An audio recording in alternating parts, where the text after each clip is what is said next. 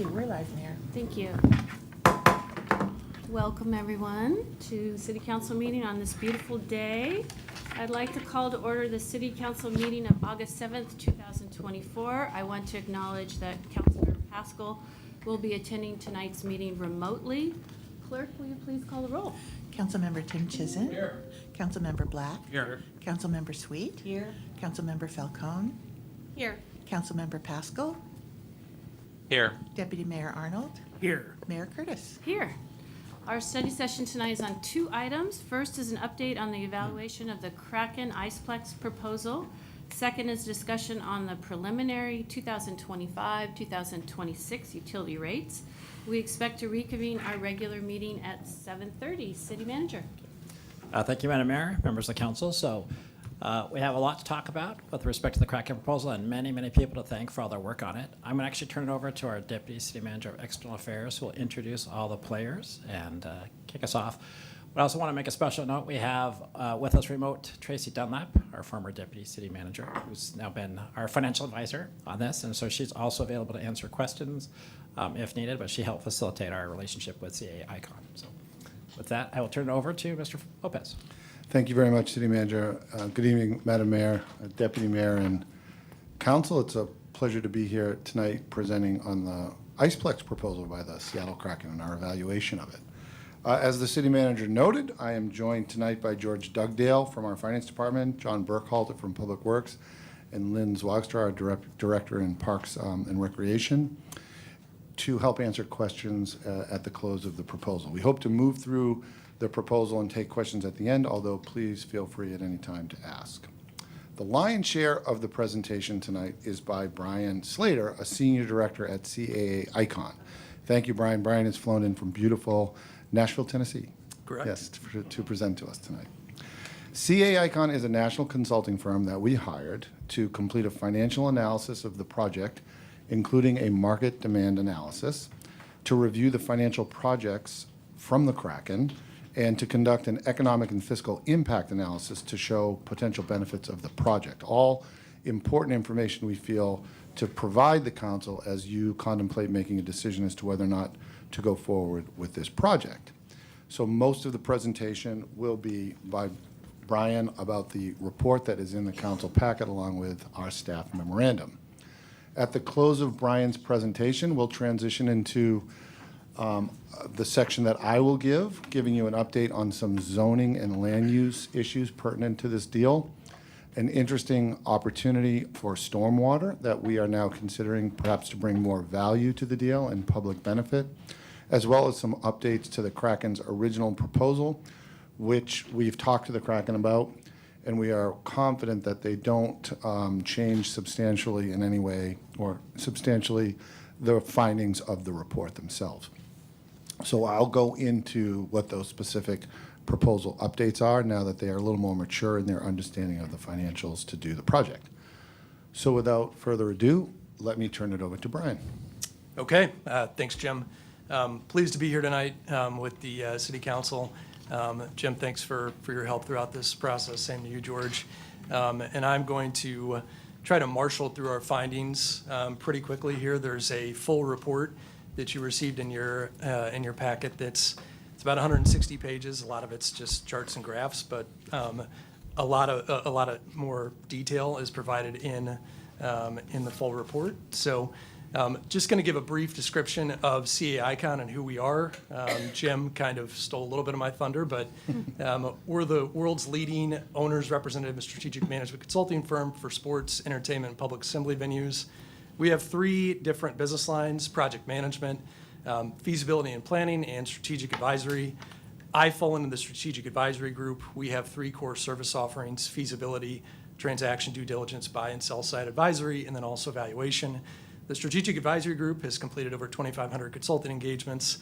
I wasn't a part of all those, but some nights it does feel like it. So I have about 15 years in the business and have loved it every day. So just in terms of just a brief project overview, the City of Kirkland was approached by the Kraken with a proposal to develop a two-sheet ice complex on the Houghton Park and Ride project that was it was explained to me how to pronounce that just before this meeting, so thank you.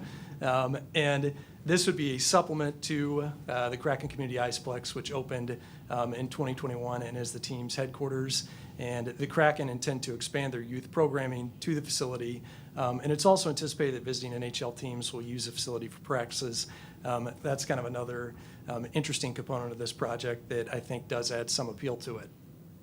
So we have a series of key findings here, and I assure you that there's not just one of them.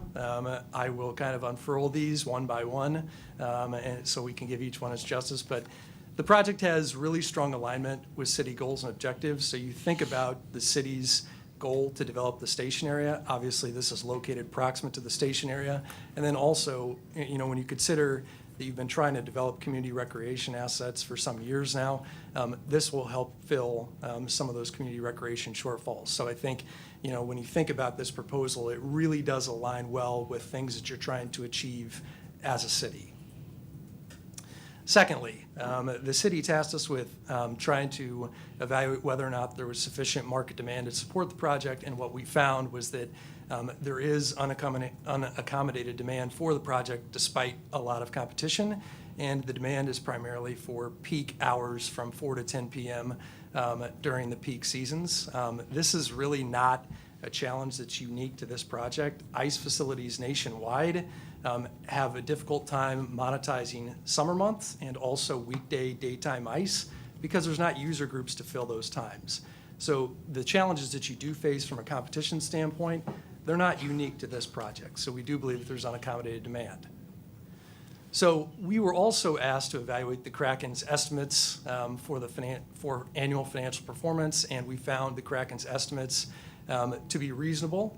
We worked with Kraken staff to really understand how they got to their financial estimates for the project. And what we found was that it was a reasonable, sound approach. And one of the reasons why we did find them to be reasonable is there's about $1.5 million in shared staffing from their Northgate facility. So when you see their NOI projections, that includes about $1.5 million of shared staffing savings. So when you really normalize it for that, it falls right in the range of comparable facilities. So we also completed an economic and fiscal impact analysis, and those benefits, they're really pretty limited, and that's just because, one, your tax structure, the local share of sales tax is relatively small, and then two, the location of the project and where your hotel inventory is located, a lot of the activity that is going to be generated by the project is going to go to neighboring communities. So when you think about gross economic activity that's generated by the project, a lot of that gross activity is leaking out of your community into neighboring communities. But when you think about those limited benefits within the context of alignment with your goals and objectives, and then the numerous intangible benefits that it really brings the community, I think that really the area to focus on is just the value of those intangible benefits that, of course, we can't necessarily quantify like we can, like the economic and fiscal impacts. So the city's access to cheaper costs of capital and the Kraken's operational expertise and staffing efficiencies, it creates synergies and value for both parties. So this is a situation to where each party is bringing something to the table that basically enhances the greater good. So when you're thinking about how a public-private partnership is ideally structured, there's a lot of elements here that are very good for structuring a deal that's good for both sides. And then lastly, the project it's really a unique opportunity, and I want to emphasize that the opportunity to partner with a professional sports team, particularly for a city the size of Kirkland, it is not going to come around very often, if ever again. So I think just understanding the opportunity that you do have in front of you, I think that it merits consideration. So moving on to the scope of services that we completed, I won't read them all off here, but these are the steps that we took to complete our evaluation, and it basically took place over about a 2-month period, beginning in mid-May and concluding in mid-July. So this is just a summary of the original proposal. Again, I'm not going to read all of this off, but the gist of it is that they're proposing to build 2 NHL ice rinks, and the facility size, as I understand it, is changed somewhat, but It generally is consistent with the original proposal. You see the budget and the financing plan. Those are not finalized and subject to change. So as the project continues to progress, those will be things that would be identified in a potential term sheet. And then maintenance and operation, the Kraken would effectively take risk for operation of the facility. And then the community center space, which the city would potentially operate as part of the project, that would be basically leased back to the city, and the city would cover expenses for operation of the community center space. So just getting into some of our market analysis in terms of demographics, we look at the target market area for a project like this. We've generally considered to be like 25 miles from the site. Sometimes that target market area can expand or contract. There's a lot of competition in this market in terms of ICE facilities, so it shrinks your target market a little bit. If there were fewer ICE facilities, maybe you're looking at more of a 50-mile radius, just because of the novelty of ICE. ICE is relatively rare. It's not like a gymnasium or green space, so sometimes when there's not a lot of competition, it really expands your target market area. In this case, given the competition, we really looked at the 25-mile market area. And the major advantage to this project from a demographic standpoint are income levels. And if you look at the heat map to the right there, the darker shading is representative of the higher income areas in the region. And you can see within that 25-mile ring from the site, all of those darker shaded areas, they're located within the target market of the project. And participation in ICE-related activities is directly correlated with income. Ice hockey is hugely expensive to participate in, particularly in relation to other activities like soccer or basketball. So income and participation in ICE are directly correlated. And when you think about the demographic profile of this city and this site in particular, it's a very big advantage to the project. You can see the average household income of $161,000. It's very, very rare that I see something that high. And again, it's a huge bonus for the project. So we inventoried all of the ICE facilities within the 25-mile market area and beyond. You can see that there is a lot of competition in the market area. So that competition, all other factors equal, it's going to put some pressure on pricing for things like ICE rentals and competition to source events and activities. But we feel like the site itself, the income levels, potential branding and partnership with the Kraken is really going to give this facility a competitive advantage in relation to many of these facilities in the market.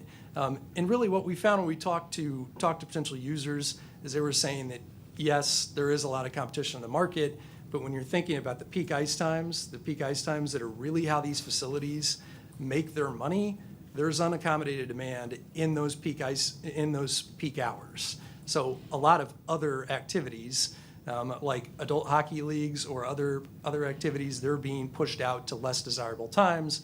So ultimately, what you're likely going to see with addition of this facility and continued maturation of the Kraken in this market is you're likely going to see participation levels continue to grow over the foreseeable future. So we looked at population per ice sheet using the core-based statistical area, and this kind of speaks to the competition that is in the market. So we looked at other kind of maturing hockey markets, if you will. You'll notice there's no Minneapolis or Detroit or Boston or New York on this table. We're really looking at those markets that are still kind of going through a maturation process with hockey. And you can see the number of rinks per capita. Seattle falls right in the middle of that. And if you are to add 2 rinks, it compares more closely to San Jose, Tampa, and Raleigh. But again, this reflects current conditions in terms of rinks per capita because you really can't inventory all the planned rinks in all these other markets. But I think one of the things that gives us comfort that there is demand here is that the income levels in this market are really a rarity and are well above these other markets, so participation is higher. So we conducted interviews with key users of the facility and operators in the region, and they highlighted the growth in hockey awareness, really led by establishment of the Kraken. The sentiment regarding the project really was a little bit different according to who you talked to. Those that were going to be more directly impacted by the project were a little bit less optimistic about it, and those that were, I would say, more removed and more truly independent about whether this project was really something that the market needed, their perspective was much more optimistic, and I would call it, unbiased. So those that were interviewed really that stood to be impacted were the ones that were a little more pessimistic about it. I talked a little bit about the ice availability at peak hours, and really other groups that would otherwise occupy those hours, they're being pushed to the 10 p.m. to midnight slots or very early. Jim can actually speak to this as a recreational adult hockey league player. He's driving to Everett, so that is just further proof right there. But it's not about me. But basically, what you're seeing is that those user groups, they're getting pushed to those less optimal hours. I talked about the challenges associated with midday ice. That is not a challenge that's unique to your project. That's a challenge that all of these ice facilities really do face. And then I talked a little bit about some of the scheduling constraints, and that we would expect with introduction of this facility, you'll see more events basically realized as a result of the additional ice. So we identified 9 comparable facilities, and you can see them all listed on the left side there that we used to perform comparisons with the project proposal. And we have, I would call it unique access to confidential financial information associated with operation of all of these facilities. And we utilize that information really to inform our evaluation of the Kraken's financial estimates for the project.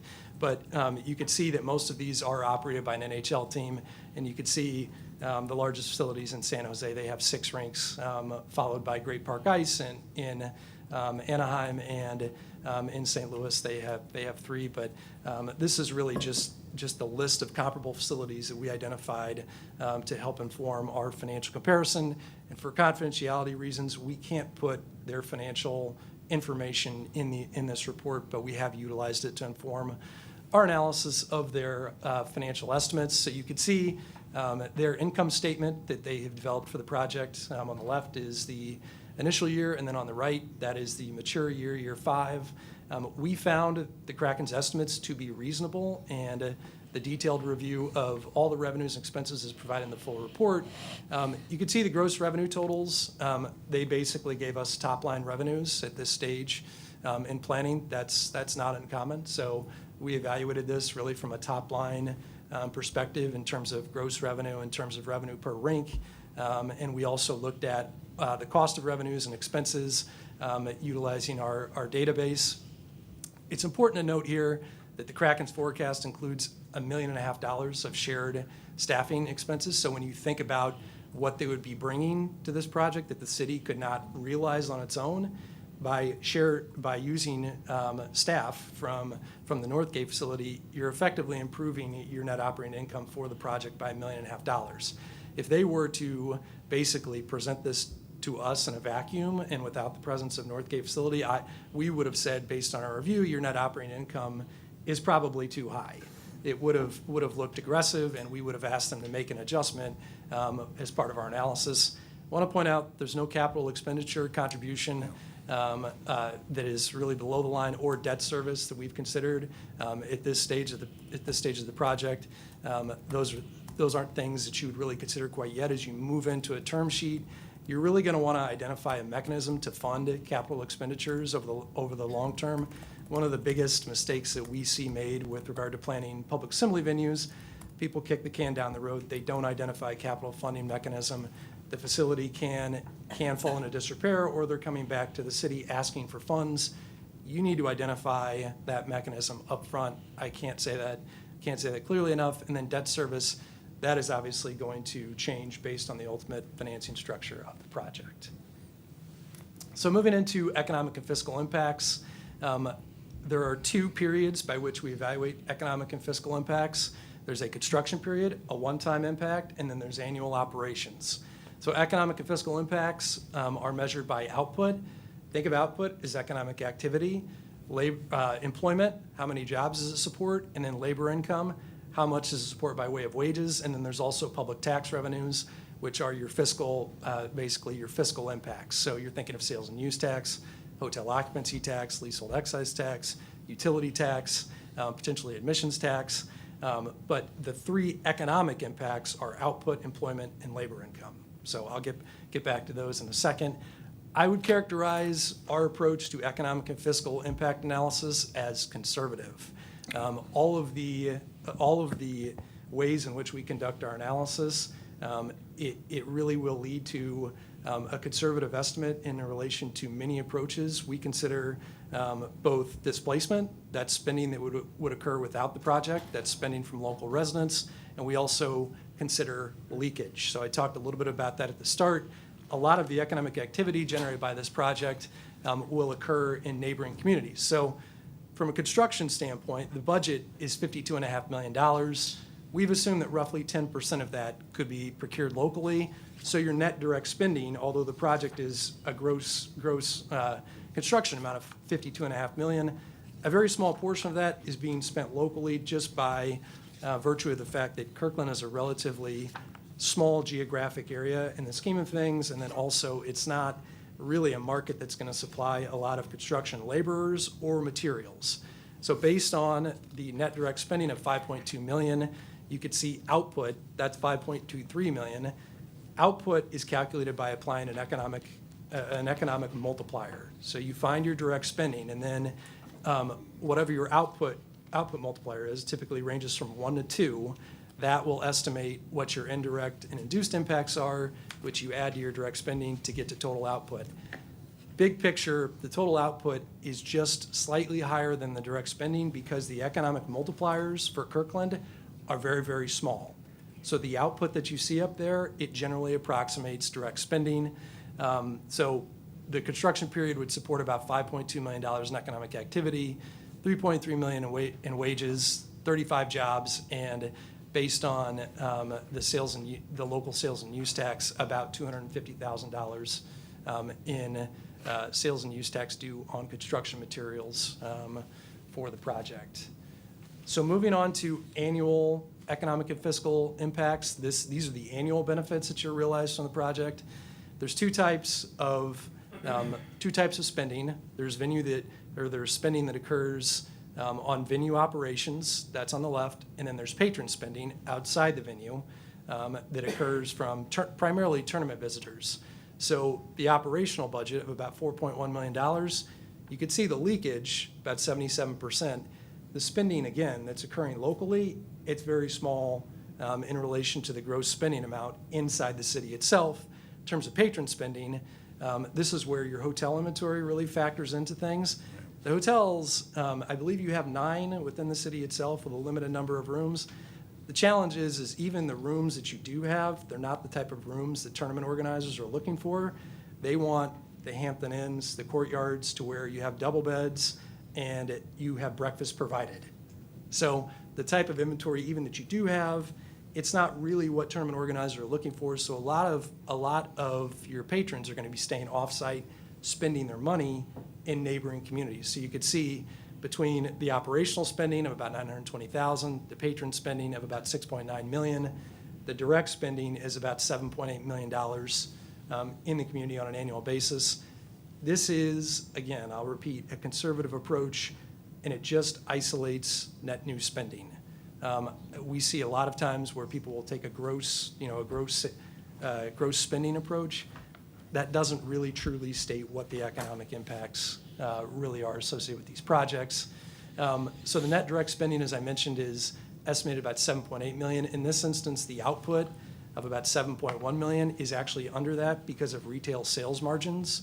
So the retail markup on goods purchased at restaurants, gas stations, retail establishments, those margins, they're not an economic impact. So the output is actually lower than the direct spending, and you could see the labor income, employment, and fiscal impact.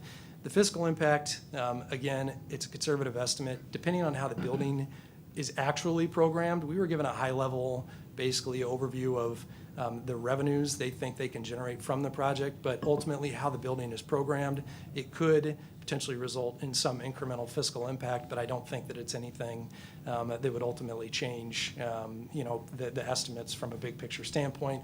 So one thing that we do want to point out is the economic and fiscal impacts. These could really increase if the station area were to develop. So you think about that gross spending that I just talked about, a lot of that gross spending that's going off-site. If the station area were to develop, hotels were to be located in the station area, restaurants, retail, a lot more of that spending could be maintained locally. So again, when you're thinking about alignment with city goals and objectives, development initiatives, this really has a lot to be said for it. And then just gonna finish with a few additional considerations. I've talked about the alignment with city goals and objectives. It's on more than one level, so it bears repeating, and it could help catalyze an important development initiative with the city. It's kind of rare for us to be brought into projects to where we're making these types of evaluations, and it aligns on so many levels with initiatives that a city has. I mean, the potential community center, the ICE element of it, you're really looking to a natatorium to help satisfy a lot of those recreational needs previously. This really does that. It's in a different way, but it really does align well with your goals and objectives. As I mentioned, the partnership, it's a unique opportunity. It could be a financial and operational partnership with a professional team. You could reestablish Kirkland as being affiliated with the professional team. And I think, a lot of Kirkland's brand, and it's a beautiful community. I think that the brand really aligns well with the Kraken brand, and there's a certain cachet with it. And then I talked about the enhanced economics from shared staffing. That's a major consideration. I briefly touched on the fact that each party brings something to the table in a potential partnership that enhances potential overall outcomes. And those are ideal situations. And ultimately, how the deal gets structured, how it gets financed, will be determined in a potential, in a potential term sheet and in subsequent negotiations. And then some of the additional community benefits, these are those intangible benefits that we really can't quantify. You'll have marquee players from visiting teams practicing in this venue. For a transient marketplace, I think that there will probably be a lot of people moving to the Seattle region that probably have original teams. I think that it will be a draw within the market itself. Your residents are getting an entertainment venue that's really similar or better than those offered on the eastern part of the region. There's a lot of regional exposure that could come along with this, business recruitment and retention, civic and community pride and identity, and then improved quality of life, additional entertainment alternatives. These are really important benefits that really shouldn't be overlooked. And I think, when you think about all these additional considerations, although the economic and fiscal impacts are not maybe as large as you would have otherwise expected for the reasons that I discussed, these are all hugely important considerations.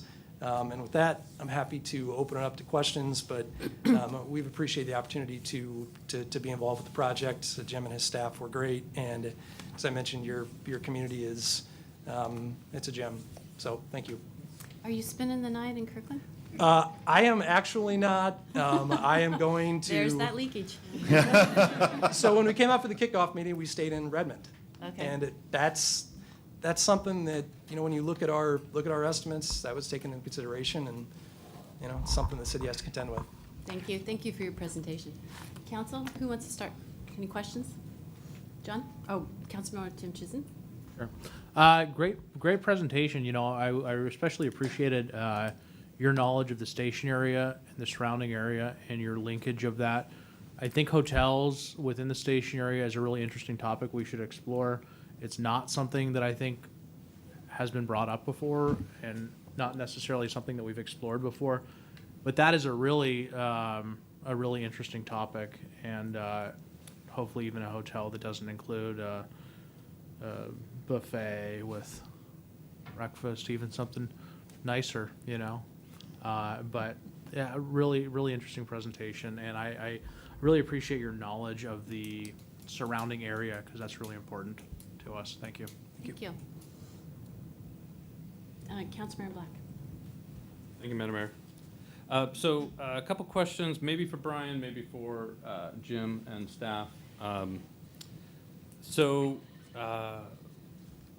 one question I had, and I just want to make sure I understand it properly. I want to kind of understand the infrastructure investments that the city of Kirkland is forecasting it might make, and how those compare relative to major infrastructure investments. Are we expecting major infrastructure investments on this project, or are we expecting those to be fairly moderate? And perhaps, go ahead, I'll let. And by infrastructure investment, you mean like surface water or Yeah, public exactly. utilities? Surface water, transportation. Well, the part of the next level of our analysis revealed that we may have a reasonably significant infrastructure investment to make for the public good. Yeah, I meant to take that off the table. Yes. Not take it off the table for consideration, but I understand the stormwater. Yes. Retention vault Yes. would be obviously a significant investment, but that would also have significant Yeah. value. Cost, yeah. Value to the community. So setting that aside, It would be the Kraken's responsibility to bring the site up to a place where it is developable. And I think the estimated costs of that are now north of $7 million. So there would be a significant investment in the site to bring it up to speed to be developed. And I will talk a little bit about the zoning around it, some of the upcoming zoning responsibilities of the city moving forward around transit-oriented development. But I think as a private development, we could provide you the specifics needed to make the site developable. But I think that's kind of, the infrastructure would be their responsibility to build. Yeah, and then in the John, maybe you wanted to talk about that. Yeah, it would be similar to any other construction project. So by zoning code, they would be doing frontage improvements. We'd be analyzing intersections and traffic, so any improvements that were needed there due to the project. And then from, upgrades to water system, depending if there's fire flow needed, that's not currently available. So just all kind of the standard stuff. would typically be the responsibility of the developer, in this Correct. case, the Kraken. Okay. Yes. And as far as, just maybe for the benefit of the public and everyone, as far as public expenditures of public dollars on the actual construction, what are we expecting in that? Well, not to get ahead of the term sheet itself, yeah. I think the expenditure to date is the purchase of the Houghton Park and Ride area, which Yeah. I think was north of $9 million. Yep. Okay. Yep. Okay, good. And I appreciate what we were saying about making sure that we have a maintenance funding plan, so CapEx expenditures over time, so that when it does revert to the city in the current proposal in 35 years, we don't have a whole bunch of deferred maintenance. I saw the city manager had a, Yeah, I just want to elaborate a little. Obviously, our hope is to bring you back a term sheet that would allow all of the construction to not require any public contribution. But if we do build a new 12,000 square foot community center, there would be the city's responsibility to operate that. So Okay. we'd have to make investments in park staff and other things that would be. okay, well, that's actually a good segue to my last question, which is about operating expenditures. Brian, when I would just want to make sure I understand that as we're analyzing the project, there's a couple slides earlier, we're looking at operational expenditures compared to, so our economic impacts and fiscal impacts. We're looking at economic impacts associated with operational expenditures. I just want to be clear, those are you're looking at the project from the Kraken standpoint in that regard, not from the city. You should expect that you're going to be spending this amount on operational expenditures. So the Kraken's original proposal said that they would assume responsibility for basically maintenance and operation of the facility. Yeah. What they provided us by way of income statement was, it was a high-level estimate of how a facility's economics would look like. And so the operational expenditures, those under their original proposal would be Kraken expenditures. Okay, all right. Thank you, that's it. Thank you. Councilmember Pascal? Oh, your camera's on, so I thought you were ready. All right, Deputy Mayor Arnold. Thank you, Mayor. Thanks, Brian, for the presentation, and really appreciated all the detail in the report. Couple of questions. Talking diagrams in your report show the original Kraken proposal with a 3-story facility. They've come back with a 2-story revision. Do any of your assumptions change with the smaller facility significantly? So this was something that we had discussed with Jim and Tracy a little bit. We were given roughly 2 months to complete the analysis. So some of the discussions with the team have been ongoing as we've been doing our work to get to today. So the 2-story revision has been relatively recent.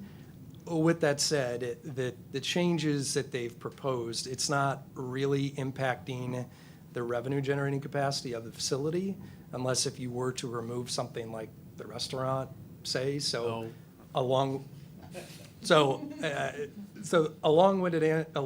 way of saying no. I don't think it would, but we would just need to talk further with Jim about that. Okay. And then there's a facility in Kirkland, the Snow King Ice Arena, an existing business. What is generally the impact on the businesses in the circle when a new facility goes in? Yeah, so I showed you the map with the competition in it. The competition in this market is significant. One of the major advantages that you have, and that Snow King also has, is income. The relationship between income and participation in ice-related activities, it's very significant. It's a strong correlation. It would likely impact Snow King on some level. We weren't really tasked with making that direct, with making a direct evaluation of what that looks like. But anytime there's a new competitor that enters a market, there is going to be impacts on other facilities. To what extent, I don't have a good answer for you. Okay, thank you. And then I appreciate the information there when you're telling it straight. As well, not hockey, as a parent that did a lot of competitive sports travel, that hotel breakfast is a big deal, especially the waffle machine. Thank you. Thank you. Any more questions for Brian? Thank you. You want to, Yes. yeah, Councilmember Sweet. I just want to add my appreciation for the report. It was incredibly rich. I made my husband read it to see what he thought about it. He was pretty impressed with the detail, the amount of detail, and it makes a compelling argument, I think, that will continue to lead us forward with this thing. So thank you for that. Thank you. Appreciate that. Jim, back to you. Yes, thank you, and thank you, Deputy Mayor, for asking that question, and Brian's answer is much better than mine. I think I'm going to talk about some of the updates to the kind of fluid proposal from the Kraken, but as best as we can estimate, even though there are some substantive changes, like the levels, it's still consistent with the financial projections of the report. I think that's the best probably way to say it. I would also like to acknowledge Allison Zeich here to help as well. Thank you, Allison. And of course, remind everyone Tracy Dunlap is here as well. So thank you, Tracy. So just some very quick updates. We're doing okay for time. There is a zoning and land use analysis component to this proposal. We, as the council knows, we updated in 2023 from low-density residential to TOD, transit-oriented development, which can include community and recreational facilities. And this was all very consistent with the, thank you, Brian, with the proposal for the pool. The zoning code amendments are planned to be part of the 2024 through 2026 planning work program. So the planning department is ready to fully implement a land use designation change to TOD, and that is relevant to this project. Staff is drafting potential development standards as well for the site that would increase the allowed capacity to allow a broad range of uses, and there is a process associated with that we need to work on. And staff has prepared a draft zoning amendment to enable the council to negotiate and adopt development agreements, and this is relevant to this as well, for properties, and we're thinking appropriate for transit-oriented development within the proximity of I-405. That's the kind of parameters that we've incorporated in the work program that are directly relevant to the Kraken proposal. Let's see, so there's also the regional storm facility. This is what Councilmember Black and I talked about very briefly. This is an opportunity identified by our Public Works team to develop a regional stormwater flow control facility in addition to any required flow control that the Kraken is responsible to create and implement. And this could be leveraging the fact that the project is being made at this scope. Preliminary sizing indicates it would support construction of an additional detention to mitigate 25% of upstream drainage. So it's not an insignificant opportunity. It does come with an estimated cost of between $5 million and $7.5 million. And John has been working on this, thank you very much. And there is always the opportunity to explore for grants and other external funding opportunities because in all likelihood, this would be a city responsibility. Although, everything's open for a term sheet. The Kraken proposal update, this is really kind of a fluid part of the deal as the Kraken hones in to try to target, as they learn more about what their actual costs are, what the project might look like. So they're still talking, so the first proposal I think here is 15,000 square feet for each of those levels against the 75,000 square foot rinks, the two rinks. And the community center that they originally modeled was a third floor for the city at 15,000 square feet. And of course, we would have the roof area of that as well, yes. The new estimate, and this is really based on conversation with the Kraken, is that the new estimate would bring that back down to 12,000 square feet for those levels, and they would only actually be able to build one level. So the second level, if the city were to add a recreational facility at 12,000 square feet, would be on that second level. This would no longer be occupied by the Kraken. The Kraken was motivated by our visits and in discussions with the Kraken about a full service with great fit and finish similar to Northgate to include a full service restaurant. That is something that they hoped to do, but now without the second level, they had a just kind of a conversation about whether or not the city would consider including 3,000 square feet of high-end training facility, and this would be, I think, for their elite players. I think the ages are between 14 and 19, but don't hold me to that. And if the city were to build that, then they would be amenable, at least in early negotiations, no one's being held to anything, to put a full-service restaurant on the first level. So once again, though, the city would continue to have the roof of whatever the levels are, which I think is an important point. So that brings us to next steps. We are in a study session, but generally speaking, and perhaps we could come back as well in the regular session, staff does recommend developing a term sheet and initiating a formal negotiation with the Kraken. And in a term sheet, we would start to outline some of the more details about the scope of the proposal from the city or counter-proposal and the financing associated with that. And if the council concurs, we can return in September with options for that term sheet that we could then present to the Kraken. Following council review and approval of a term sheet, then we could really get into deeper negotiations and at the appropriate time come back if there is a green light to move forward with outreach and engagement with the whole community really about the merits of the deal. So that is the presentation. Thank you, everyone. And we have a few minutes, I think, left for questions. All right, thank you. Your drone shots are beautiful. Yeah. Oh, do we have the new, yeah, can we show the new, this is the new facility right here, yeah. This is the most recent rendering of what it might look like. Great. Council, Question. Councilmember Sweet. My question is about the 3,000 square feet. Yeah. Is that 15 minus 3 or 12 minus 3? 12. Okay. Yeah. okay. Councilmember Tim Chisholm? Two quick things. One, Snow King Arena in Kirkland, hopefully we can find, ways to bring some synergy together. It's listed in this packet as a competitor, and I think, there are ours. We gotta hopefully find ways of. The second issue is we really, have a lack of conference space in Kirkland. The hotel in downtown Kirkland has some really small conference space, but Every year when our Chamber of Commerce has their auction, for instance, stuff like that, we generally go to Redmond or Bellevue when we need larger conference space, and I'm just wondering if you see any possibilities here. So one thing we could explore, if the council's interested, is, our goal, we would hope, is to develop something that would come back and say that the community center is built as part of the agreement. But there is also an opportunity then to build a new floor on top of that at the city's expense as one possibility, and that could be a variety of things, more community center or something like that. So that'd be something, if the council wants to talk about, we could look at.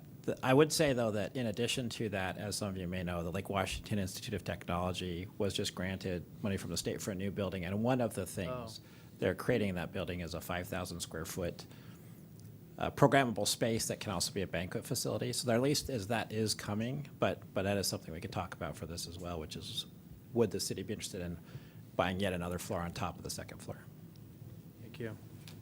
Thank you. Councilmember Pascal, I see you, but Councilmember Falcone is next, then you. Thank you, Madam Mayor. Well, thanks to Brian, who left.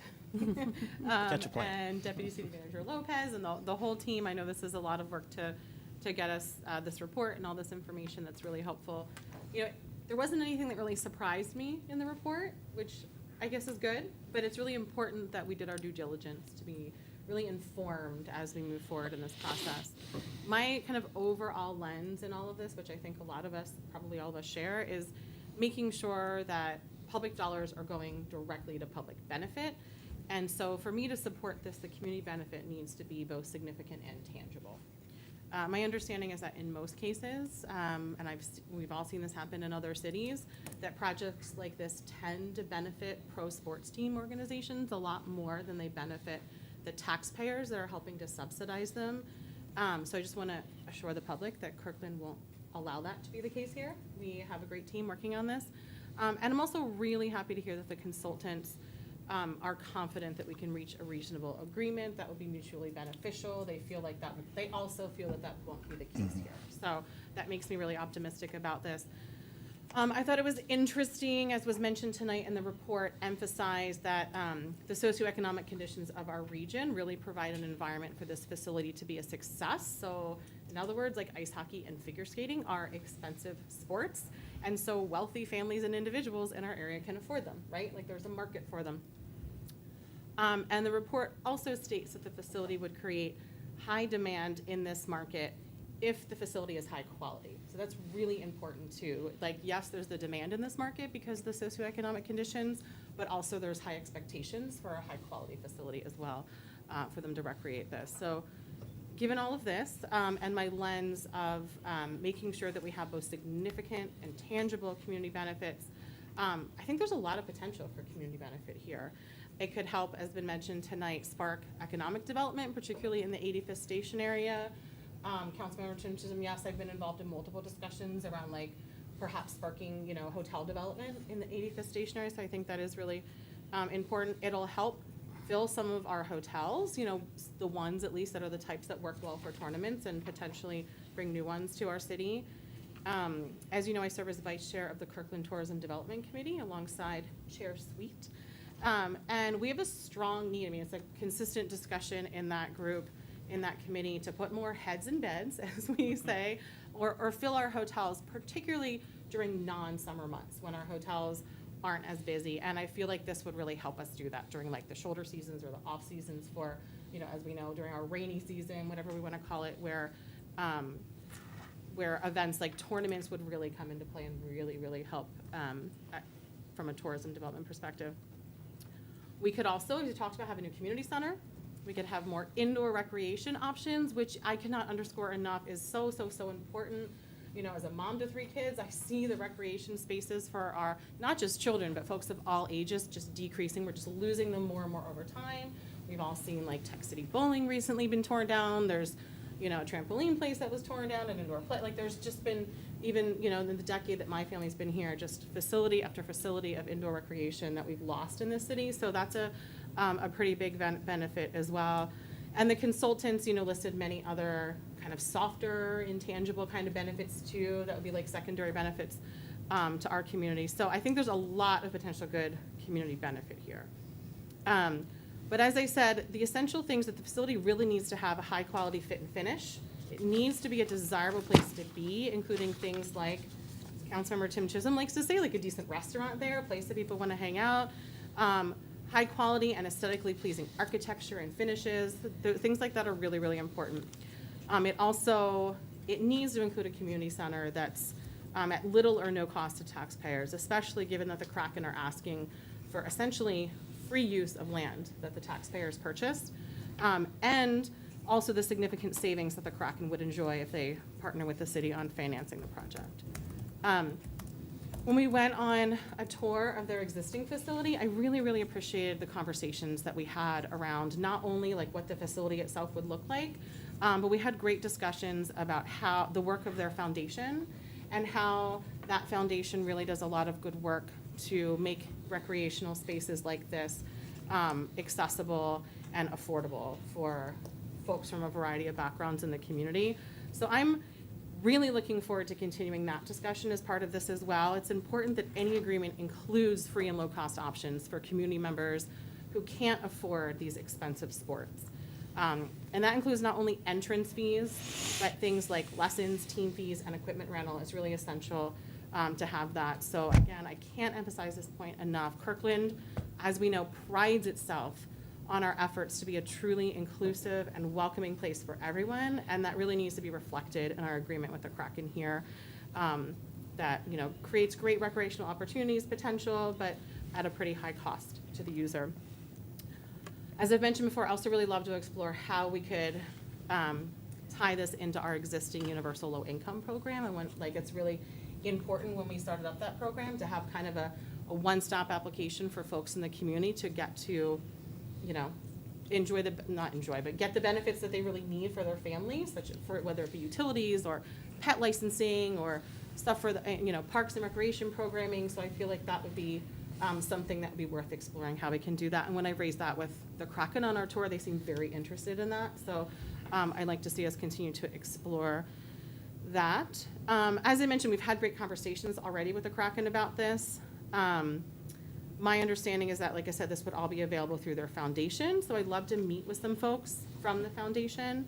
The Kraken offered that during our tour to set up a meeting. So I think we just need to follow up on scheduling that. So those are all my overall kind of higher level thoughts on this proposal. I also have some kind of more detailed comments and questions. The report did a really good job of confirming the information that we already had, right? We kind of knew, like there wasn't, like I said, anything new and surprising, which I think is really good to document that and be really thoughtful. But there were some bits of information that I was hoping would be included that weren't included that we had discussed previously. Things such as, what is the value of the facility naming rights? The Kraken, I know, asked for this in their proposal. It would be great to have an idea when we go into negotiations with them to have a good understanding of how much that may be worth. Also, how much need do we anticipate for a low-income program in this facility? How much is the need in Kirkland? How much is the need in the region or other neighboring cities? Folks that might want to benefit from that. And how can we get this information? Are there like other resources? The report and analysis is done. Is that something the consultant can help us with? Is that something maybe we already have sources to find that kind of information? I don't expect to have answers tonight on that, but I think that'd be really helpful to have that information going forward. Also, the revised proposal from the Kraken includes a pretty significant footprint reduction, as was mentioned with the elimination of their second floor and reducing the non-ice first floor space from 15 to 12,000 square feet. Do we know what was previously planned for the second floor that they're no longer planning other than the weight room? I remember, for example, when we toured their existing facility, that they were highlighting like the viewing area of the sheets of ice from the second floor and how that's something that's really attractive and something that's really like a cool aspect of it. And if they're no longer having a second floor, we wouldn't have that anymore, right? And that would be something that we would have to think about if we were building a community center. So I'm curious about that. So will the elimination of their second floor impact the spectator experience at the facility? That's something that I know is really important to the overall experience, that parents can watch their kids play, that people can come and watch the tournaments, right? That's seems like a minor thing, but I actually think it's really important to make sure that they're going to have a good spectator viewing area and experience for folks visiting so that they want to come. So tournaments want to come because they know that families or whoever can watch the tournaments on the ice. The size reduction also sounds like they'll have perhaps fewer Kraken staff using offices at the site. So I'm wondering, does this impact their original request of 160 dedicated Kraken spaces there? And the reason I'm asking this is because I'm really kind of looking forward to the future, you know, how much parking would we need if we moved forward with a community center there? And how would that fit into the overall footprint of what's there?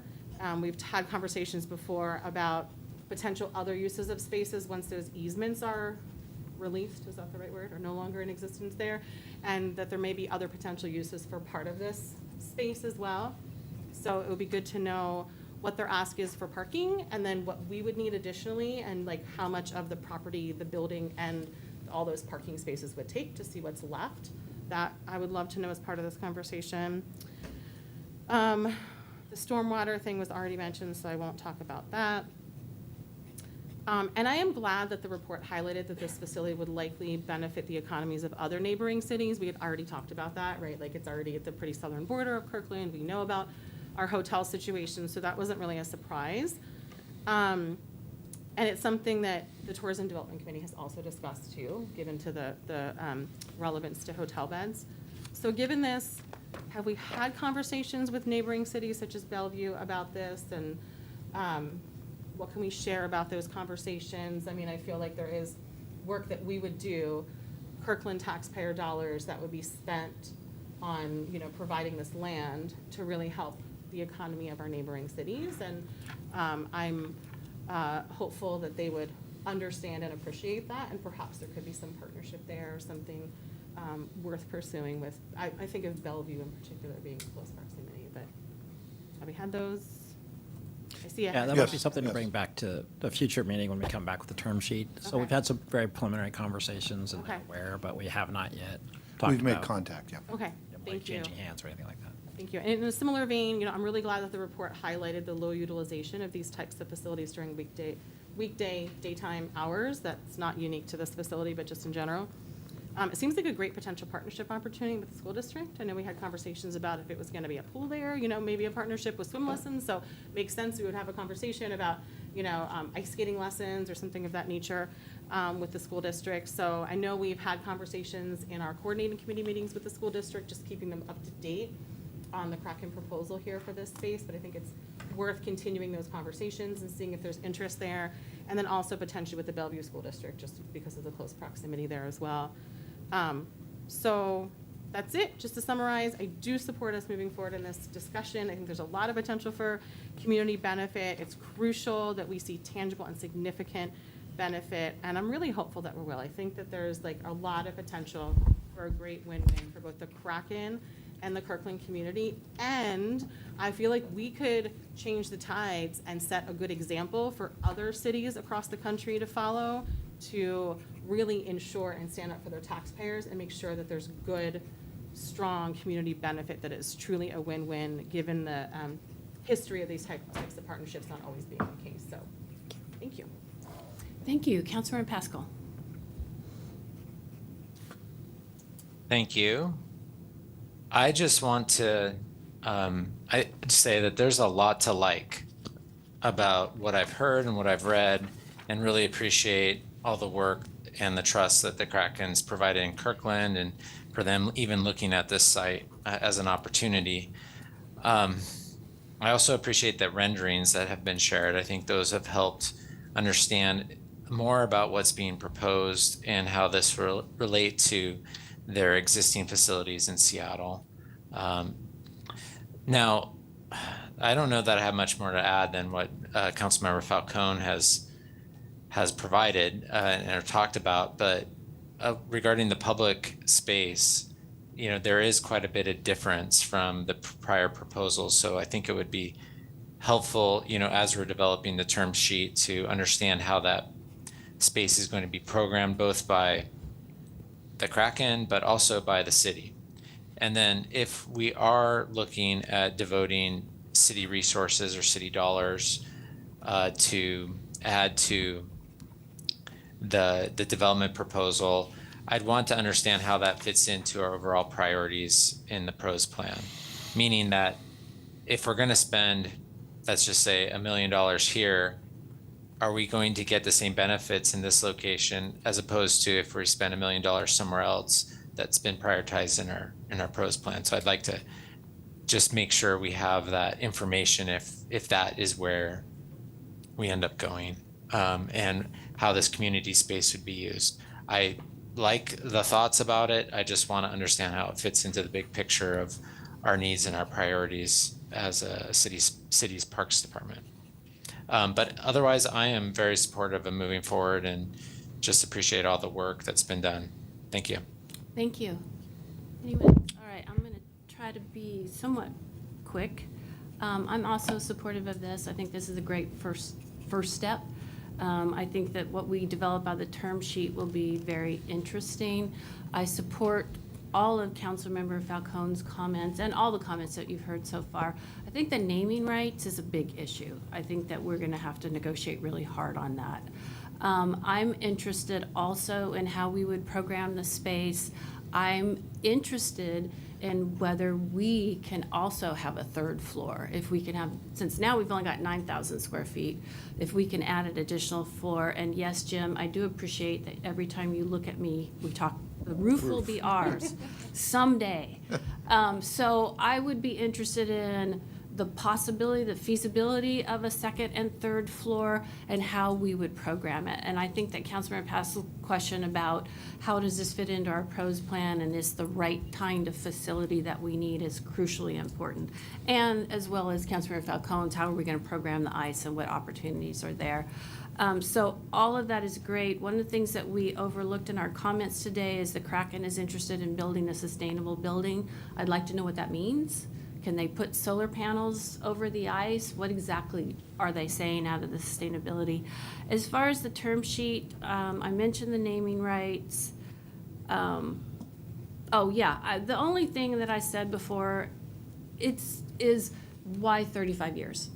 I'd really be curious. I'd love to have that facility for us sooner than later. So what is driving that 35-year horizon, and can we bring it into 20 years or less? Well, 20 years.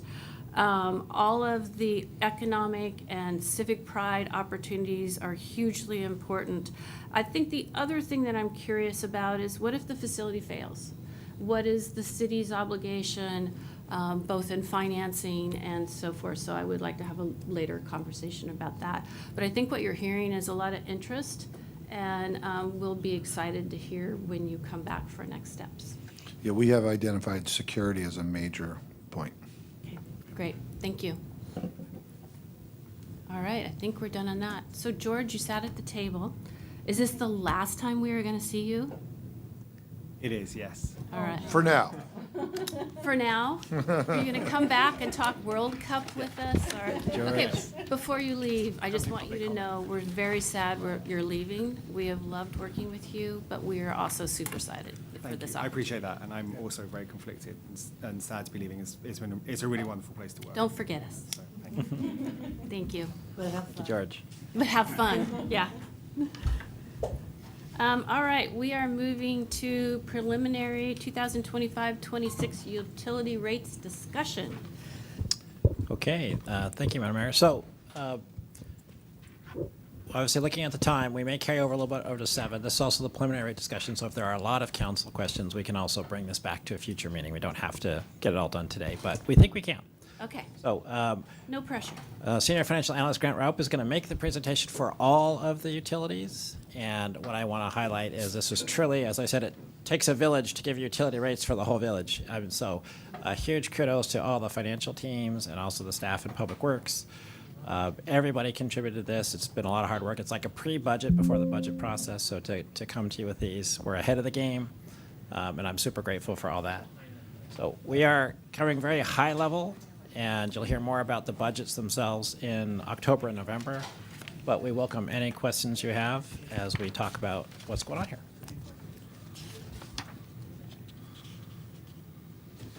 Do you want to introduce our new utility manager? I would. Actually coming here in a new seat is our utility policy and community engagement supervisor. Did I get that right? Speaking of exciting opportunities. So Carly Jarger. Yeah. We're very excited to have her in her new role.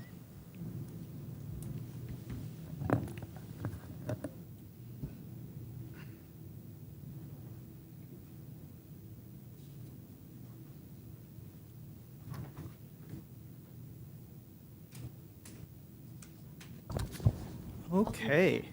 Good evening, Mayor Curtis, Deputy Mayor Arnold, and members of council. We are here to present the 25-26 preliminary utility rates.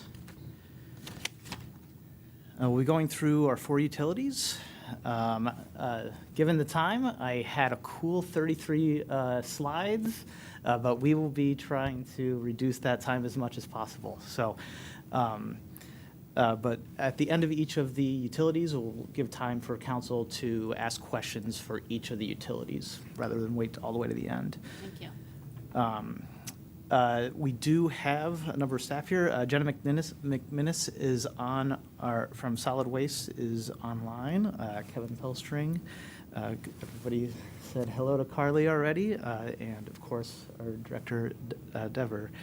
And while they're not all here, I do want to recognize and acknowledge the rest of the staff that worked on the rates.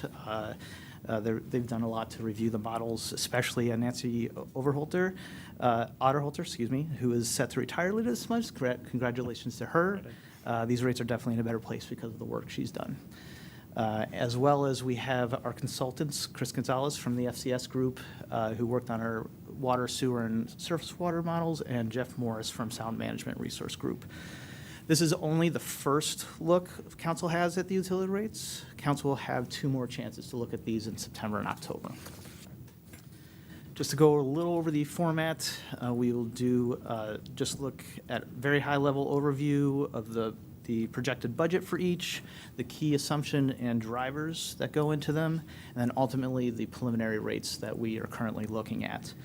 And of course, the word of the day is preliminary.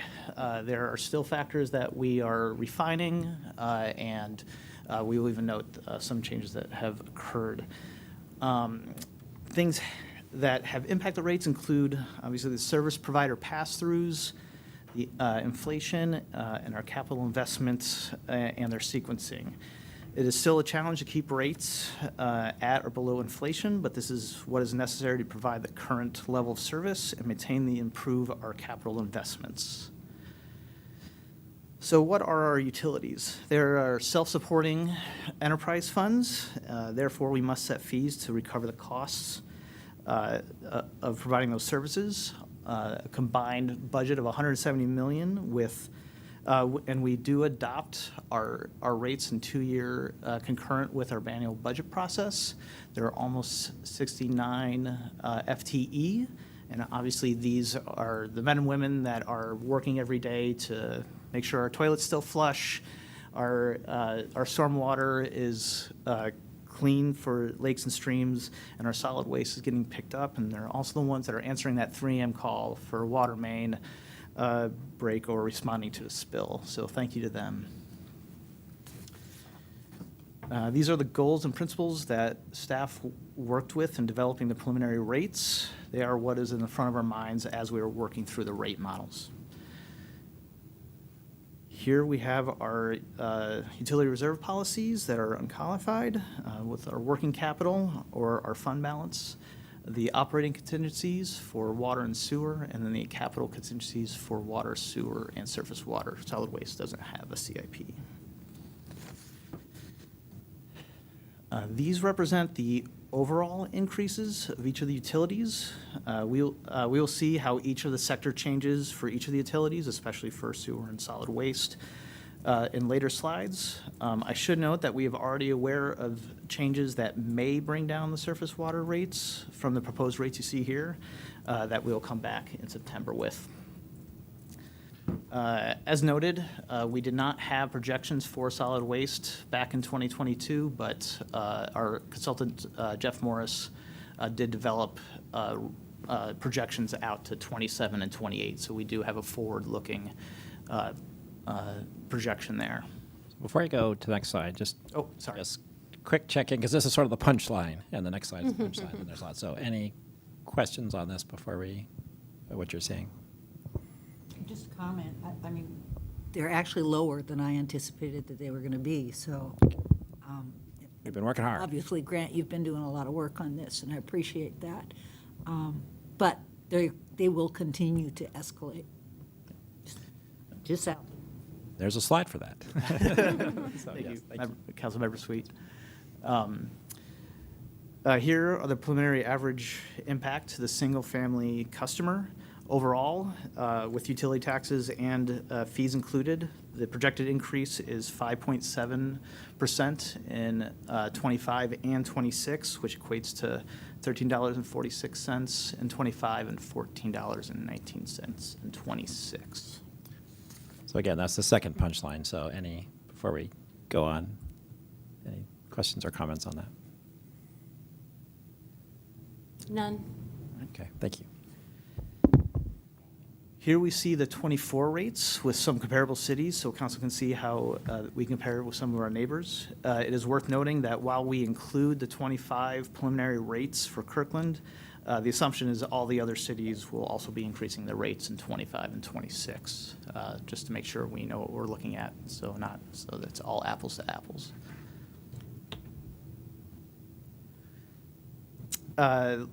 Now we'll take a look at how we've modeled the universal low income discount program, which was mentioned in the previous item. This is for solid waste, water, and sewer. We just launched our program in the spring of 2024, so the qualification is that people have to be 80% of area median income. But ultimately, they are included in the solid waste, water, and sewer at $100,000 per year. Councilmember Falcone. Thank you, Madam Mayor. Well, thank you for this. I am so happy to see a whole slide dedicated to this. It makes me really proud how much we're really emphasizing this work that we're doing, and I'm so proud of all the work that I know it takes a lot of work, and it's complicated because each thing that we're providing some sort of discount for, the system is different. The way that the rate is calculated and the way that it's billed is different, and I acknowledge that and so appreciate the complexity of even just what's on this slide here and of my question. Can you explain a little bit why surface water is not part of this? That's the only utility in this briefing that's not part of our universal low-income assistance program. Can you just speak to that a little bit, and then maybe at some point we can brainstorm ways to, I know it's complicated, but to do something about that. Sure. I think I can speak partly to it and hopefully fully to it. Is that with solid waste, water, and sewer, we have our own internal billing, and we can provide that discounted program. Whereas I believe with surface water, because our billing is done through the county, that component of a reduced discount program is a bit more of a challenge. I believe it is in the future hope and scope to incorporate that in, but I believe that is one of the initial challenges. Yeah, if I can elaborate a little bit on that. The way that we do it, and every other city does it as well, is we have King County assesses the stormwater fee as part of the property tax bill. So it happens in the spring and the fall. So it only comes twice, and it's only paid by property owners.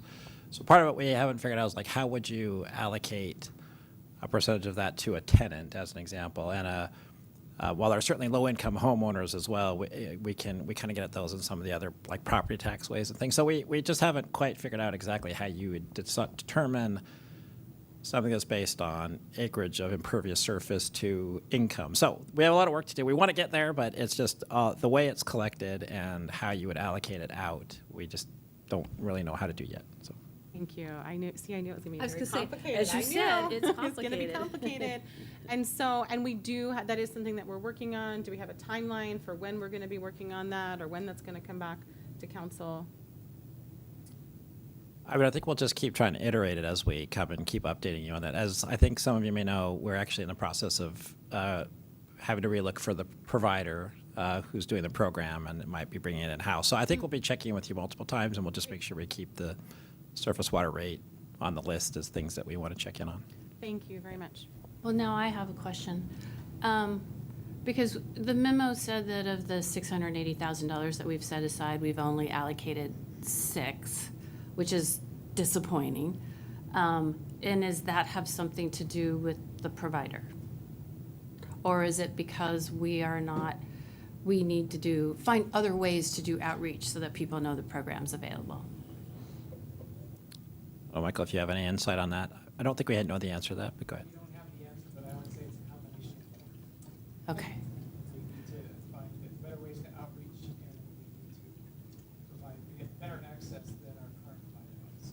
Okay, so that's on our future work list also. All right, thank you. Councilmember Tim Chisholm, and then.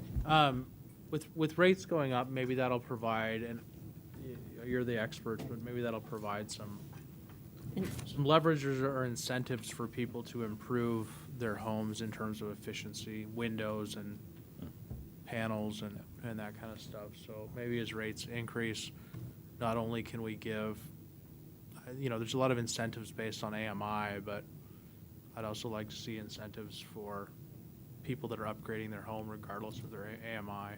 I don't know if that's mostly the city or mostly the PSE or what, but. Well, certainly something we can look at is when we talk about the budget process, about, for like on the water conservation side and other things like that. There's currently programs funded through Cascade Water Alliance that does that, but there's a lot of places we might be able to make some innovations there. So let us ponder that. Thank you. Councilmember Sweet? Well, while we're pondering it, I'm going to just raise my question to you this afternoon. What I don't get is I don't get a firm understanding, or obviously there is no firm understanding, but I've been through this process 15 times. It's the North Shore. My understanding is that the amount of water that we use drives what we end up paying in sewer. So I don't know how that equation happens, but I even know less about how it happens for my own water bill through North Shore Water and Sewer. And I think we need to understand whether our citizens are being treated, at some level equally with regard to the process we use. And again, is there a process through North Shore for low-income folks? So it's just an extra credit thing, Grant, for down the road a ways. We can get through this anyway. I'm sorry, Grant, we kind of took you off track here. Go ahead. Okay. So our first of the 4 utilities, water utility. The overall budget is $36 million for all of 25-26. 38% of that is our membership charges and purchase of water from CWA. We'll get into that in a little bit. And 23% of that is our direct cost for O&M. CWA member charges are overall going up 3.5% in both 25 and 26. However, looking at Kirkland specific charges, that's due to our actual demand and our membership charges. It is scheduled to go up 1.55% in 25 and then 3.82% in 26. I will say here, and just skipping on the future slides, all models have 3.0% COLA. For water, the system reinvestment is at 1.25%, times the annual depreciation. And this includes the service packages that you also see in sewer and surface water for training and standby. And those training has a small part of one time, but both of those are ongoing. And those are not pass-throughs. Those are we're investing. Yes, and to be clear, those will be, while they are in our models and you'll be passing the rates, ultimately those will be passed during the budget process.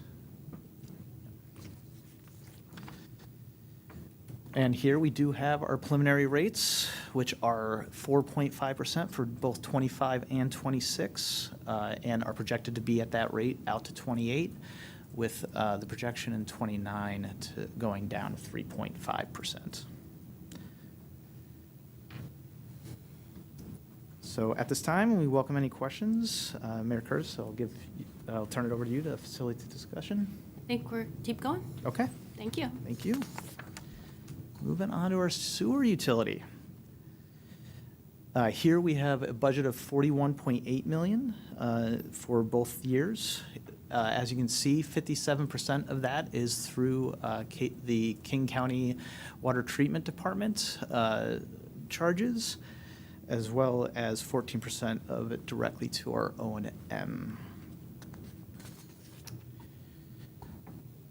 So for our drivers and assumptions here, it is that King County charge that's going up 5.75% in '25 and is projected to go up by 7% in '26.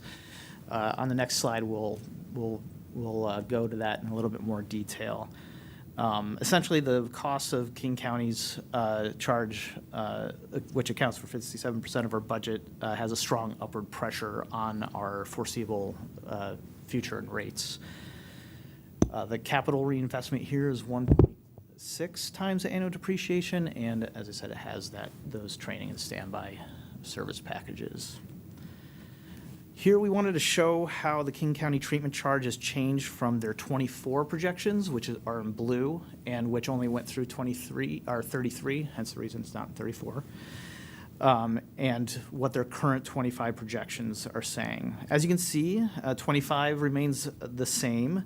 However, starting in '26, the projections show that rates will be going higher, sooner, and with more frequency. Essentially, again, they will be continuing to put upward pressure on Kirkland's rates into the near future. So if we looked at the rate in 2033 in the '24 versus the '25 projection, it equates to that charge being almost 11% higher than what it would have been in the '24 projection. So just the downward impact of that. Grant, before you move on, Councilmember Sweet has a question. Just a question and a comment. To my understanding, this projection does not include nutrient treatment or the revitalization, if you will, of the CSO projects. Yes. Does it have, is there any speculation? No, they didn't want, King County did not want to speculate. They didn't have Okay. a scope of what those requirements were going to be at the time of. So that's a scary missing piece as we move forward with PFAS regulations coming down from the feds and nutrient expectations already in the billions. So. It is worth noting, though, that King County, with MUPAC and our WQC, have been working on long-term projections to ensure that these kind of changes don't continue into the future, so that they are trying to capture those changing in the assets in the long-term scoping. And we have a RWQC caucus meeting tomorrow, so. Here are the preliminary sewer rates adjustments. As you can see, for single family, it's 7.4% in '25 and 6.4% in '26 for the single family sector basic charge, and then 4.5% for all other sectors. And open up to any questions, comments? Oh, go ahead. All right, thank you. Moving on to our surface water utility. Here, we have a budget of 29.7% for the 2 years, with the 69% of that being our own O&M.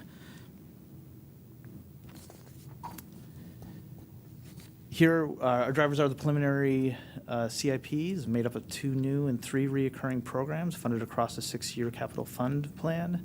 The capital reinvestment here is 1.0 times the annual depreciation. And here we do have a few more service packages, but all of them are one-time in nature. That includes our source control inspection, professional services, flow monitoring, CCTV equipment retrofit, and development service water opportunity fund. And here are the preliminary rates, are 8.0% in '25 and 7.5% in '26. As mentioned at the start of the presentation, staff is already aware of some corrections in the model that may lower this rate for the proposed rates in September. I know. All right, go ahead, Any Grant. questions, comments? No. Thank you. And on to our last but not least, our solid waste utility. Here we have a budget of 62.2 million for the 2 years. The vast majority of that is 66% is the collection with our contract with WMI, and 21% of that is our King County disposal. The preliminary rate model maintains the fund balance at 2.3 million in 25 and 26. It also maintains the cross subsidies of single-family residential sector. It also, as we discussed, the King County disposal increase of 10% in 25 and projected of 10% in 26. So again, those service provider pass-throughs that we have to pay for our utilities. And this has a service package of increasing an existing 0.75 FTE by 0.25 for our education and outreach specialist. And here we have our rates for single family are 4.1% in 25 and 5.7% in 26. For the multifamily commercial sector, it's 1.2 in 25 and 6.4 in 26, and roll-off is 1.3 and 3.5. Anyone have questions on that? Deputy Mayor? Thank you. Grant, you mentioned the reserve wouldn't, or the fund balance wouldn't increase there. I mentioned some of the costs to get that up to whatever the current policy is, which would be an additional 0.8% increase in rates. Well, I'm not interested in adding another 0.8% to everything else that we're needing to do here. I am uncomfortable with not making progress on meeting that reserve policy across the budget cycle, and I'm wondering if we need to change the policy or if there are other ways to make progress on that. And I've talked to the city manager if there's other budget things that could happen there besides the rates.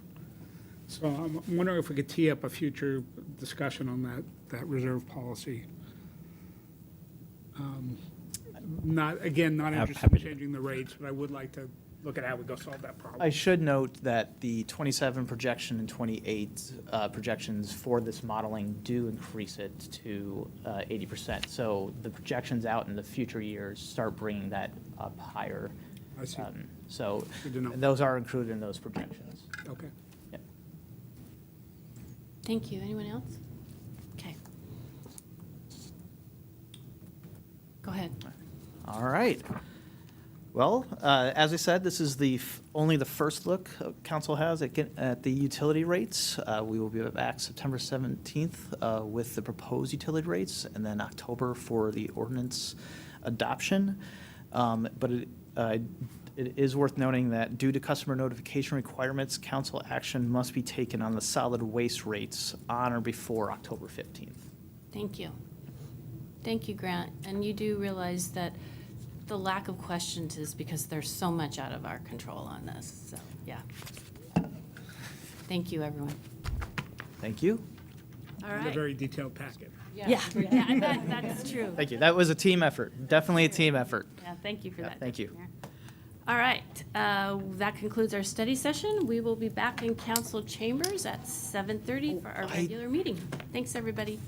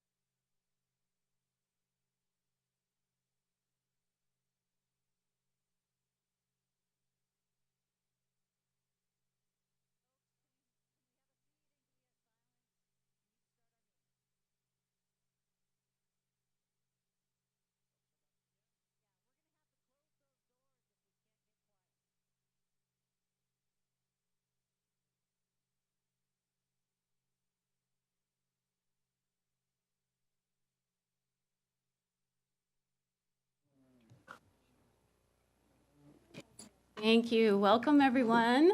I know that the softball players are thrilled we have such a huge house today. So thank you, everyone, for being here on a beautiful day.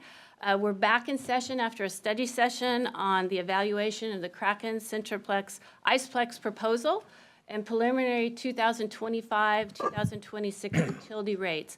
Those of you, if you in the back in the lobby, if you can't hear us, there is space downstairs where the acoustics are better and you can watch everything that's happening upstairs. I suspect that after we do the special presentation for the softball team, that they will leave, and so that will free up a few more seats. So as we get started, we do not have any proclamations tonight, but I'm going to take this opportunity to present a commendation to the Kirkland Little League softball team, who played at the Little League Softball World Series last week. So girls, if you want to come up, and your coaches too. And do I have to wear the hat now? Okay, so much for the hair for the rest of the. And some of us forgot. All of these people are here to support you. Yes, All of them. that's absolutely true.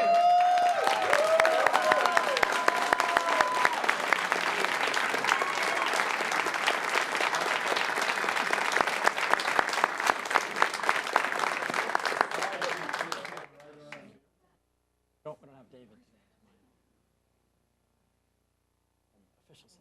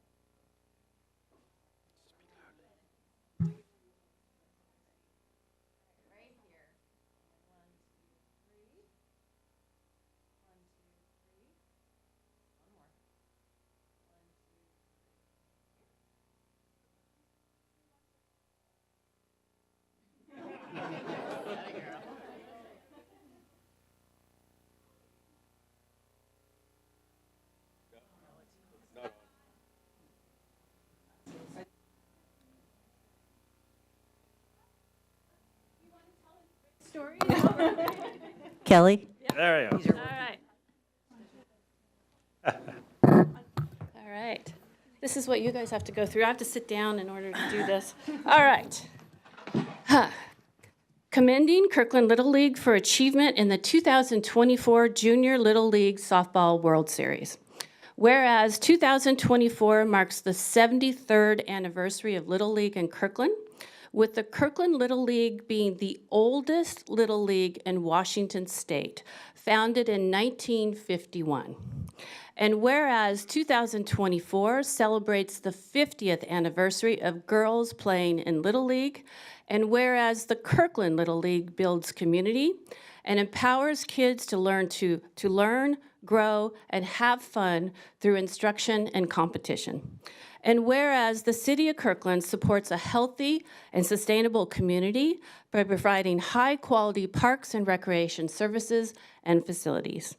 And whereas the Junior League Softball World Series is hosted in Kirkland at Everest Park, home of this iconic event since 1999, and brings together teams from all over the world. How many of you went to the Little League World Series? Raise your hands. All right, awesome. Whereas the Kirkland team, composed of girls both from Kirkland American Little League and Kirkland National Little League, emerged undefeated in the District 9 Junior Softball Championship to place in the World Series. Bravo.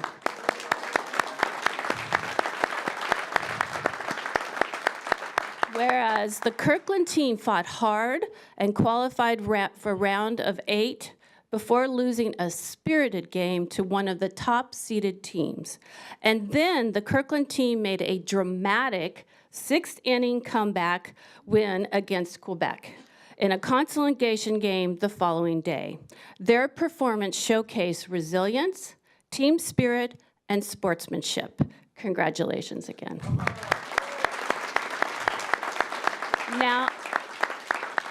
Now, therefore, Mayor Kelly Curtis, on behalf of the City Council, does hereby commend the Kirkland Softball Little League team for their outstanding achievements and for making our community proud.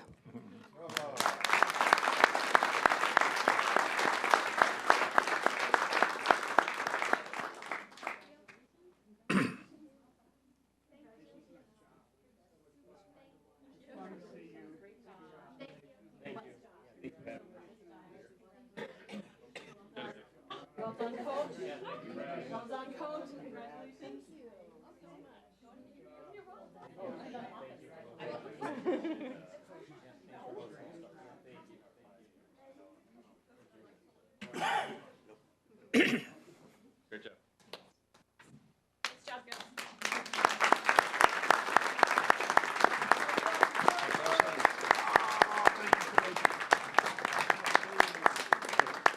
I'll come over.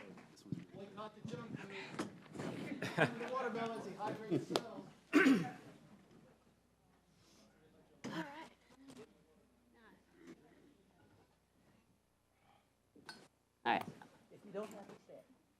You're welcome to, though.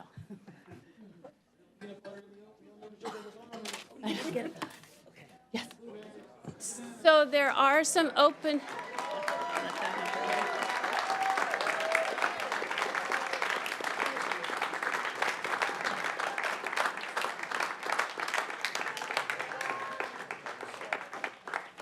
Okay, folks, there are some open seats up here if you want to come fill those in. Come on in. And then don't forget, if you're having trouble hearing us, there is room downstairs. So we are now, ooh, I can see my hat here. So we are now moving to items from the audience. So go ahead and fill in, and I'll give you a couple seconds to do that. Anybody else? There's about 6 more seats in here.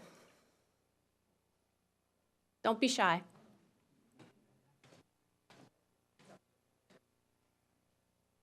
I still count about 4 more seats. That's like a theater. Everybody move to the middle. All right, couple more. Come on in. I have one here. Is there one in the second row and one in the second row? Lolita, you want to go to the second row? All right. Okay, welcome everyone. We are now moving to items of the audience. This is a time in our meeting when we normally hear from the public on matters that are not quasi-judicial or scheduled for a public hearing, of which there are none this evening. Please limit your remarks to 3 minutes, and the council will receive up to 3 comments each on both sides of the issue. If you're present either in person or virtually and would like to address the council during this items for the audience period, please sign up using the online public comment instruction link or in person using the posted QR code. For those participating by phone, please dial *9 to be recognized to speak. Items from the audience is an important part of our business meeting, and we ask that everyone be treated with kindness and respect.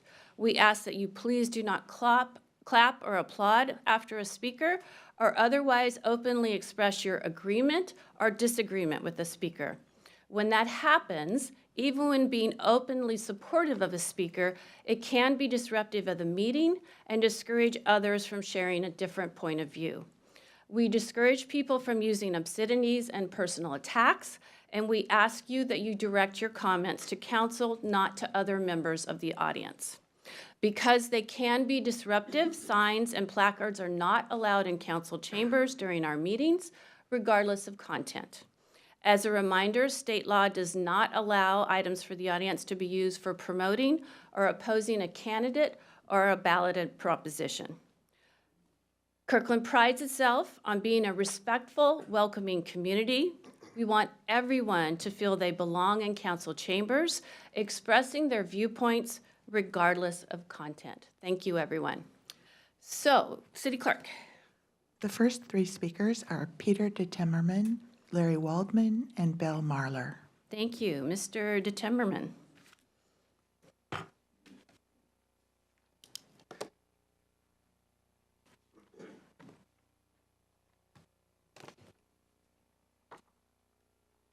Council members, thank you for providing me with the opportunity to speak to you about the transit corridors in Kirkland's 2044 comprehensive plan. It's a plan that's only recently come to my attention, and it's one that I'm deeply concerned about. My wife and I have a 1.5-year-old, and we recently moved to Kirkland. Prior to living in Kirkland, we lived in Seattle for 19 years, where bad city planning left communities devastated with traffic, crime, and homelessness. The safety of our young family and the sense of community are the reasons we moved to Kirkland. As I've spent time reviewing the materials related to the comprehensive plan, I've come to realize that my newfound community is at risk of being bulldozed over by 6-story apartment buildings that will consume much of our neighborhood. A lack of planning for parking will make streets unsafe and gridlocked. The follow-on solutions that will be needed to address these self-inflicted issues will only continue to degrade the community I've now come to cherish. My neighborhood, like several others in the comprehensive plan, is a community of single-family homes. The people who live there don't want to live in the shadow of apartment buildings, especially when those aspirational goals go well above and beyond the requirements put forth by the state.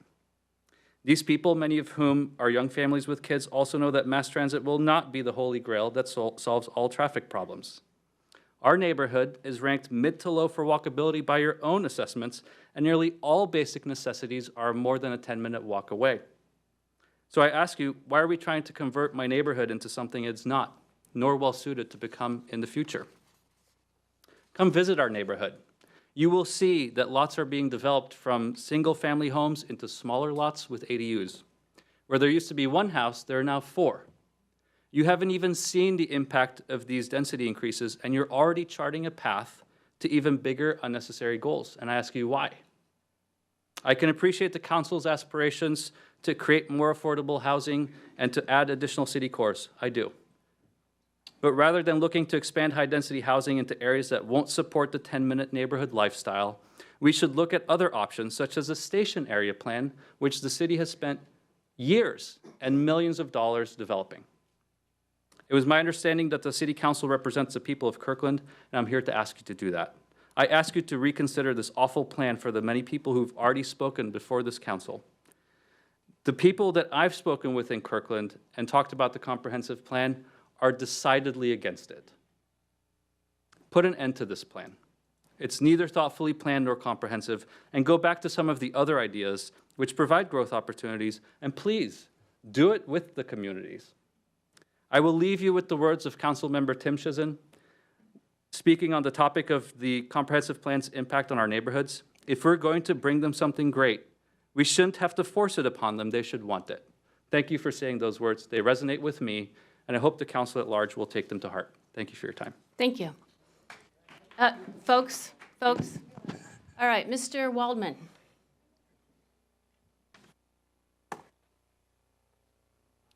Council members, my name is Larry Waldman. I've lived in the Seattle area for 19 years.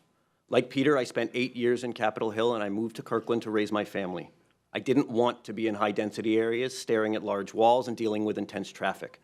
I wanted my kids to be able to walk to school safely. I came to Kirkland because it was suburban and growing, but in responsible ways.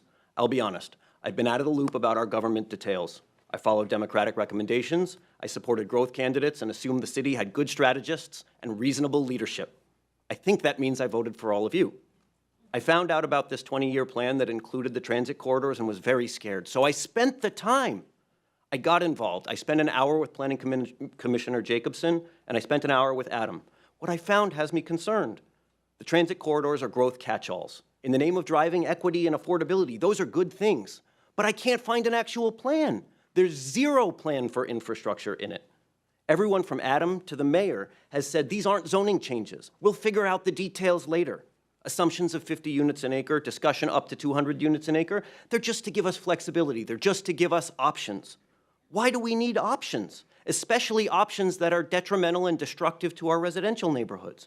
The city spent years and millions of dollars on a detailed station area plan, areas that are now zoned for 250-foot buildings. As zoned, the city's plan provides enough capacity to meet already ambitious growth targets. It seems to me the city, you guys, planned well.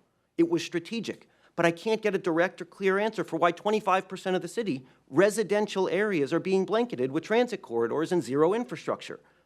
I'm told if I'm worried, I should talk to the council. I'm here. We're all here. We're deeply worried. I trusted the system. I'm friends with hundreds of folks in the area, from Microsoft, from Boeing, from Amazon, small business owners. Most of them trusted the system too. None of them were aware about the transit corridors. All of them are now listening. We're smart enough to know that a plan like this is something that will create change, even if you say something doesn't happen overnight. I know it doesn't happen overnight, and I'm not worried about tomorrow. I'm worried about 6 years from now. I'm worried about 15 years from now when I want to walk with my kid to school. I'm pro-growth, but growth done responsibly. Why shouldn't I be terrified about the lack of infrastructure? I'm scared because it seems like you've already all made up your mind. I'm scared because it seems like you're pawning off actually having a plan to a future council. I'm scared because you are the people who are supposed to represent the thousands of people who this directly affects, and you don't seem to care that we're upset. So I ask you, what do you stand for and who do you represent? We're here. We're willing to talk about it. But take it out of a plan until it's a plan. We'll work with you.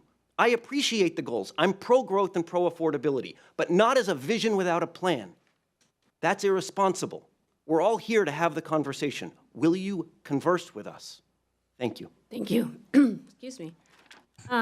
City Clerk, I have Belle Marlar, and Marlar. followed by Keith Dunbar and Luke Travis.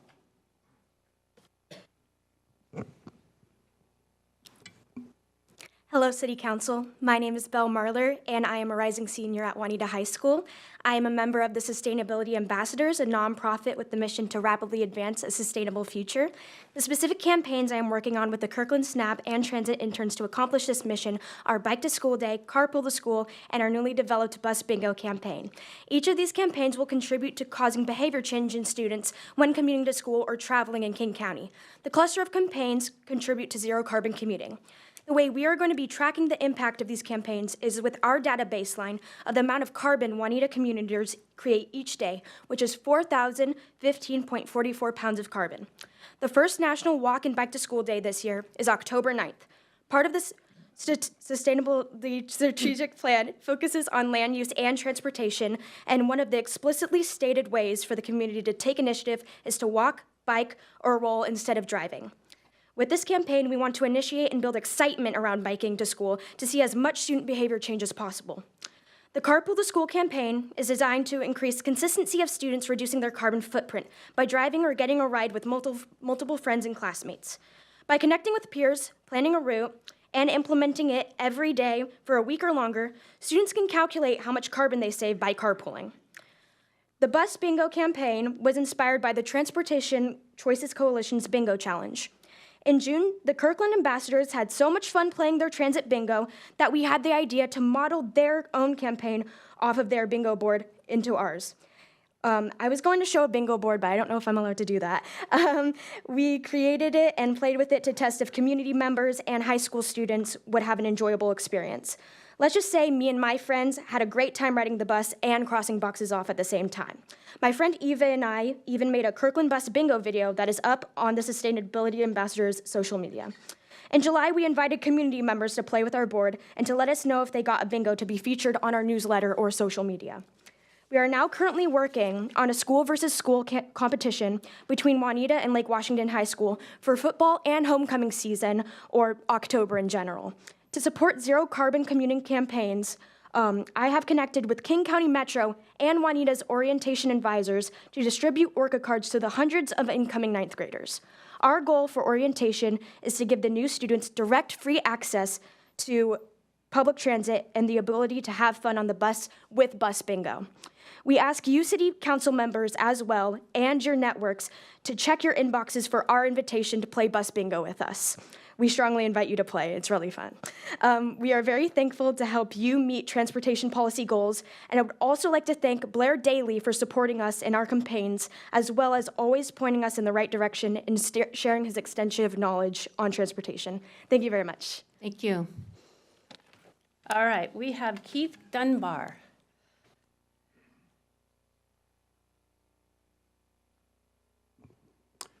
Good evening. Keith Dunbar, 33-year resident of the community. I'd like to speak on the 2044 comp plan update. Kirkland can meet its 2044 growth targets of 13,000 new dwelling units with existing approved zoning. And even there's an additional 6,000 additional units that are possible from current zoning. That's a 34% growth rate in 20 years, which has, of course, its associated demands on park and recreation and open space, tree canopy covers, goals, social services, public works, road and transportation, schools, other services.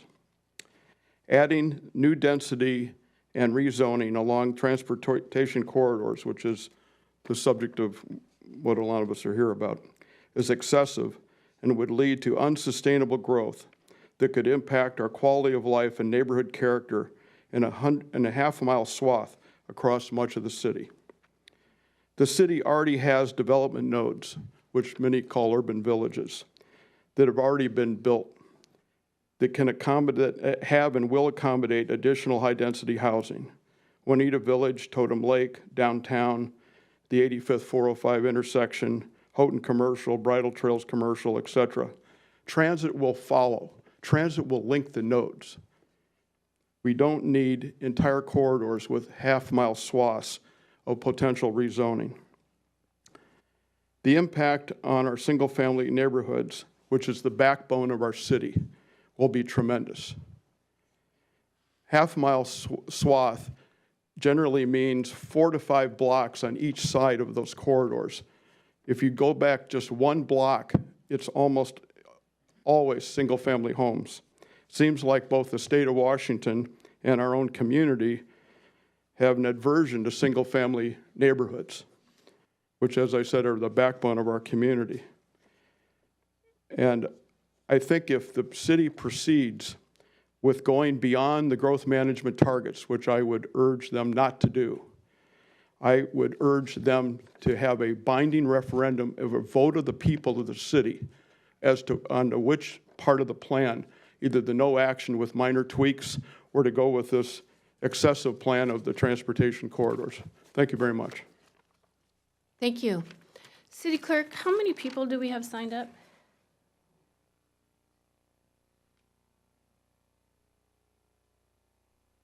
We have 12 more. Okay, I just want to warn everyone, as I said, there were 3 pro, 3 con, and I just logged 3 against the TOD. So that's where we are. So our next speaker is Luke Travis, Mr. Travis. followed by Jennifer O'Hayan and Kyle Sullivan. Go ahead. Good evening, Council. When my wife and I moved to Kirkland several years ago, we were renting for several years. We found a place up in Juanita on 100th Ave, Hubbard's Crossing Apartments, if you know them. And we chose that location because it allowed me to bus to downtown Kirkland where I worked. I continued busing when my job moved to Bellevue and I needed to make a transfer because I enjoyed the trip. I enjoy reading, and I can't read in a car, but I can on a bus. And I don't enjoy crashing, which I have done in a car, but I've never crashed a bus. My wife also started using the bus when she got a job in downtown Seattle at the Seattle Art Museum. The savings from that, not having to purchase an additional car for our household, enabled us to save enough money to actually purchase a house several years later, not too far from where we were renting.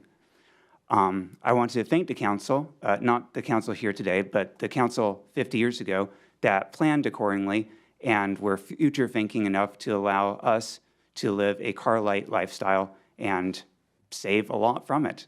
I'm also really happy to see that this council in front of me is similarly forward-thinking and not just pursuing density for density's sake or scattering it haphazardly or trying to meet some arbitrary quota. You're pursuing density with a goal of making Kirkland affordable, not just for the very rich, not just for the very poor, but for the average person. And I think that is a commendable goal. And I think that that is the character that we want to see in our city, not one that's unobtainable for the average person. I know a lot of people have very reasonable, valid concerns about how our existing infrastructure will interact with increased density. And I don't think that that's supposed to be a license to not study or not plan. If anything, I think that what we're hearing is that we want you to study. We want you to check what 50, 100, 200, whatever We want you to see what that impact would be. No one is saying, oh, just take my neighborhood off the list. No need to study here. We want you to study. That's what we're asking for. Incidentally, if you're curious what high-density housing looks like next to a 2-lane road, I'd encourage you to walk down to Lake Street. It's not too far from here. It's actually really nice. And there is traffic sometimes during rush hour, whereas there not. That's how rush hour works. But I wouldn't consider it a Carmageddon, and I'd say that the infrastructure, again, 2 lanes, is holding up pretty well. So I don't think we'd mind seeing more Lake Streets. I personally wouldn't. Thank you. Thank you. Jennifer Ohayon.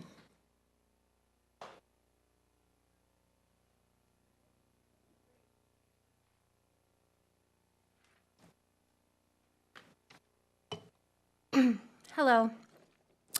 I read the 2021 King County Buildable Report, and I was surprised to learn that as of 2018, Woodinville had 5,000 housing units, Kenmore had 9,000, Issaquah 16,000, and Redmond only 21,000. But guess how many Kirkland had? A whopping 38,000. Almost double that of Redmond and triple of the surrounding cities, even though at that time we were considered a smaller core city and the other cities were considered large cities. So if Kirkland ever feels congested, that's why. I also see in the report that when King County required new growth targets for its cities to meet by 2035, Woodinville, Kenmore, Sammamish, Issaquah, and Redmond all agreed to build between 4,000 and 6,000 units. Kirkland committed to a whopping 10,000 units. Kenmore, which is considered a high-capacity transit community, only took on 4,000 units. We are not a high-capacity transit community, and we took 10,000 units. Let that sink in. So when I hear other people begging for more density in Kirkland, I don't want to hear it. We already have enough right here, right now. And I am wondering why Adam Weinstein and Kurt Triplett allowed this to happen. Did they just get steamrolled at negotiations, or did they purposely overburden our city? I think the city council needs to question that. And I think the residents deserve to know why the city has taken us down this path of radical congestion. But there is good news. With the development of Totem Lake, it looks like we've knocked out a lot of that commitment, about half.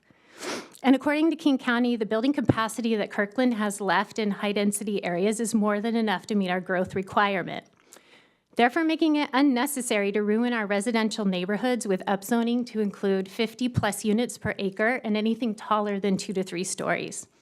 It just isn't necessary. And the bottom line is we can meet our growth commitment and limit high-density housing to the pre-existing urban zones like Totem Lake and 85th. We can meet our growth goals and not tick off the 80% of Kirkland residents who don't want to see high-density developments in their quiet, low-rise neighborhoods. Lastly, I feel like we absolutely cannot support any more growth without proper roads and transit in place first.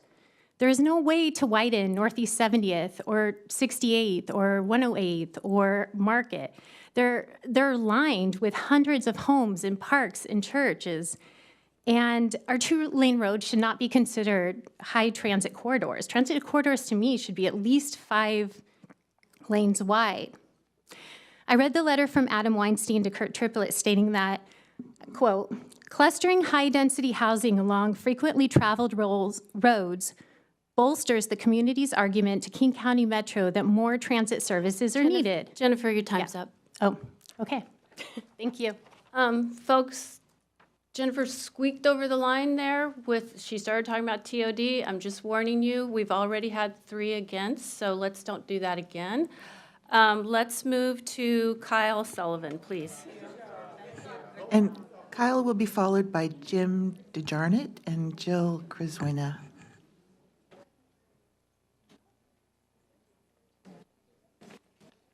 Welcome. Good evening, Mayor, Deputy Mayor, and council members. Thanks for the opportunity to speak. I watched the presentation regarding the Kraken's Iceplex proposal for the Houghton Park and Ride site, and I mean, it's really cool. The Kraken's cool. But I wanted to express my skepticism about it being the best option for the city. I have no doubt that there is regional demand for ice facilities and that it will be a profitable venture, but, profitable for who? And a lot of questions remain. From an economic standpoint, the presentation made it clear that the direct profit will go to the Kraken since they will own the facility for a long while, and that a majority of the indirect economic impacts will go to businesses outside of Kirkland. If economic development is a main goal, I don't think the project is a great option currently. The presentation also pointed out that participating in hockey is very expensive. The consultant provided a table showing how sports participation correlates with household income. Unsurprisingly, participation in all sports increases with income, but it looks like a gentle slope for most sports, whereas for ice hockey and figure skating, it looks like a cliff. If increasing recreation for all is a main goal, a lot more guarantees of affordability are needed. I'm also concerned about upkeep of the facility. My parents built their house with environmental consciousness in mind, and it was pretty cutting edge. Well, 20 years later, it seems like everything is breaking. I can only imagine how a 35 to 40-year-old commercial facility will fare. Not only would the Kraken need to set aside funds for capital expenses, but the city would need to build up its own funds well before taking over the building. And those great staffing savings that the Kraken enjoys due to running its Northgate facility would also evaporate when the city takes ownership. Is this definitely a building we will want to own in 40 years? Zooming back out, we also need to acknowledge that the proposed facility and its requested parking lot will effectively consume the entire site other than a parklet at the northeast corner. That would mean there won't be any housing there or any retail, apart from maybe a restaurant. If there is a restaurant, I hope they don't use the Climate Pledge Arena model of pricing. I appreciate the points brought up by staff and the council during the study session, particularly that the Kraken should pay for building the community center facilities rather than the city. It seems to me like a lot of changes and guarantees are needed to make the deal truly favorable to the city and its goals. I hope the city continues evaluating other options in addition to this proposal, and I look forward to seeing a term sheet. Thank you. Thank you. All right, next I have Jim Jajaret.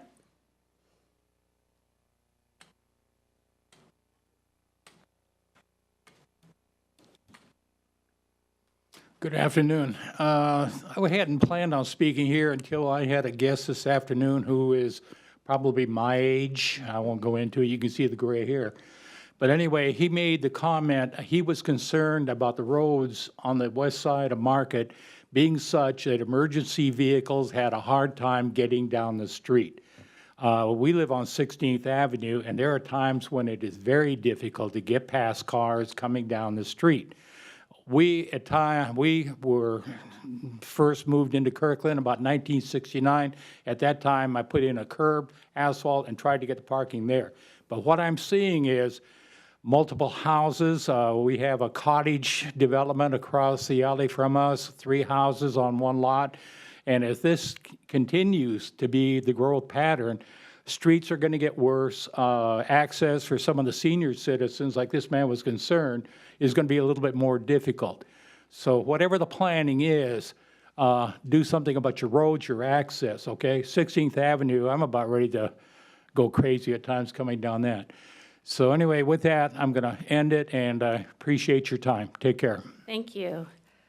City Clerk, who's next? Jill Criswina, and she is followed by Liz Hunt and David Haynes.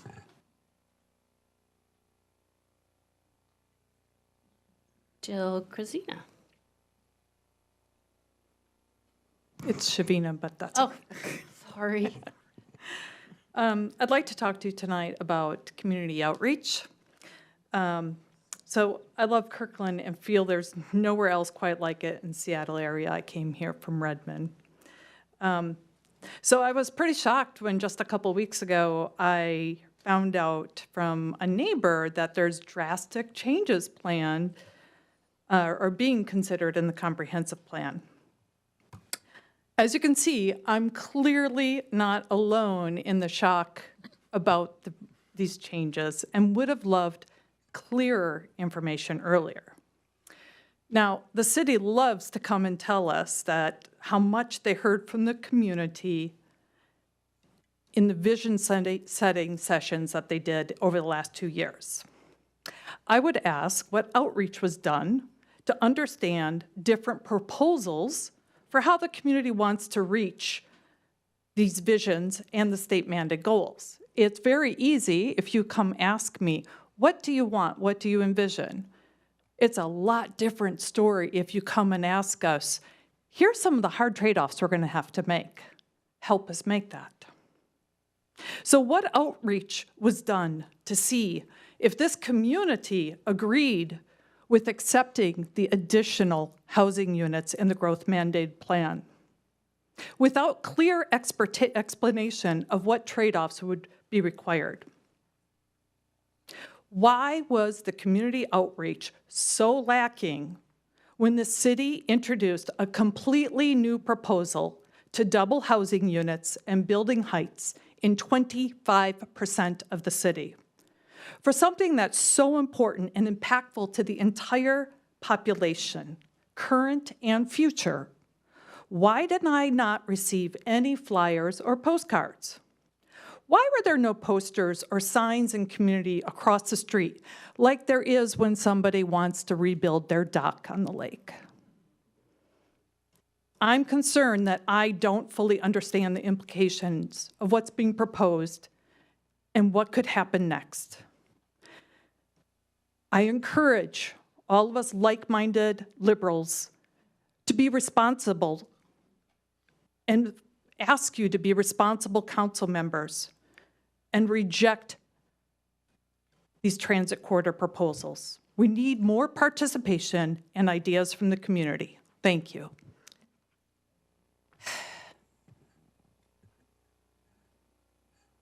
Liz Hunt.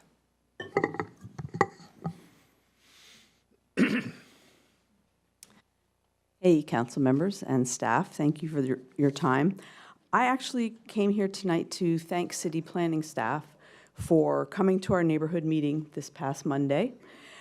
It was a sold-out event, more desirable than Taylor Swift tickets, let me tell you. We had them hanging from the ceiling, and we had quite a discussion about the comprehensive plan. I'm not going to talk about the plan, and I just wanted to say that the meeting was called by the Market Neighborhood Association, but other folks were very interested in the topic, so we opened it up to other neighbors because we thought we had a lot of space, but apparently not.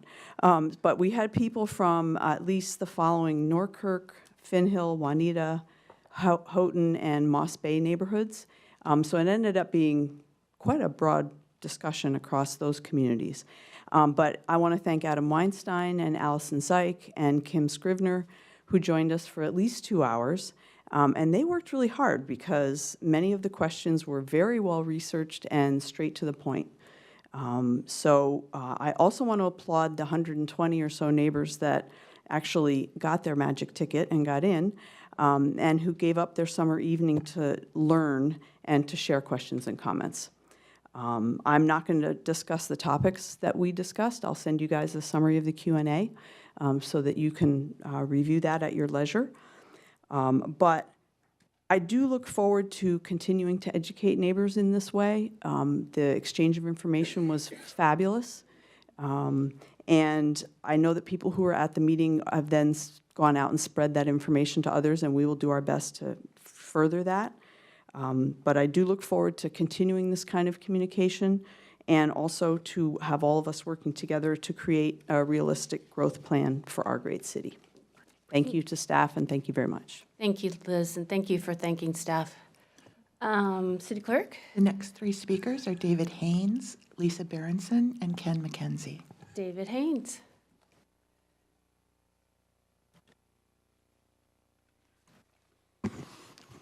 Hi, my name is David Haynes. We need a 21st century first world quality housing build out, commercial buildings, schools, libraries, and city halls with a robust floor plan without the road or the bus or the train bothering every block.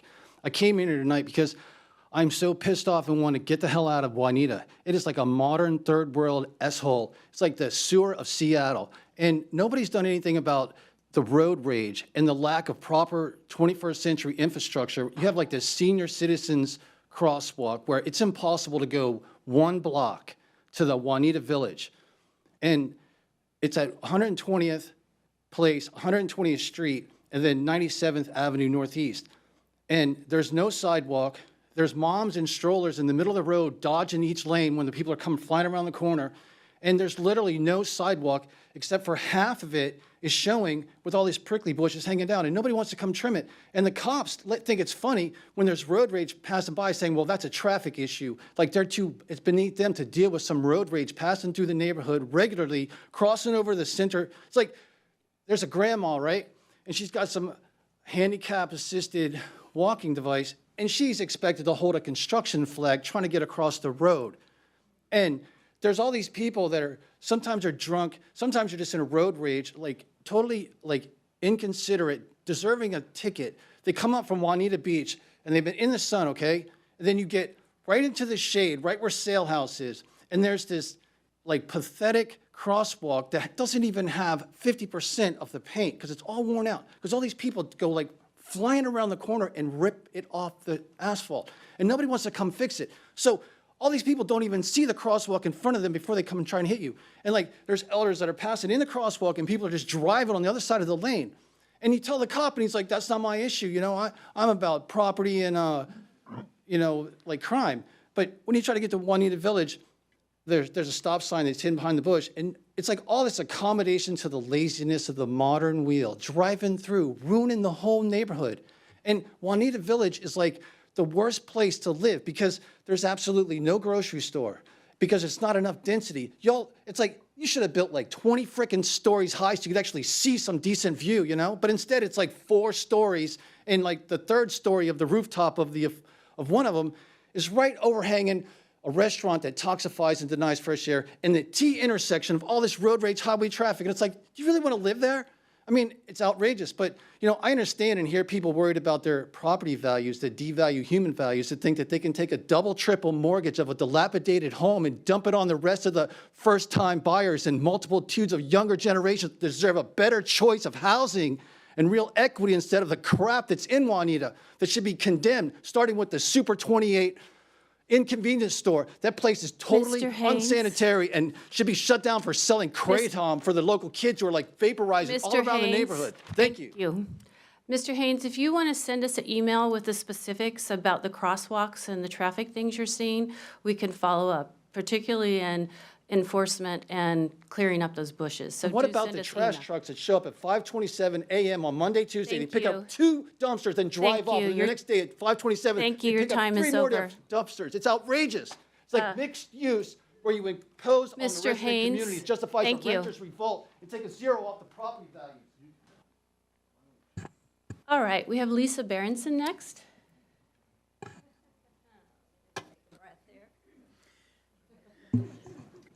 Hi, I'm Lisa Berenson. A lot of you council members and mayors know me personally from prior meetings and other things that I have commented on. As far as community outreach, there is plenty of community outreach. You have to go online, sign up on the email list, and you can know everything and anything about what is going on in Kirkland. So there's plenty of outreach. I don't want to hear that. My concern is that I am pro this new comprehensive plan. Pro.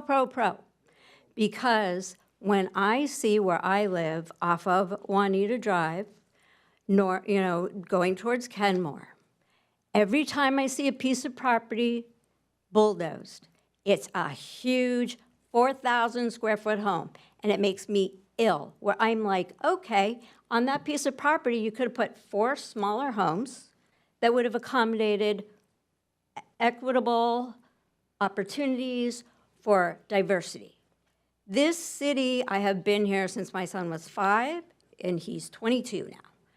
The city has evolved in a way where we have to change the comprehensive plan to mix single-family, multifamily, mixed use all together in one cohesive neighborhood. You cannot have residential in one neighborhood, and then you can't have a conglomerate of mixed use multifamily in another.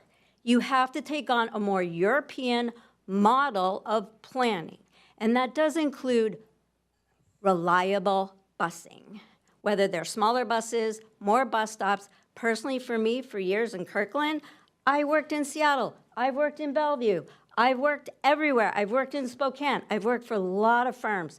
And I used to have to go to the Kenmore Park and Ride, get on the bus. You're in Seattle, no worries. The little transit system we have in downtown Kirkland does not really serve the masses. It needs to be developed. You have land that's in Finn Hill where the QFC is, going towards Kenmore. I don't know what is going on with that site, with the zoning. It's a huge waste of land. You have where the LA Fitness has been empty for years. You have the QFC scaring people away with their sounding alarms about do not leave your valuables in your car. That whole piece of property, what are you going to do with it? That could be another urban village. I know for a fact that there's an urban village being designed in Houghton, right across from Metropolitan Market where the old Holton Village is. I know it's under design review. I know it's being developed. It's supposed to be another village. But that village is going to... Thank you. Your time is up. You're getting my point, okay? I am pro this. You got to be more open-minded, and I'm tired of single-family, wealthy people thinking that they're entitled. Thank you. Ken McKenzie? Ken will be followed by Peter Bartnick, Martin Stoddard, and Scott Brady. Mr. McKenzie? Howdy. Thanks for having this. I'm here to talk about accuracy in city documents. So there's, I think, a good rule of thumb that when it's in a city document, it's correct.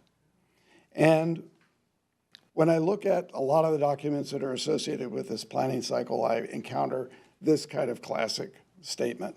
Housing production should be focused in areas that are high opportunity, such as areas that have good schools. I look at that and go, this is Kirkland. Where are there not good schools? And I'm thinking, wow, this sounds like it was written by some sort of ad copy person in LA, somebody who had no knowledge of Kirkland. It sounds like urban planning boilerplate. Came from some other city. I think Seattle has trouble with neighborhoods that have bad schools and neighborhoods that have good schools. Someplace else. I have personal knowledge. My kids are in college. Like, I'm really old, but my kids are not. And they went to 5 different Kirkland schools, and one actually in Kenmore. And like, I run a youth service nonprofit. I know a lot of kids in Kirkland schools. All Kirkland schools are pretty good. There are no bad ones. There are no good ones. There are no neighborhoods where you need to focus development because the schools are really good. They're not uniform. Sometimes a school gets better and sometimes it has its troubles, and we all have our quibbles with Lake Washington School District administration, but there are no neighborhoods with good schools and neighborhoods with bad schools. So we really need to take this out of our documents. We need to remove the idea that we ought to do anything special with development because there are good schools in a neighborhood. We shouldn't go load up one place with a bunch of development because it has good schools, because everything has good schools. So it just seems like whoever wrote this and whoever continues to copy it into city documents has no knowledge of what Kirkland really is. Like they're from someplace else. Or somebody's trying to confuse us. And I don't really like it. I don't like being confused. I don't like somebody who's trying to pull the wool over my eyes. So we ought to just remove these references to good schools in high opportunity areas. They ought to come out of the draft of the comprehensive plan. All schools in Kirkland are pretty good, and there's really not a lot of difference between them. Thank you. Thank you. Peter Bartnick. We don't see him online. Okay. Martin Stoddard.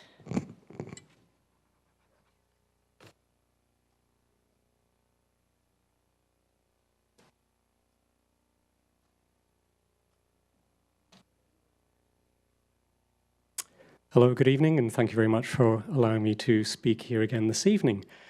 I wasn't planning to speak this evening, so these are somewhat extemporaneous comments, but I'd like to focus on 2 things regarding the housing elements, which I believe you're going to be reviewing and studying later this evening.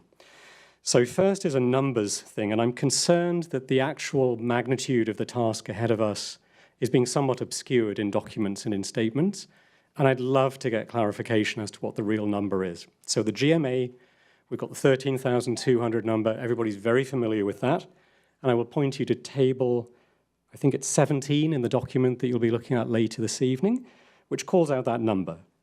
There's also, in addition to that, as part of the GMA, the affordability targets. In the same table, you will see in the third column the affordability targets for Kirkland for additional new units, split by AMA subsections. And I think classically affordable units are classified as sub 30% AMA. When I look at the table at the moment, Kirkland has got a total of 1,000 units in that zone, sub 30%, of a total of 40,000 units, so a very small percentage. We're being asked to take an increment. We're being asked to take about an incremental 7,400 units, sub 30%. That is a huge increase in those units. Commendable, but a very big goal. Later in the document, we talk about how we could get to that with a 10% allocation on apartments, because to get to sub 30% units, you're building apartments, you're building smaller units, they've got to be affordable. So it's apartments that we're talking about. 7,400 new apartments in Kirkland. If you can only build them at 10%, if the market will only take 10%, maybe 15%, but I think the station area suggests the developers just aren't going to take that. So 10%, that suggests you're going to have to build 75,000 new units to hit that 30% affordable target. So my question is it a real target? Is that what we're shooting for? Or is that piece optional and we're really just going for the 13,200? If it's 13,200, there's plenty of ways under current zoning that you can get to that number. Adam and the team talk about, well, we need a little bit more capacity on top of that. Is it a little bit more, or is it 5 times as much? I mean, let's be clear what the real number is. I thank you for your time. I ask you to go study those numbers, and I ask for clarity on what we're really trying to do here in Kirkland at the moment. Thank you. Thank you. All right, last up is Scott Brady.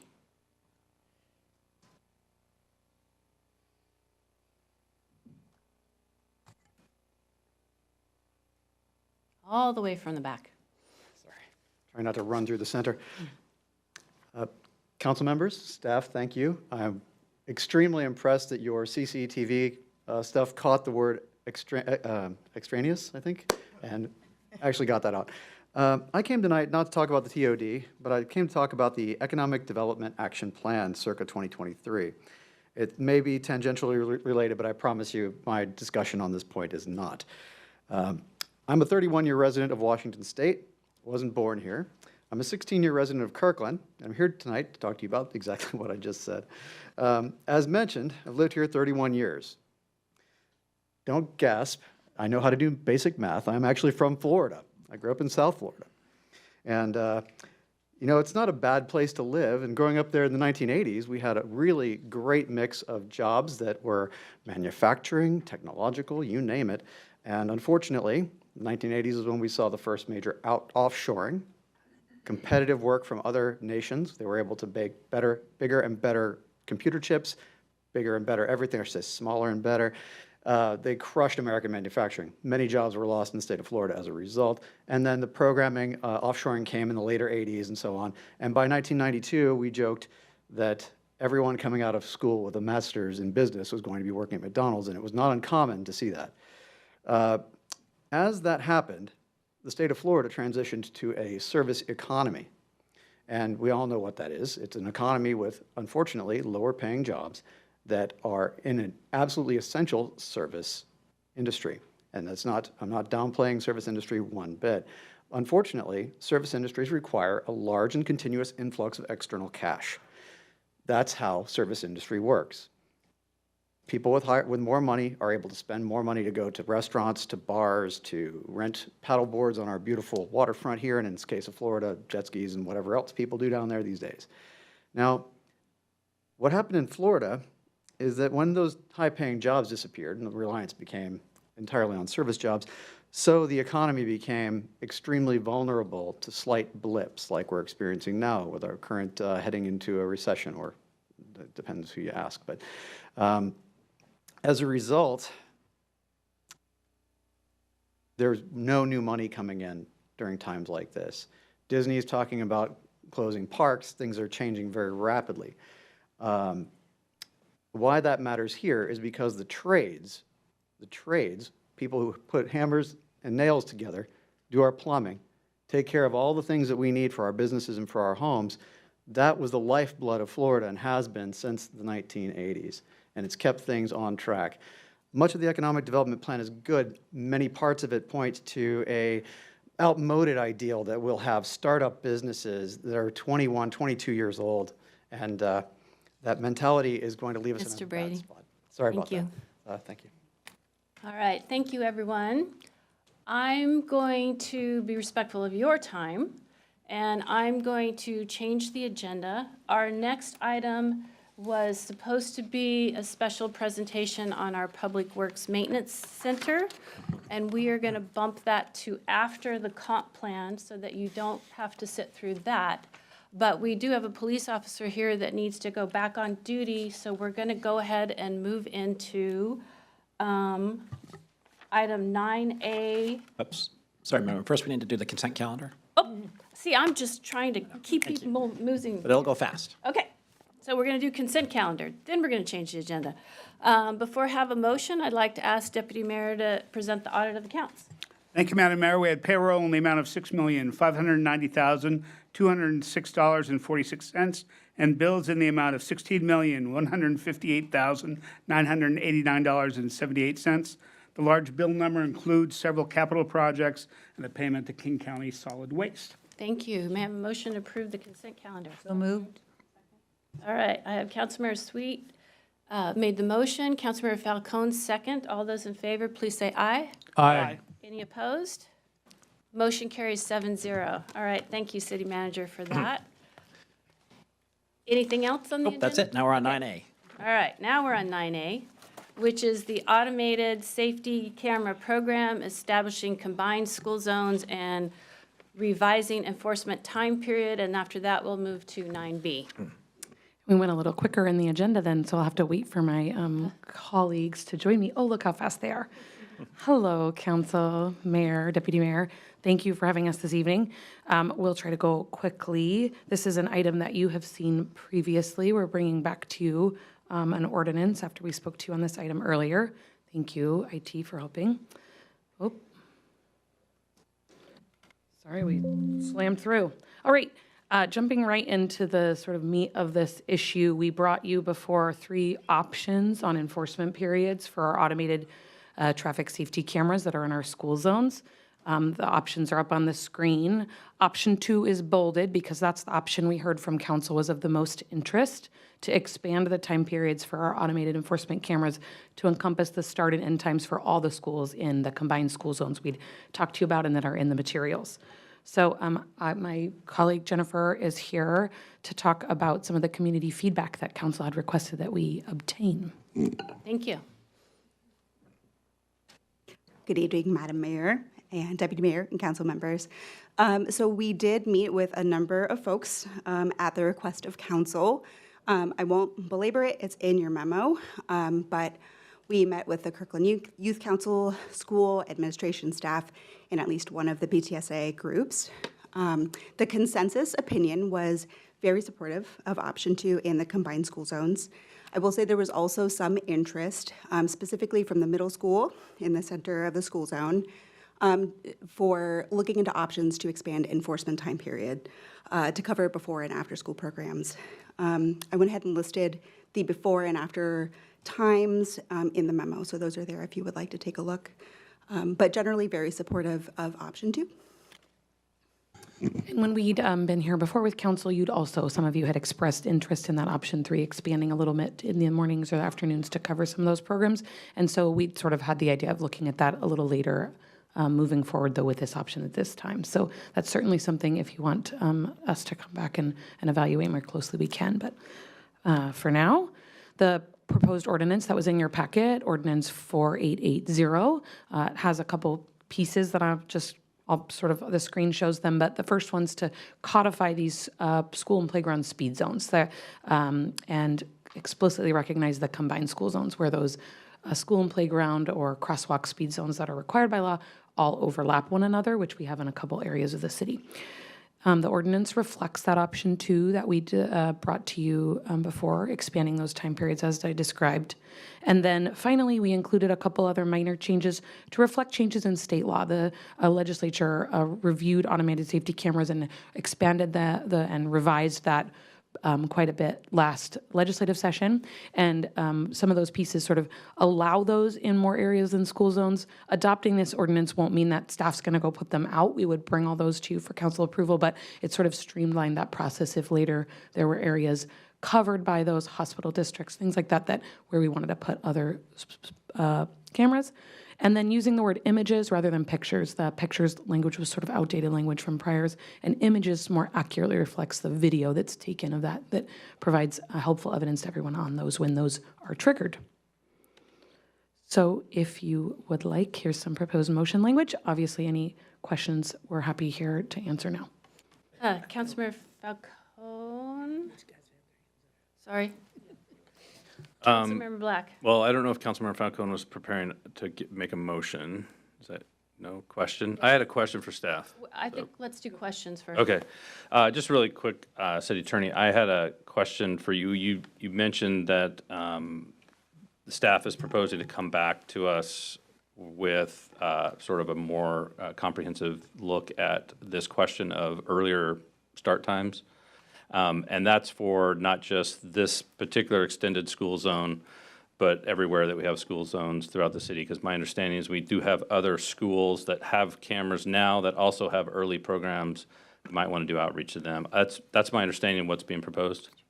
Yeah, that if council's interested in hearing more about those earlier time zones, we would do outreach to more of those schools, because changing that in the ordinance would cover all those school zones, not just Finn Hill, which is where we surveyed for this. I appreciate it. I think if we're going to look at it, we should look at it with all the schools that have early programs and school zone cameras. So thank you. That's it. Thank you. Councilmember Tim Chisholm. Thank you. Councilmember Pascal previously proposed an LRM, and instead of doing that LRM, we put school safety cameras on a work program. When are we evaluating holistically throughout the city school zone cameras? So you're going to see that as a proposal in the CIP, that assuming if you approve it, you'd be funding staff and the work, and it would happen in 2025, with coming back to the council, the recommendations probably in the fall of next year. Okay, well, I have a motion. My motion is to defer decision on these statutes until 2025, when we can accurately and holistically look at the safety of this program.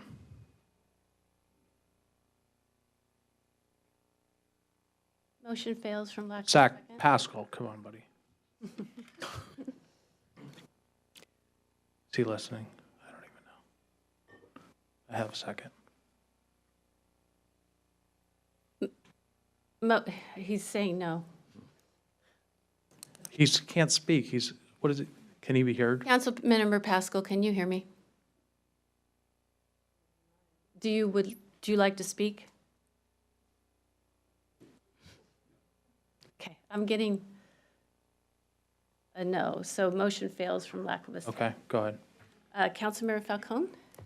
Thank you, Madam Mayor. Well, thank you to staff. Thank you to Kirkland Police Department for identifying this. This is something that I do support option 2 and moving forward with this ordinance tonight. As someone who has had kids at all 3 of those campuses on multiple years, I'm well aware, and I hear from neighbors and fellow families all the time, how confusing it is to have, you have 5 different schools across 3 different school campuses that have different start and stop times, each of them, and it's really complicated when it's a school zone, when it's not a school zone. It makes it even more complicated for enforcement as well. And this is something that's really needed just to clean that up, make it really consistent, make it easy for folks to understand, make it easy to enforce the school zone. So I fully support it because, and I support moving forward tonight, because I'd really love to have this in place before the school year starts, so that when our children go back to school next month, that they are kept safe and that we can enforce folks who are violating the school speed zone there up on 84th in Finn Hill. I really appreciate the outreach that you did, all of them. Thanks in particular to the different school administrators as well that gave really thoughtful input. I'm happy to hear that we have a concrete plan for how to consider option 3 as well, as part of that more holistic. And I think my understanding is it's tied into Councilmember Tim Chisholm's question about, kind of looking holistically at where we need to have, if there are other locations that we need to have school speed zone cameras. Also signage and other things to just be like consistent and holistic across the city. And I would really love for training to be a part of that too. I think there's a lot of confusion around, when people, but not just children, are biking and walking throughout the city or on other individualized, motorized kind of vehicles, who has the right of way, who has to stop where, and kind of how all that works as we have more related to this. But I just want to mention it because I know I've mentioned it before. I think it's really important that that we train the public on that. So I would love to see us also consider that as part of this program, or perhaps another initiative moving forward. I think the Public Works and I think Police Department could have a great role to play in that. I know there's been, in recent years, new legislation around who has the, the right of, to go for bicycles versus folks driving automobiles, and that's confusing to folks too, and when you have to be how many feet apart from the bicycle. Anyway, I think there's a lot of confusion out there that's related to this as well, and I'd really like for us as part of this to be really clear. I think signage is part of the education, but also maybe some video series or memos, I don't know, something that can help the public as well. So all of that to say, would you like to entertain a motion yet? No? Okay. And your comment reminded me I was remiss in my rush to get started to acknowledge that Deputy Chief Axtell was here to support us in this also, so thank you. Thank you. Thank you, Deputy Chief. Yeah, I see him. Deputy Mayor, I'm going to call on Councilmember Pascal. Councilmember Pascal? Can you hear me? We can now. Okay, thank you. I don't know what was going on prior, but I had seconded Councilmember Tim Chisholm's motion, and my audio wasn't working at the time. I apologize about that. No, thank you. Okay, Councilmember Tim Chisholm, would you repeat your motion, please? I think some of my concerns have been addressed by Councilmember Falcone and staff. I'll withdraw my motion. If everybody kind of wants to go forward, that's fine. Okay, thank you both for your Okay, patience on that. thank you, Councilmember Pascal. He was feeling left out over here. All right. Well, I still have a comment though. Okay, why don't you go ahead? Councilmember Pascal, go ahead. Thank you. So, I had made this legislative request memo with the intention to help look at and potentially address some of the concerns that have been raised by the community over time around signage. And the memo turned into something much bigger than, I had been contemplating originally, which was really about what we've been hearing around the 84th Street corridor. And so what I would like to ask the city manager about is if, as part of this work program for 2025, that we could basically elevate the work for 85th Street, for 84th Avenue, and do that first, and try to do that in a time-sensitive situation, so that we can kind of look at the signage and try to time that accordingly to when we make these changes to when citations are given out. Is that a possibility? Yeah, what we can do is bring options for that when you see the proposal in the CIP, and I think trying to front load better signage where there already are cameras is certainly something we can do. So. Great, thank you. All right, thank you. Deputy Mayor? Yeah, just a couple of points of clarification. We've got two problems we're trying to solve here. One is that up on 84th, we have multiple schools with overlapping timings. How do we deal with enforcement? The action we're taking tonight helps solve that problem. And then the broader problem that Councilmember Pascal and Councilmember Tim Chisholm bring about is the signage issue, and I do have confidence that we can talk about that as through the budget process. But I do think, as Councilmember Falcone was pointed out, we need to make a change before the school year starts, and that's why I support taking partial action tonight. Thank you. Councilmember Falcone. Thank you, Madam Mayor. I move that we approve ordinance 04880 relating to combined school speed zones and enforcement periods for automated traffic safety cameras. Second. All right, it's been moved by Councilmember Falcone, second by Councilmember Tim Chizen to approve ordinance 4880. City Clerk, will you please call the roll? Councilmember Tim Chizen, Aye. Councilmember Black, Yes. Councilmember Sweet, Yes. Councilmember Falcone, Yes. Councilmember Pascal, Yes. Deputy Mayor Arnold, Yes. Mayor Curtis. Yes. All right, the ordinance carries 7-0. Thank you both. Thank you, Council. Everybody's being super flexible tonight. I appreciate it. All right, we are now moving to 9B, which is the K2044 Comprehensive Plan Land Use Element. City Manager. Okay, thank you, Madam Mayor.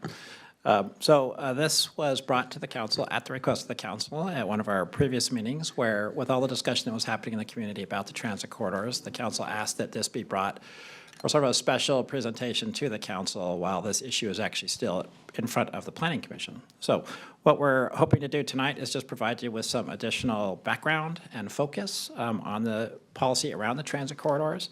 And we're looking for council sort of comment and feedback on some options about that you might want to ask staff at the Planning Commission to consider. So with that as the overview, I'm going to go ahead and turn it over to Allison Zeich, who is our Deputy Director of Planning and Building, and she's going to make the presentation. We also have Adam Weinstein, our Planning Director, here to help as well. Thank you. Welcome, Allison, and I hope that you heard Liz Hunt's thank you. Yes, and thank you for that. I appreciate that. Good evening, Mayor Curtis, Deputy Mayor Arnold, and council members. Thank you for having us here tonight, and thank you to the community members that are here with interest in this topic tonight. I have 12 slides for you. I'm going to try to get through them in 10 minutes so we can get to your comments and questions quickly. Just did want to take a moment, especially that since we have so many community members here, to remind everyone where we're at in the adoption process for the land use element, which is where the policy of interest sits in the comprehensive plan. And so the Planning Commission opened the public hearing on the land use element back in May. At that time, they were taking written testimony. They took spoken testimony at that hearing. They opted to not deliberate at that hearing because they wanted to continue to receive public input and wanted to make sure they had time to absorb that before they made their decision. So they voted to continue the hearing at that time. We continued the hearing on June 13th. We took written testimony at that hearing. Planning Commission again declined to complete their deliberations, wanted to continue to offer opportunity for the community to comment on the land use element. They actually even voted to reopen the record for spoken testimony and continued that hearing all the way to August 22nd, so wanted to give ample time for people to really take in the issue. So we will hold that public hearing on August 22nd. We are taking written testimony up to the hearing. We'll also take spoken testimony at that hearing.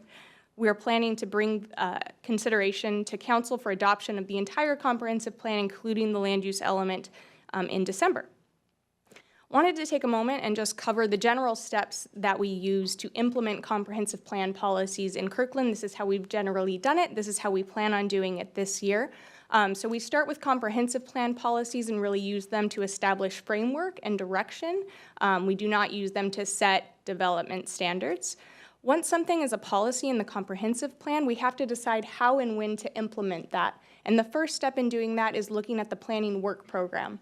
The planning work program sets out our tasks for the next 3 years, and we update it annually so that we can rearrange priorities as Planning Commission and Council decides to also weigh it against any other things that are happening. So the next step to implement comprehensive plan policies is there has to be a project on the work program. When it's on the work program, we would then move in, when the work program specifies, to craft zoning code amendments that would implement those policies. And that is when I'm going to, move Councilmember Pascal up. That is when we would consider the specific development standards. We would use the framework set with policies in the comprehensive plan to scope where we start for zoning code amendments, what we're starting to look at, but that gets amended along the way. That's when we would do any parcel-specific analysis. We would have to complete specific State Environmental Policy Act analysis that's required anytime we amend the zoning code. And we would also complete additional technical analysis. I did want to note, since I mentioned the State Environmental Policy Act, that when we're looking at zoning code amendments, that's a program level policy or analysis, project level SEPA analysis, when we look at very specific impacts to traffic, for example, that's triggered for any project that's proposing more than 20 units. So any project more than 20 units has a project-specific SEPA analysis that they have to complete. I'm going to jump right in and just show everyone, I think, the map that folks are very familiar with at this point. So these are the transit corridors that, per the direction of Planning Commission and Council, we did include in our study of options for the comprehensive plan. We included them in study so that we could model how many units they might produce. We studied those at a quarter-mile buffer out in each direction from these frequent transit corridors. We modeled up to 50 dwelling units per acre in these corridors. The reason we included them in that analysis was that so we could include them in the transportation analysis being completed for the update of the transportation strategic plan. So we could see where there might be impacts occurring and figure out how they might be mitigated or what projects might be necessary. Also to give Planning Commission and Council kind of your high-end bookmark of what options you can consider or what options you could mix together in all the things that we're studying for the comprehensive plan. The frequent transit, I'm going to move Councilmember Pascal again. So the frequent transit corridors were based on either existing or planned transit routes and that received during peak weekday hours at least 4 stops per hour. So the buses are coming every 15 minutes. With the exception of actually just one segment that we modeled, these are existing frequent transit routes in the city. The K line was added as a planned route, so we did study that. When we began discussing this with Planning Commission, I did want to note, Planning Commission had a very robust discussion about whether to subtract any of these corridors from study at this point, whether to amend any of them or whether to add any. They did actually vote as a commission. It's not officially their recommendation yet since they haven't completed deliberations, but they did direct us to add this segment up here on 100th Ave Northeast from this kind of corner here all the way up to the city boundary. So that's not included in the modeling, but they did recommend that we include it in the comprehensive plan map. I'm not going to read any of these numbers to you, but just want to note that the capacity analysis and the draft supplemental environmental impact statement that was issued in June include these numbers to show what difference in capacity we experience in each of these segments, both under existing zoning today and what the capacity would be if they were up to 50 dwelling units per acre. Just one quick note, as you're reading through these charts and the materials in your memo, wanted to note that these are comparative, not additive. So we're talking about there's either 6,000, for example, total units of capacity with existing zoning and 20,000. So it's not 6 plus 20, it's 6 or 20. Wanted to take a moment. We've had, as council is well aware of, a lot of community interest in this topic and just wanted to take a moment to summarize what we've heard in some of that. So we've heard a lot of people concerned about adopting additional density along these corridors, especially from the Market and Norkirk neighborhoods. The large majority of, I would say, the concerns we've heard have been specifically about the Market Street corridor. There have also been concerns about the concept in general. Among kind of the emails and the letters of concerns, we have heard support for continuing to focus growth in our regional centers. That's Totem Lake and our greater downtown regional center that includes this 85th Street Station Area plan. We've heard questions about why the comprehensive plan doesn't designate height or density in these transit corridors, why we'd wait until the zoning code or what might happen between the adopted policy and zoning code amendments. If I could relate a specific concern I heard Monday night at the Market Neighborhood Association meeting, people are uncomfortable with the ambiguity that might be presented by adopting a policy now and doing zoning code amendments later. So just wanted to relay that specific example. We've also heard though support for this topic from some folks. So those have generally been based on support for any policies that increase or enable housing production in the city. We also have heard some folks advocating that we should study more than 50 dwelling units per acre in these corridors, or should at least consider kind of toggling it, maybe no density in some corridors, but more than 50 in others. And so we've heard support for that concept. I did want to take a second. So As council knows, our comprehensive plan has to be reviewed and certified by the Puget Sound Regional Council. Specifically, our housing element has to be reviewed by King County's Affordable Housing Committee. We wanted to share some of the comments we've generally heard King County Affordable Housing Committee staff sharing with jurisdictions related to their housing elements and how that might relate to what we have drafted in our housing element, which is currently under review by them. And so we've heard them asking questions about if density is sufficiently maximizing land use near transit and other opportunities. We've heard about them asking questions about how focusing growth only in areas that already have density or growth, how is that equitable? And so we will have to address that when they review our plan. And then additionally, have heard them really asking jurisdictions to drill down in how they're going to identify actions to repair harms experienced by BIPOC communities due to past discriminatory practices. And so these are all things that our housing element will have to sufficiently address in order to get through that housing committee, Affordable Housing Committee. And now, the draft policy. So this was in your packet. Want to just have it on screen for reference. I won't read through the whole thing, but just did want to point out that, the policy proper is really just this one sentence up top. Our comprehensive plan does often include narrative text to kind of add context to the policy. So I've included the most relevant narrative text that's currently drafted to accompany this policy. This was actually added by the Planning Commission during their review. And so they, as a result of hearing community comments, wanted to specifically kind of spell out the things that we should consider if this policy is adopted, when we would get to zoning code amendments. So they drafted this list. This policy, the concept now is that this policy would coordinate with our draft land use map, which is here. And so the transit corridor segments, and I'll note we didn't study it, but it has been amended to show that Planning Commission kind of addition up north. The draft land use map shows the transit corridors and their buffers as a hatched area. So that just gives us the starting point for where we would begin our study when we got to zoning code amendments.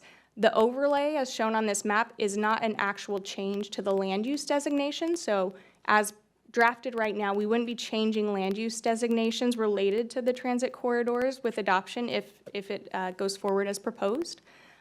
With a future zoning code project, just wanted to again affirm that council does retain options to add, subtract, amend any of the corridors. And you can also give us direction to connect the map and the policy in different ways. Included in your packet, but also on screen, just wanted to give council a couple options as to how you might amend the policy as drafted. And so one of the things you could do in example 1, and this was verbatim in your staff memo, but you could add kind of some prerequisites. So don't look at this policy or making any zoning code amendments until after transit is actually implemented, until it's running. So you could add something like that. Another option could be that you would kind of address specific corridors and include prerequisites specific to those corridors. For example, along Market Street, you could hold off any zoning code amendment consideration until after the Market Street corridor study, as recommended in the Transportation Strategic Plan, has been completed, and if it's supportive of additional density along there. So wanted to give you just a couple examples of how you might direct us to amend this policy. And of course, you can also amend the map as I just walked through. So again, you saw this in a general sense, just wanted to go through it specifically for this policy. So again, with the comprehensive plan, we're really just asking, are these appropriate areas to continue to study the possibility of additional density? That's what we're asking with the comprehensive plan. If that policy is adopted, we'll come back to you in early 2025 when we're updating the 3-year planning work program and ask you when you might want us to work on that. The projects we bring you don't always end up on that 3-year work program. I've got a big stack of them that fall off every year, and so it doesn't have to happen in the next 3 years. It could happen later. It really depends on how the Planning Commission recommends and you choose to prioritize those work program items. We expect to bring you several new items on the planning work program as a result of the comprehensive plan updates. And lastly, based on when we put it on the work program, we would start looking at specific zoning code amendments. And again, those would look at those specifics that we talked about earlier of parcel specific analysis. That's when we would start asking how high, how dense, and things like that. This is my last slide. I'm going to take advantage of there being a lot of folks in the room to just plug kind of the rest of the process for the comprehensive plan outside of the land use element. Planning Commission has completed their deliberations and recommendations on the large majority of the chapters in the comprehensive plan. They're holding a study session, not a public hearing, on the housing element tomorrow night. On August 22nd, they will continue public hearings for the land use element and the Market Street Corridor Plan. They have continued that from a previous meeting. On September 17th, we're going to bring you a study session on the housing element. On September 26th, Planning Commission will hold their public hearing on the housing element and the appendix, everyone's favorite chapter. It includes the community profile, a glossary, and the updated historic narrative that we've talked to you about. And then in fall, we plan on holding joint study session with you and Planning Commission so you can discuss their recommendations, and then, of course, in the year with council adoption. And with that, I'm ready for any questions or comments from the council. Thank you, Allison. Councilmember Black? All right, thank you, Madam Mayor. I guess I'm buying the first round. So Allison, thank you. That was a really great presentation, really clear. I really appreciate you taking the time to walk us through it, but also the community and folks who will be viewing this recording later. I thought that was great. So I have lots of thoughts about this. Tonight, staff's looking for our guidance on the land use policy 2.4, which is the one related to additional housing capacity along frequent transit corridors. I have some guidance to share with staff and the Planning Commission. And also based on, Allison, maybe your or Adam's initial reactions, I may have a couple of follow-up questions. Okay.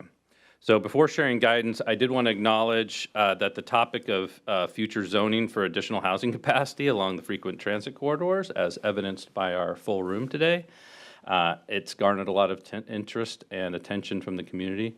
And I want to thank everyone who is engaged on this topic, folks with whom I've met and folks who have sent in comments, questions, and ideas. We appreciate your engagement.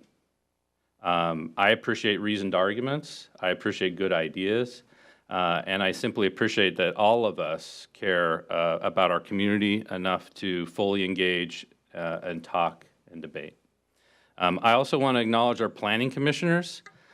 We appreciate the hard work you do. If you're out there listening, watching, there's very little in it for you other than to satisfy your desire to make your community even better than it is today. Council sees you. Actually, I see you. Council sees you, and I appreciate your devotion of time and energy to a difficult but important work. A 10-year update to a comp plan is a monumental undertaking.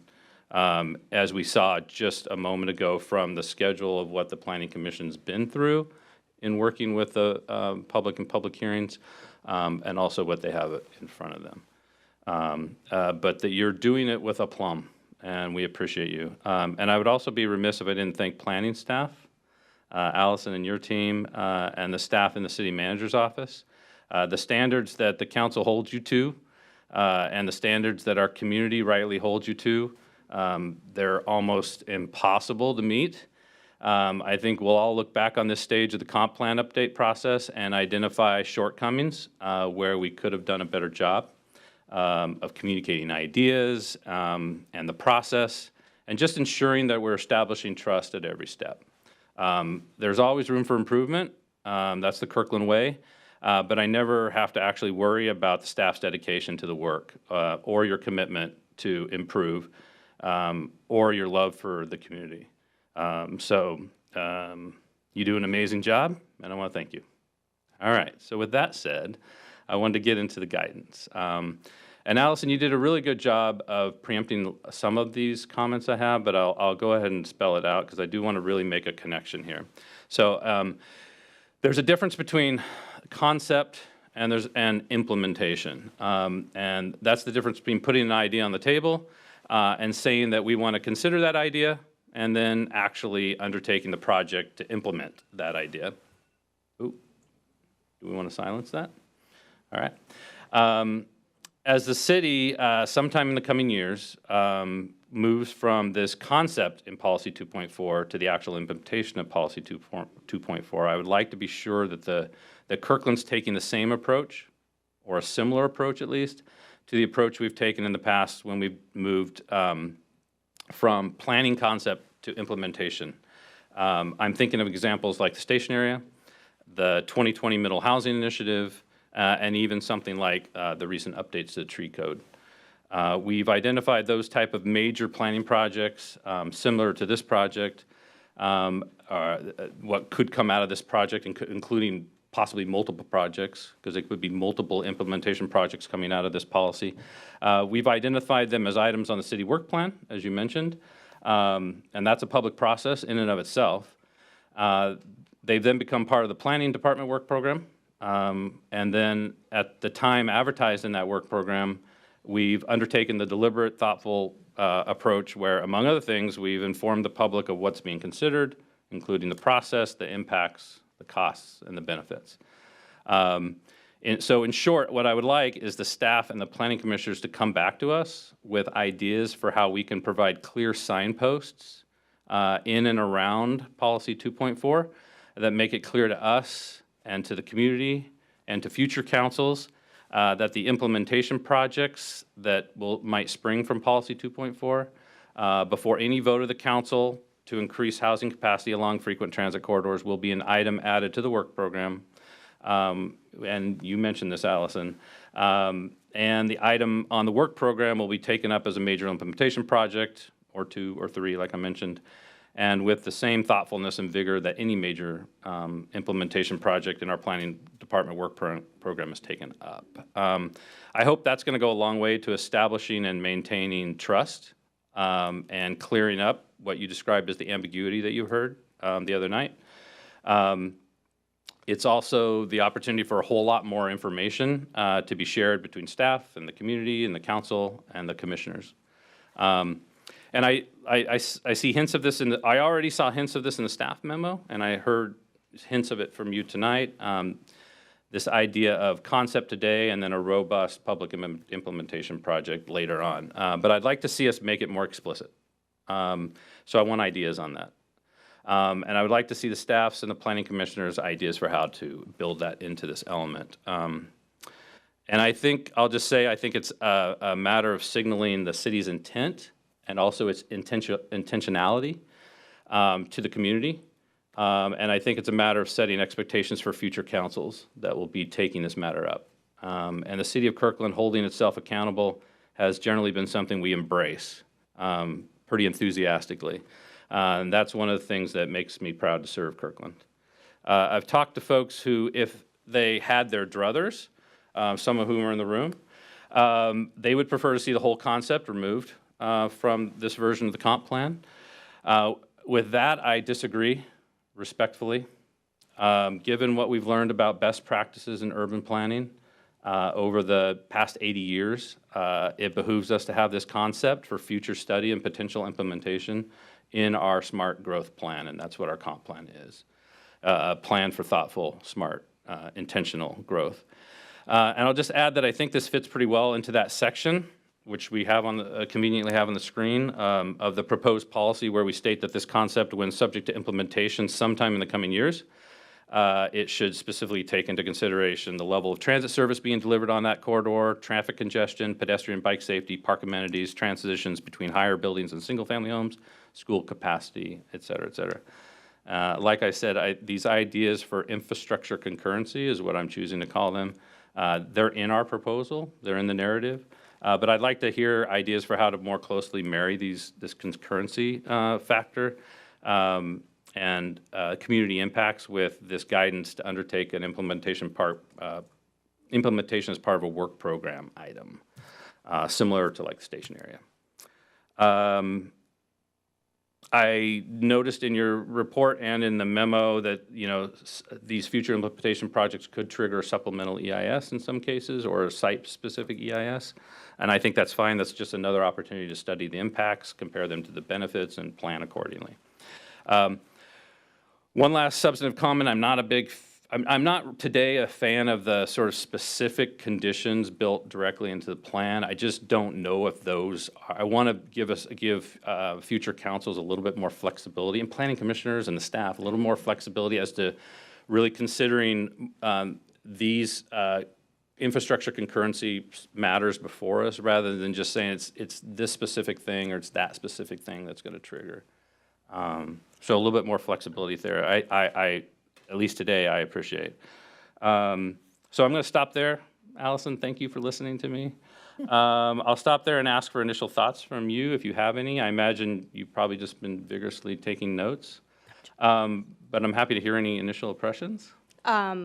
My notes aren't vigorous, but we do often go back and watch these recordings ourselves. All right. Yeah, initial thoughts. There's, I think, a lot of ways to make this, that we could make this policy more specific. We could turn shoulds into shalls, and we could get a little bit more specific, or a lot more specific, about what we imagine in terms of additional study would be necessary in order to implement this policy. So we could get specific about what types of transportation analysis, what types of additional capacity modeling or redevelopment potential might we need to examine.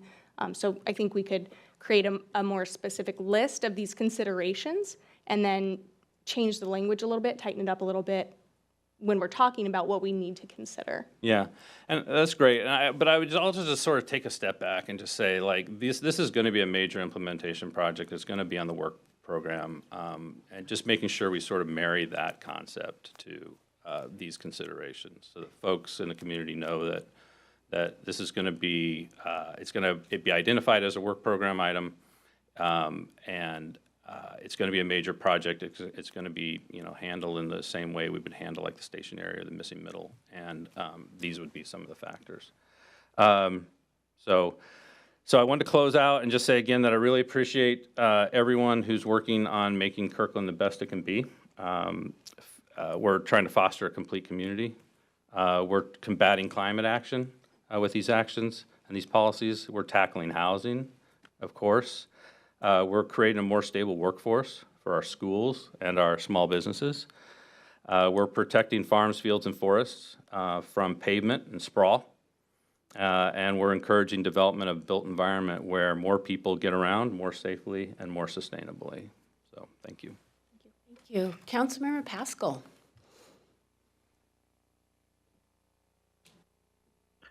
Thank you. Can you all hear me? We can. Okay, great. So first off, just want to say how glad I am that we're having this check-in tonight. I know that staff and the Planning Commission have been spending a considerable amount of time on this effort, and we all recognize that there's a high amount of public interest that I can't feel, but I can kind of sense it in the room, I think, from some of the video. But first off, I've been really thinking about this over the last few weeks, and you know, the input that I've received from the community has overwhelmingly recognized that we need to do our part in providing more housing for people of all stages of life and income levels. But as Councilmember Black had mentioned, there are disagreements on that philosophy and how to do that, with very valid policy arguments on both sides. So I do have some concerns and questions about this policy related to transit corridors, and my concerns are related to a few things. One is the environmental analysis has been conducted to support this policy, the process by which we're using to make these decisions as part of this comp plan, the relationship to transit services, and then how this all affects the good work we've been doing over the last decade to thoughtfully focus growth in areas that have the services and facilities to support it. And I think many of us know in the room that we've been a leader over the last few decades in implementing thoughtful planning to accommodate growth. And I've been very proud to be part of these efforts, serving as a neighborhood leader, being on the Planning Commission, and then almost 8 years on this council. My biggest concern is that this feels like a pretty big departure from the land use policies that we've been working towards over the past few years. We've adopted the 85th Street Station Area Plan to create substantial housing capacity around funded transit improvements along 405. We've adopted the missing middle regulations that have resulted in ADUs and cottage housing being built in lower density neighborhoods. And we've focused growth in our commercial centers based upon the 10-minute neighborhood principle and the fact that these areas have all the services and infrastructure to support additional housing and employment. These commercial centers are more closely aligned with complete communities, which have all the ingredients, such as parks, open space, transportation, schools, commercial services, and public safety services as essential ingredients to accommodating more growth. So I feel strongly that we need to stay focused on our existing policies, our goals, our commitment to building the infrastructure and services to make the plans that we have been focusing on the last decade a reality. And I'm concerned this policy takes our eye off the ball and results in unintended outcomes that don't get us closer to the goals that we all strive to achieve. Now, just this whole notion of transit corridors, this is the premise of this policy, is that there will be robust transit service along these corridors to facilitate and support significant increases in density. However, as I've raised repeatedly, and you know that I've mentioned this several times on the council dais, transit service hours continue to decline in and across the city, along with ridership across all of Northeast King County since COVID. In addition, the reliability of our bus system is also strained given the poor transportation connectivity in our city. And so to say that there is all of a sudden capacity to build more housing simply because there is an existing bus line is really hard to understand from a practical point of view. And I've read all the comments from, in the packet and in other materials that if we build more housing, that we will get more transit service. And that is not a true statement based upon my experience serving on the King County Regional Transit Committee from 2020 to 2023. And Metro changed its policies for how bus service hours are introduced. And this occurred in 2021. And the priorities take equity as the key and top consideration in doling out future transit service hours. And unfortunately, Kirkland ranks very low when compared to all other communities in King County, even though we are one of the most dense communities in King County. And so while we're planning for the K line, we have to recognize that it is an unfunded program. It is not going to be operational unless the taxpayers put more revenue to the county. That means a revenue package going before the voters. So that's the only way the county is going to fund implementation of the K line. So that's uncertain. And so besides the transit service we have and the Sound Transit Stride, which we're planning around with 85th Street Station, there is no additional transit service hours coming to Kirkland in the foreseeable future other than what we have today. And so as a result, this creates a lot of uncertainties related to the decisions that are really driving this. I want to talk a little bit about the environmental process. There's a lot of confusion regarding how we reach these proposals. I hear the phrase that we are only adopting policy and we will figure out the details later. The problem with that is that the environmental analysis helps drive those later detailed decisions, but the environmental analysis has already been completed. So there's no guarantee that zoning decisions that occur later will be informed by more detailed analysis or objective data. The disconnection between the analysis and zoning decisions is really difficult to understand and is certainly not consistent with how we've done things in the past in Kirkland. And this bifurcation of decision-making is really tough for, I think, everyone that's involved, me included, especially. And there can be a lot of things that can arise during this interim period, right, where we've adopted policy and then we'll consider zoning changes 2 or 3 years down the road. Staff involved will come and go. Council members will change. The public will become disengaged. There's going to be a lot of things that just kind of fall through the cracks. And so just bifurcating this process seems very odd to me when this hasn't happened in past decisions that I've been involved in the last 2 decades in the city. And one of the biggest concerns that I have with this draft environmental environmental impact statement is that it essentially shows that the two land use proposals studied in the comprehensive plan result in no material difference or sensitivity between the alternatives. So I want to make sure that everyone understands this. One proposal says we should continue doing things as we have been doing, focusing growth in 10-minute neighborhoods in our 85th Street plan. And another proposal says we should open up the growth areas a quarter mile on either side of transit corridors. And the results of the analysis are that there's no significant differences. I find that really, really difficult to comprehend, and it's really not useful in then informing later zoning decisions. And so I really think that the environmental analysis provides that due diligence phase where we get to evaluate the needs and the impacts of a proposal based upon data and analysis. In this case, the environmental analysis is looking at the city as a whole. It is extremely high level. It appears to be a very academic exercise. It is not at the same level that was undertaken for the 85th Street Station Area Plan. And that is the scale of analysis that I think is needed to even have a policy debate about this issue.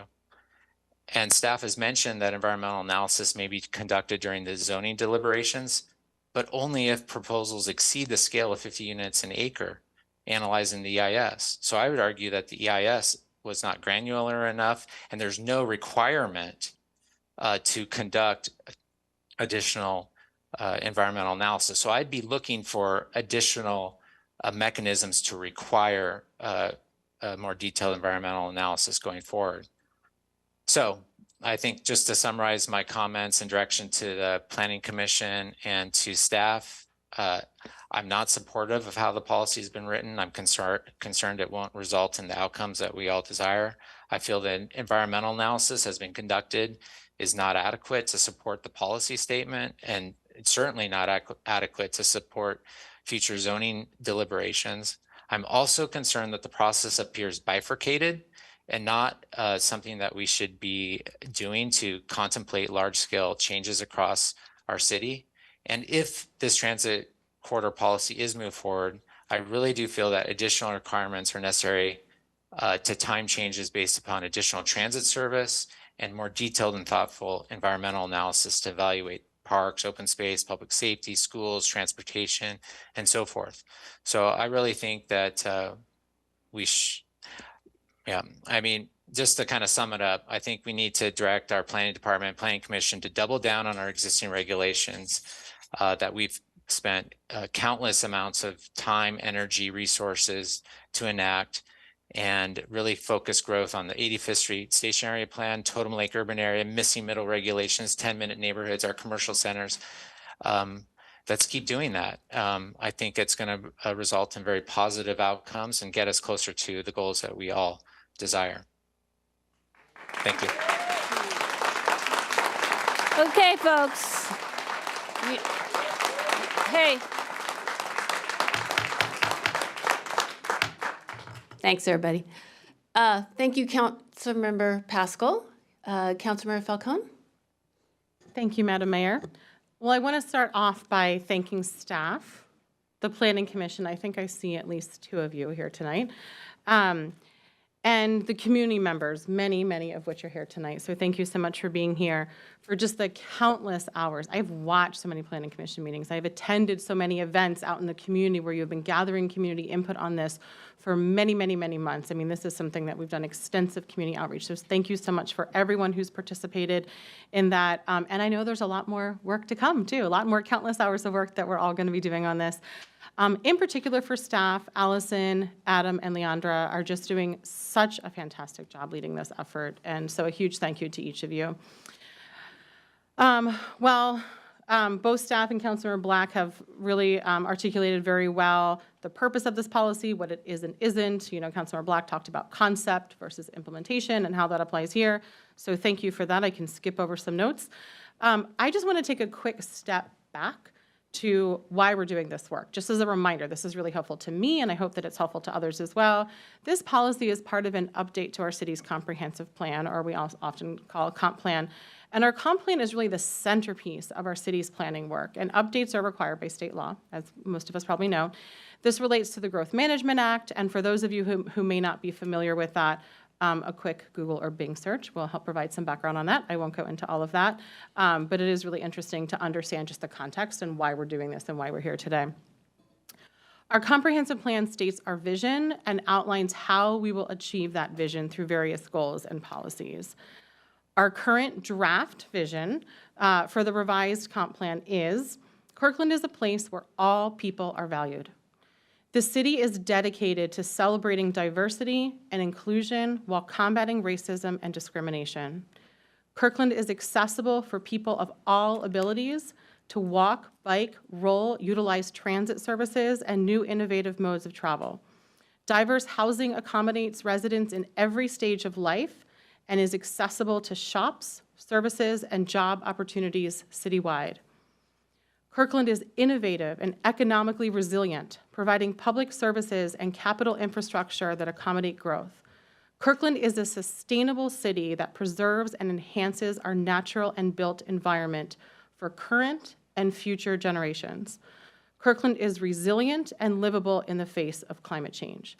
So that just helps me when I was preparing for tonight, just reading and remembering the vision statement that we've worked on through, so much with the community and folks that's our current, again, draft vision for this plan. It's really important, and that's a lot. I know those words that I said is a lot, but each of those components is really important. The vision has benefited from significant community input, so it's what we, as a Kirkland community, envision for the future of this city that we all love, as is demonstrated by so many folks showing up here tonight, so thank you again for that. We have a lot of work to do to achieve this vision. It will require change. Change is hard, always. It is always hard, and it's important that we guide this change thoughtfully. We've heard some great comments tonight about how it's important to grow responsibly and thoughtfully, and I could not agree more. That's why we have so many opportunities for public engagement. It's why we have so many commission and council meetings on this. This is something we put a lot of thought into, and we continue to do so. It's also important to note that, as staff shared, after the adoption of the comp plan, there will be more opportunities for public engagement as the plan is enacted and implemented in the coming years. This work will have a big impact on our city. We hear from our businesses that our housing affordability crisis, which is what we are facing as a housing affordability crisis, is the most pressing issue that they're facing. It's hard to attract and retain employees with the high cost of living in and near our city. Having housing closer to jobs and amenities will reduce traffic, as fewer folks will need to travel long distances to get to their job or their school or their doctor's office. It'll reduce pollution from single occupancy vehicles. I could go on and on. As a mom to 3 kids, I think about, will my kids be able to afford to live here? So it allows folks to grow and continue to live in the city that they grow up in. Kirkland prides itself from doing things well. We don't just like to check the box. We want to make meaningful progress on creating our shared vision for the future of our city. That's why I really appreciate staff differentiating between capacity and planned growth. Merely allowing for enough capacity to meet our housing needs would just be checking the box. It's not logical to assume that every parcel will be built to its maximum zoning in the next 20 years. We're required to plan for and accommodate, not just allow, our affordable housing needs. So mere capacity is not enough. We have to plan for and accommodate the levels of affordable housing that are outlined in our jurisdictional housing needs that are allocated to our city that have already been referenced tonight. And because we genuinely care about what we say in the vision statement, we want to see our housing needs met. This policy is one step towards seeing our vision become reality. And the need for affordable housing is not unique to Kirkland. This is an issue faced by communities across our country, our state, and our region. We're not the only city here doing this work. Cities throughout the region and state are updating their comprehensive plans and adding housing elements. I serve on the King County Affordable Housing Committee, and additionally as the Sound Cities Association, or SCA, caucus chair of that committee, meaning that I lead the group of leaders from all of the cities in King County, other than Seattle, on the Affordable Housing Committee. And as Allison mentioned, one of the things that this committee is tasked with is reviewing each city's comprehensive plan housing element to ensure that they are in compliance with what we're legally required to do. So I have to date reviewed several other cities' plans for affordable housing and continue to do so alongside leaders around King County that also serve on the Affordable Housing Committee do need to note that a huge bulk of that work is done by the King County staff on the Affordable Housing Committee, so I do not mean to take credit for that, but as a committee member, have reviewed so many of these plans. And I can assure you that the other cities are doing this work too. It's not just Kirkland. We're not doing something that's way above and beyond what any other cities are doing. We're each doing our part. Each city is setting policy in their comp plan that's bold with affordable housing. They're setting policy with a vision of significant upzoning, some that I would argue are even bolder than what we're discussing tonight to do in Kirkland. And the Affordable Housing Committee the committee itself has not yet reviewed, but the staff are currently reviewing what we're working on, and they'll hold us to task. We need to clearly demonstrate how we're planning for and accommodating our allocated housing needs and how we're doing so equitably. We need to be in compliance, and this is really important. We need to be in compliance so that we can get state and regional funding for the types of infrastructure that we're talking about, right? If we're not in compliance, we're ineligible for funding that will help build the infrastructure that we need to grow responsibly here in Kirkland. So policy LU 2.4 is an important piece of how we're planning to be in compliance. It's not just Kirkland, we each need to do our part.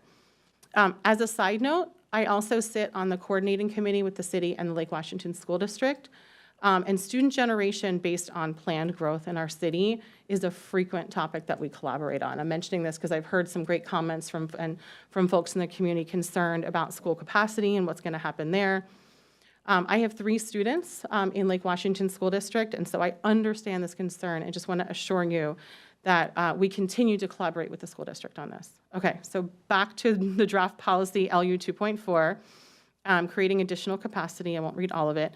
This section includes the language, as you know, that's behind me on the screen. It outlines some of the ways that we'll guide and manage this change thoughtfully, as we've heard from comments tonight. We've heard concerns from the public about ensuring that we grow responsibly, that we ensure we thoughtfully plan for infrastructure and services. And I agree, that's incredibly important. And we should be clear on this in the comp plan. So I support us moving forward with considering this policy, and I support the comments of Councilmember Black on creating, I think you used the language of signpost, in that I would like to see it revised to clearly address the concerns that we've heard by stating that we must plan responsibly for the needing accompanying infrastructure and services. And as Councilmember Pascal mentioned, we absolutely have to advocate for transit and also perhaps think outside the box on how we can bring more transit to Kirkland. I'd like us to have more conversations on that in the future. Right now, we have mostly discretionary transit users. We're an exclusive, wealthy community where most people can afford to drive to their destinations and use transit as an option when desired. As we move forward to have more affordable housing in our city, our transit-dependent ridership will likely grow. We'll have more people who can't afford to own and drive a car. So transit is crucial, not just to minimize traffic for those who live here now, but also to have transit and transportation for those who will depend on it in the future. With the transit that's planned for the future, we need to plan for housing intensity concurrently. And then if, as Councilmember Pascal mentioned, some of the 2 planned projects for transit don't move forward, I think we need to be clear that we'll reconsider at that point. I don't support us not moving forward until that is done, because then we'll have transit, but we won't have the ridership with the housing intensity that's needed to really appropriately use that transit. So I think it's important to move forward with that, but just have the flexibility to pivot if for some reason that either of those projects don't move forward. So we have some good language on this already. Let's just take another look at this language and clear up any ambiguity. I know that was mentioned that you heard on Monday night was really concerns about ambiguity. And so I think just focusing on that, that we plan to do it responsible. We already know we will, but clearly stating it here to calm those concerns. So back to you, Planning Commission and staff. I look forward to seeing this again. And again, this is such an important policy, and I appreciate all the work and input from everybody working on it. Thank you. Thank you. Councilmember Tim Chisholm? Thank you. I appreciate the work that staff has done on this issue, and I appreciate the work that the Planning Commission has done. I've spent the last 7 years serving on the Planning Commission and serving as chair of the Planning Commission for many years, a couple years, and learning a lot about the planning process, from the multiple directors of planning, Eric Shields, Jeremy McMahon, Adam Weinstein, and learning about the planning process for years. And when I decided to run for city council, I made a commitment to try to build housing in the 2020s and in this decade. And there are 6 years left in this decade. And we have some amazing opportunities. We have the 85th Street Station Area Plan. We have commercial centers in Kirkland. We have middle housing, cottages, and ADUs. And we have a lot of opportunities to build housing with concentrated density supported by infrastructure. And this plan is none of those. This plan will result in land acquisition, which will be random. It will result in making it difficult or impossible to predict where growth will happen, and difficult or impossible to predict where infrastructure should go. And as council members pointed out, there are unfunded transit where we don't know if that will materialize or not. This idea will largely result in unplanned growth and disorganized density. And after 7 years on the Planning Commission, I want to pursue goals that I think will result in wins. The station area plan has a tremendous amount of potential. And when we prioritize an idea like this, we also deprioritize other ideas, like the station area. The station area has a large amount of potential with synergy with the potential Kraken project, and the a large lot on 85th is resulting in townhomes that will go up for 1.5 million and not the type of affordable housing that we had planned there. The city of Kirkland needs to revisit the station area plan very quickly to ensure that it develops the way that we wanted it to, the way that we have spent 5 years and tens of millions of dollars dedicated to it. And when we prioritize a mediocre plan like this, we deprioritize plans that can be successful. The 85th Street plan is happening now. The opportunities are happening now, and lots on the 85th Street plan are being lost to development that we did not intend now. Our planning department is hardworking and very good at what they do, but we can't dedicate them to mediocre ideas and have great ideas happen. I want to see us double down on 85th, on our commercial centers and our middle housing, and the time, effort, and energy that has been spent on this, I'd like to stop. I do not support any further advancement of this idea or any further studying of it, further ideological debate on it, and I would like to refocus our city's efforts on things that I think will be truly successful and produce housing within this decade. Thank you.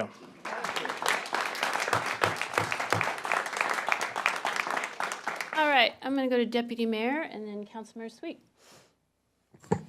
Thank you, Madam Mayor, and thank you to the team. Thank you to the Planning Commission for all of your work that you do as volunteers on this. And thank you to everybody else in the room that is engaged in this process. And from the public comment that we've heard in the emails that we've received, you're reading the plans and getting up to speed, and we do really appreciate this.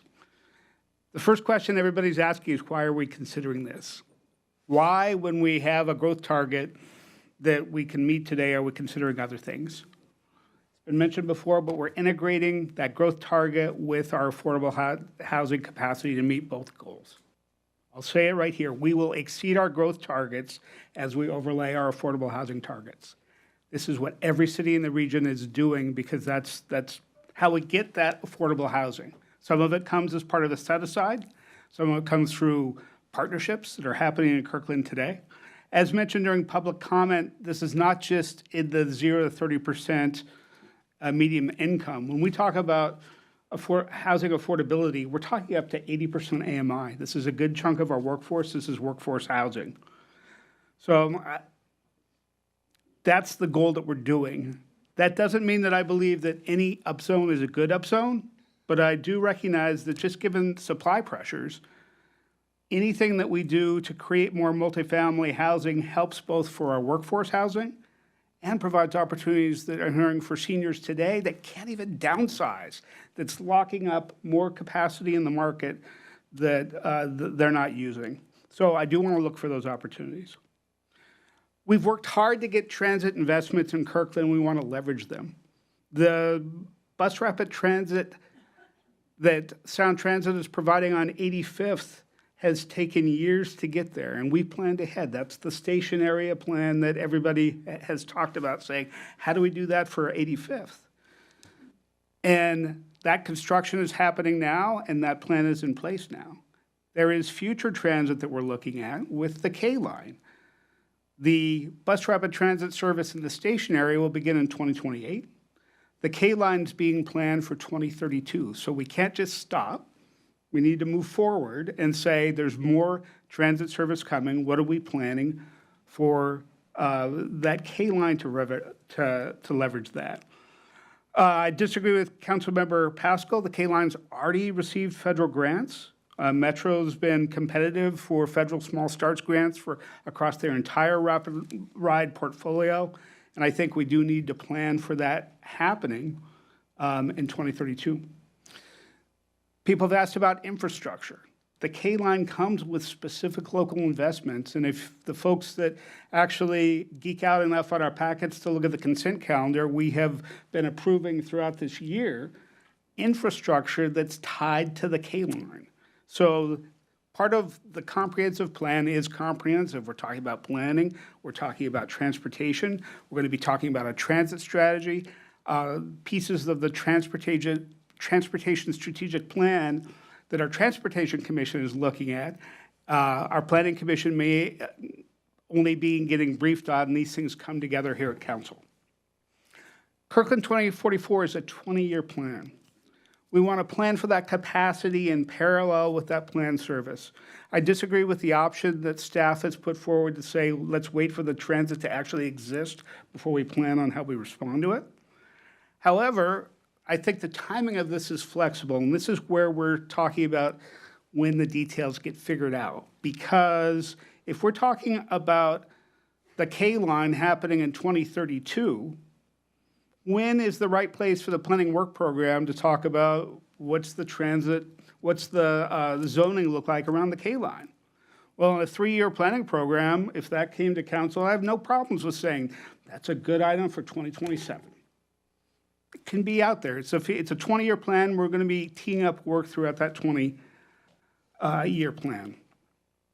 I'm not interested in talking about specific policies tonight. I do want to allow for the Planning Commission to complete their work and implement this with more nuance and time and consideration and creativity than we're able to give as a council, given our portfolio. I have total confidence in our Planning Commission that they will not deliver us a mediocre plan. Councilmember Tim Chizen, as a former Planning Commissioner, as am I think you should have more faith in our folks about that. So, Councilmember.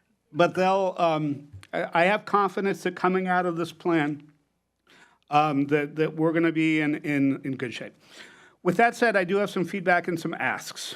I disagree with Councilmember Pascal and Tim Chizen on abandoning LU 2.4, but I do have an issue with the word citywide in this.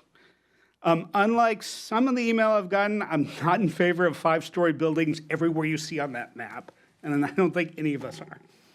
I want to see some nuance on this. I want to see where it might be appropriate for more multifamily buildings, and I think that's going to be corridor specific. There are 7 different corridors on this map, and part of what we saw in the slides today that weren't in the packet was kind of the overlay of transit service. There's different levels of transit service that exist today, and I think service that exists today at 15-minute intervals is going to be different, should be treated differently than a service that has 30-minute service. I think what the rapid ride line is going to be is also a different type of transit service that needs to be dealt with separately. We already have done a ton of planned work that's been mentioned in the station area, so that covers corridor number 3 and part of corridor number 7. So I'm not sure if we need changes there. But for others, I think based on the transit service, the local context, I think we can treat them differently and we can prioritize. And there may be some areas that we tee up in the next 5 years, and there may be some areas say we may think of these in the future, but that will be a decision for a future council. In the comprehensive plan, we have implementation actions that say we're going to do this and then this and this. These are things that will tee up work that will happen in a 20-year period. Kirkland has done really good across all of our strategic plans that you say, here's a strategic plan that we're going to do over 20 years, and we're going to check things off the list. If you look at all the fire station construction that's happened in this city, that is a result of a fire strategic plan that was adopted 20 years ago that we have checked off all but 3 things on the list, given work that we've done over time and with the support of Kirkland voters in 2020 Prop 1. So I think for the things, Allison, that you had laid out in the slide that said, here's how the planning staff does these things, I think it would be helpful to have those spelled out in implementation actions in the comprehensive plan around these policies so that we're all clear that it's not just this is how staff does things, but this is what you can expect in the future. And that would be some things like what's the prioritization of the transit corridors, and what's the expectations of when those decisions are made. Again, like for the K-line, I would say a 5-year, saying that we have things in place 5 years before that, or let me be clear here, have zoning in place 5 years before that service is expected. I think that's a reasonable time and also allows us to set a policy that adapts to some of the things that Councilmember Pascal has mentioned, given that we do have some uncertainty, given that we don't control our transit service. That said, we also are building a transit strategy, and there's some pieces where I think we do need to control our own transit service to make sure that things line up, and that's where some of these things all come together. So to summarize, I do think there are some opportunities along these transit corridors where there is existing frequent 15-minute service. It doesn't have to be scary. If you take a look at the Market Street corridor today, we have a mix of housing and some local services that I walk to every day, and we want to preserve and expand those. We've had some services that have been lost. What if we did something like that along the entire K-line to say that you have those local stores and shops and restaurants? That's the sort of thing that we're talking about. And it doesn't have to be tied with a 5-story building. There may be areas that make sense, but I want to give the Planning Commission the time and the space to get to that level of nuance. That's what I'd like to see versus some broad citywide policy that doesn't take into account all the things about the neighborhoods that we've been hearing from all of you. Thank you. Thank you. Councilmember Sweet. Thank you. And thank you all. I mean, this is an amazing conversation that we're having tonight. Your feedback, actually, you demonstrate clearly a love of the city, just as we all try to do. So I'm grateful for that. The fact is that for the 15 years that I've served on this city council, we have had this discussion. The discussion is much bigger at this point, but always over the years, we have stressed that we're going to build density along transit centers, along corridors, connectors. We've always said this. And in fact, the reason we said it, the logic was to protect our single-family neighborhoods. Times have changed. We're being pressured not just by the fact that Washington has a significant shortage of housing, that we live in one of the densest areas up closest to Seattle. There are all kinds of pressures that are going to come to Kirkland based on where we are and who we are. And I think to Councilmember Falcone's points, we're going to bring in a bunch of services. Excuse me. No, do not interrupt. Sorry, I lost my train of thought. But if we want the people who work here and to be able to live here, we have to have housing available for them to do so. I support moving forward with the capacity analysis. I agree with Councilmember or Deputy Mayor Arnold that this doesn't mean we're going to put 5-story buildings all along the transit corridors. It's not realistic. I lived on Market Street for 25 years. The house is still there 7 years later. Nobody's going to build multiple housing there. It's probably going to be a 5,000 square foot something at some point. And Market Street, as you've all seen develop, that one place where they put those 3 gigantic houses would have been so much better used with something smaller, something more compact. The bottom line for me is this is a long-term discussion. It's a commitment that I made years and years ago to making sure that we tried to keep our density in corridors, not in our deep in our neighborhoods. Yes, the multifamily bills that we have passed around ADUs and DADUs is changing a little bit the internal mixings of our communities. But I don't see that as bad. I see that as bringing more diverse people into our neighborhoods. So I am continuing to support moving in this direction. I do want the signposts that Councilmember Black is asking for.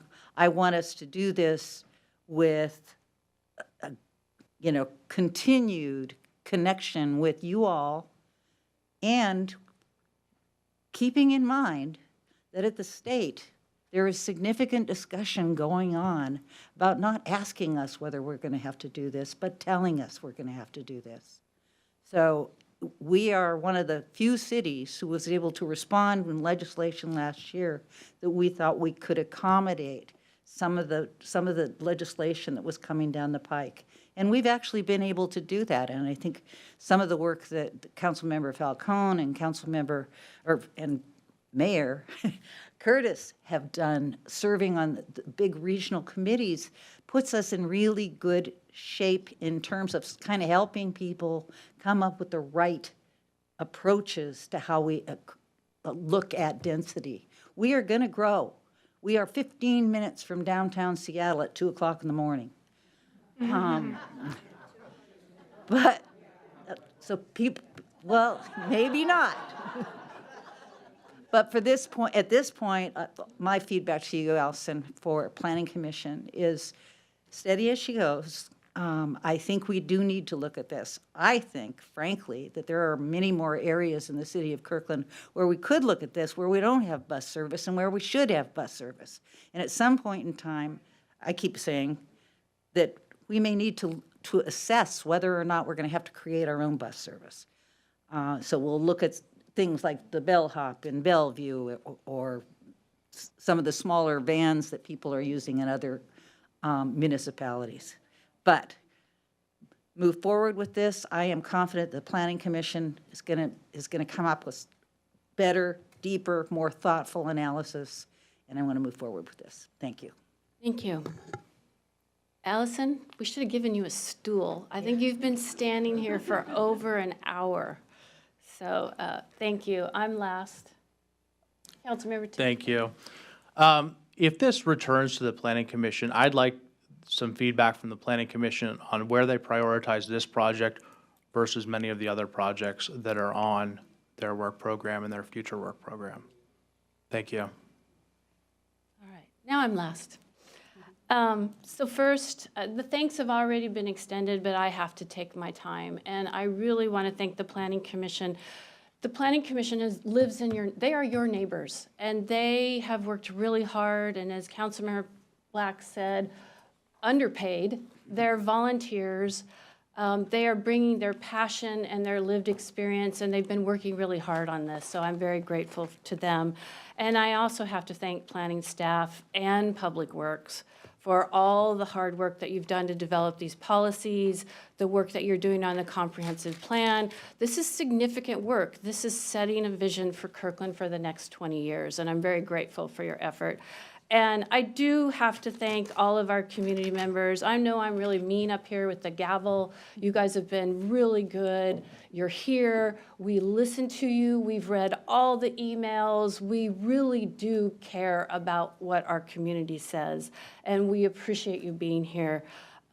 Kirkland's thriving. I mean, we live in an absolutely wonderful community. Our business and restaurants are investing millions of dollars downtown. Amazon just opened a new satellite center in Totem Lake where we'll be manufacturing satellites in Kirkland. We are seeing transportation improvements with the bus rapid transit station. The city is investing significant dollars in transportation projects, stormwater improvements, multimodal capacity, and we just opened the first crisis center in Washington State. We have so much to be proud of. This community should be proud of all that we've accomplished. But the truth is, there's two Kirklands. There's the Kirkland that's in this room, that's thriving and living and successful and doing well, and then there's the Kirkland that is not thriving. Just this year, we received $5 million in requests for human services grants. That's for residents in Kirkland. That's food insecurity, rental support, mental health and insurance help. So we're not all doing well. And what we're doing with our regional work is making sure that we can build a community where everyone is successful. Whether you live in a single family home or you live in an apartment, you are equally important to the city of Kirkland. And it has been mentioned that I have been working on this affordable housing since 2017 when I joined the Housing Strategy Group, which put forth our missing middle housing. And as Councilmember Sweet said, Kirkland has been progressive and actionable and strategic on what we're doing instead of waiting for the state to tell us what to do. Our missing middle housing is a model for what is that the other cities are replicating. And what we did with our missing middle housing is to make sure that it fit into our single family zones, that we talked about character, that we talked about lot size, and so forth. So we are working really hard to be thoughtful about what we're doing. I do support the concept of transit along the corridors. And a common theme that we're all hearing, that you've heard our comments tonight, is that what you are saying to us is there's too much unknown in the policy language. And I get that. And I'm impressed. This is really wonky, complicated stuff, and the conversations I'm having with people, it's very clear that you are working really hard to understand what we're doing in the comp plan, and I sincerely appreciate that. So I do support development across the transportation corridors. Our goal is to adopt a plan that people know what is happening when and what changes they expect. We haven't done a good job of that yet. So we're going to work on the changes that are clear to the community. I've heard from you and from others that we need more structure and more linkage to what is going to happen. That the perception we've heard tonight is the transit corridor is perceived as density for density's sake. That's not what we're doing. We're not trying to do the peanut butter approach to citywide, and I agree with Deputy Mayor about the citywide. So I feel like we're moving in the right direction with updated policy language that addresses some of the concerns that be raised. I support the idea of new density on the transit corridors that must be coupled with actual frequent transit service, pedestrian and bicycle safety, adequate school capacity, access to parks and open space. We haven't talked about that. If you ever listen to me, that's all I talk about is parks, open space, more trees, more green infrastructure, grocery stores, retail services, commercial spaces, and density transitions. All of this will be addressed in the zoning. What I am interested in, and Allison, I truly believe that you can synthesize all that you've heard tonight and that we can move forward in this in a positive way. I'm interested in having staff and planning commission develop these concepts further to provide more definition and certainty around timelines and circumstances that would shape any rezoning of transit corridors and what those expectations are in those corridors. Very similar to what we did with the station area plan. And I appreciate that that's been brought up so many times tonight because we did work really hard on it.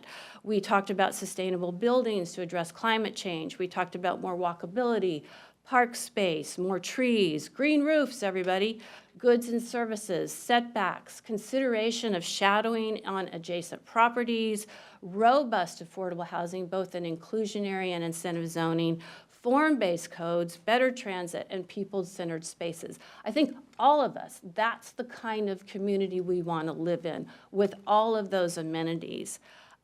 This proposed language, I think some more linkage and more directives to be stronger. What I'd like to see is phasing. We have invested in the 85th stationary plan. I do think that we need to focus on that. And we need to look at this as a decision tree. The growth is happening in the stationary plan. I agree with Deputy Mayor Arnold. We cannot wait till the K-line's implemented. We need to plan for that. But that we are doing this in phases as where we're seeing where the amenities are growing, where we're seeing the transportation actually happening. And I also agree with Councilmember Sweet. We are going to, on our work plan, and Council will be setting our work plan for the future, we're going to start talking about how we catalyze the 85th Station Area Plan.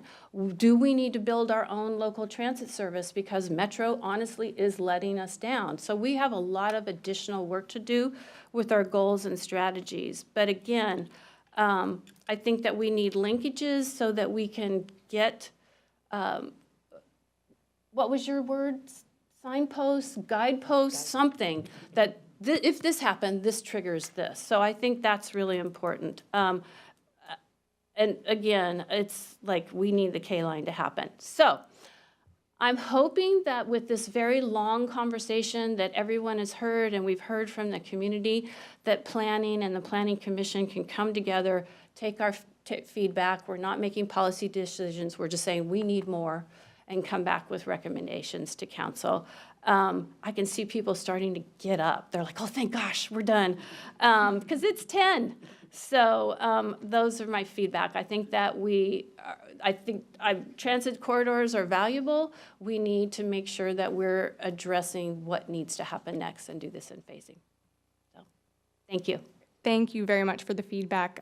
We are not discussing this at Planning Commission tomorrow night. We will update them on the conversation. I know many of them, if they're not behind me, are planning on watching the conversation. It was really important to them to hear what you had to say as they continue their discussion. So really appreciate the time and the thought. Thank you. Thank you, everyone. I'm going to call a 15-minute break because I'm sure all of you want to go home and the rest of us need a break. We'll be back at 10:15.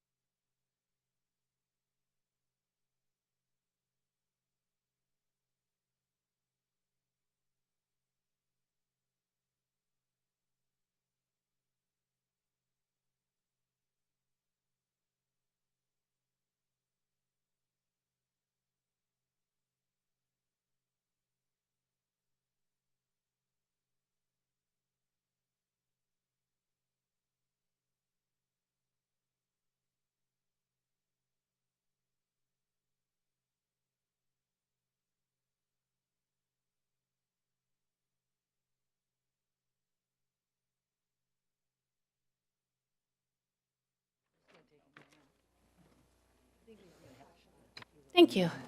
We are back from a well-deserved, needed break. And City Manager, I think we need to go back to special presentation. That's correct. Thank you. All right, so we are going to go back to special presentation, which was Public Works Maintenance Center. Maintenance Center Facility Plan Update. Yes, thank you. And to give you that presentation is Chuck Deaver, our Public Works Director. Welcome. Thank you very much. Oh, is he doing it? I'm doing it. Okay.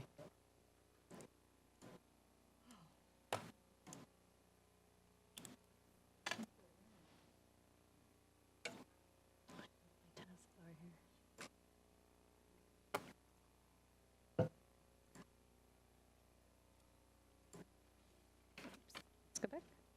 All right. Apologies, we're having a little bit of technical issue. I think there's 2 controllers right now. All right. Good evening, Madam Mayor and members of the City Council. I know it's been a long night, and so I will try to make this brief. But before I dive into our hold on, let me just move this down here. Before I dive into our update on the Public Works Maintenance Center Facility Plan, I just wanted to acknowledge a number of people who were involved in developing this plan and this presentation. Our very own Julie Underwood, Deputy City Manager, Chris Gavigan, our Deputy Director of Operations, Rod Steitzer, CIP Manager, and Leanne Skipton, our Facilities Manager. Of course, I also want to thank Makers, our consulting firm that is working with us on this facility plan. So next up, I'd like to thank all of you for spending some time with us in the month of July, coming in small groups to our Public Works Maintenance Center to tour our facility and take a look at some of the recent investments that we have already made to the facility, just given the resources that we have had over the past couple of years. So we, as we shared with you, we've brought the facility in compliance with King County stormwater pollution prevention guidelines. We made some upgrades to some fencing along the CKC. We improved the interior of Building F, which you could see there on the little map there, which is the north end of our Public Works Maintenance Center campus. And that's freed up some space in our Building E as well. We've extended the Building D bays to fit 3 of our Vector trucks. So just a lot of really great work led by Chris Gavigan over at the Public Works Maintenance Center to get all of that done. So in looking at this facility and making some small investments in the facility, we've been working with Makers, our consultants, and they did identify some key opportunities for the Public Works Maintenance Center site and its existing location. So the current site is pretty well located. It's not far from City Hall, as you know, and there are some potentials for expansion through property acquisitions. Just by moving around some of the operational functions, we can improve some of our efficiencies and reduce some of the inefficiencies. We have reconfigured parts of the sites, and we can continue to do that so that it becomes more efficient with the topography of the land. As you know, there's that very steep hill on your way up to the decants. So just moving things around, making it more accessible would be helpful for the existing site.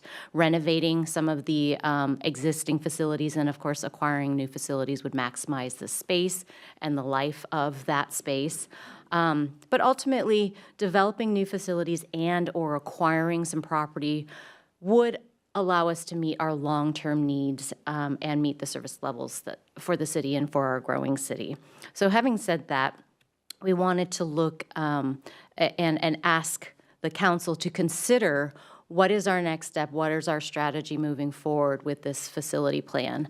And property acquisition is something that we're asking as staff for you to consider because, as you know, we are, in order to meet the current needs, we're looking at about 2 acres. To meet future needs, we're looking at much more than that. And so property acquisition is going to be a discussion topic for us. So given that, we want to look at some of the criteria that should be met when we're addressing the property and looking at potential property to acquire. We want to make sure that it's sized appropriately and located in a way that allows for operational efficiency. there may be varied opportunities spread throughout the city, but if it increases drive time between facilities, it may not be as efficient, and we may spend more in gas and just in loss in time and productivity. The buildings would need to have the ability to be repurposed.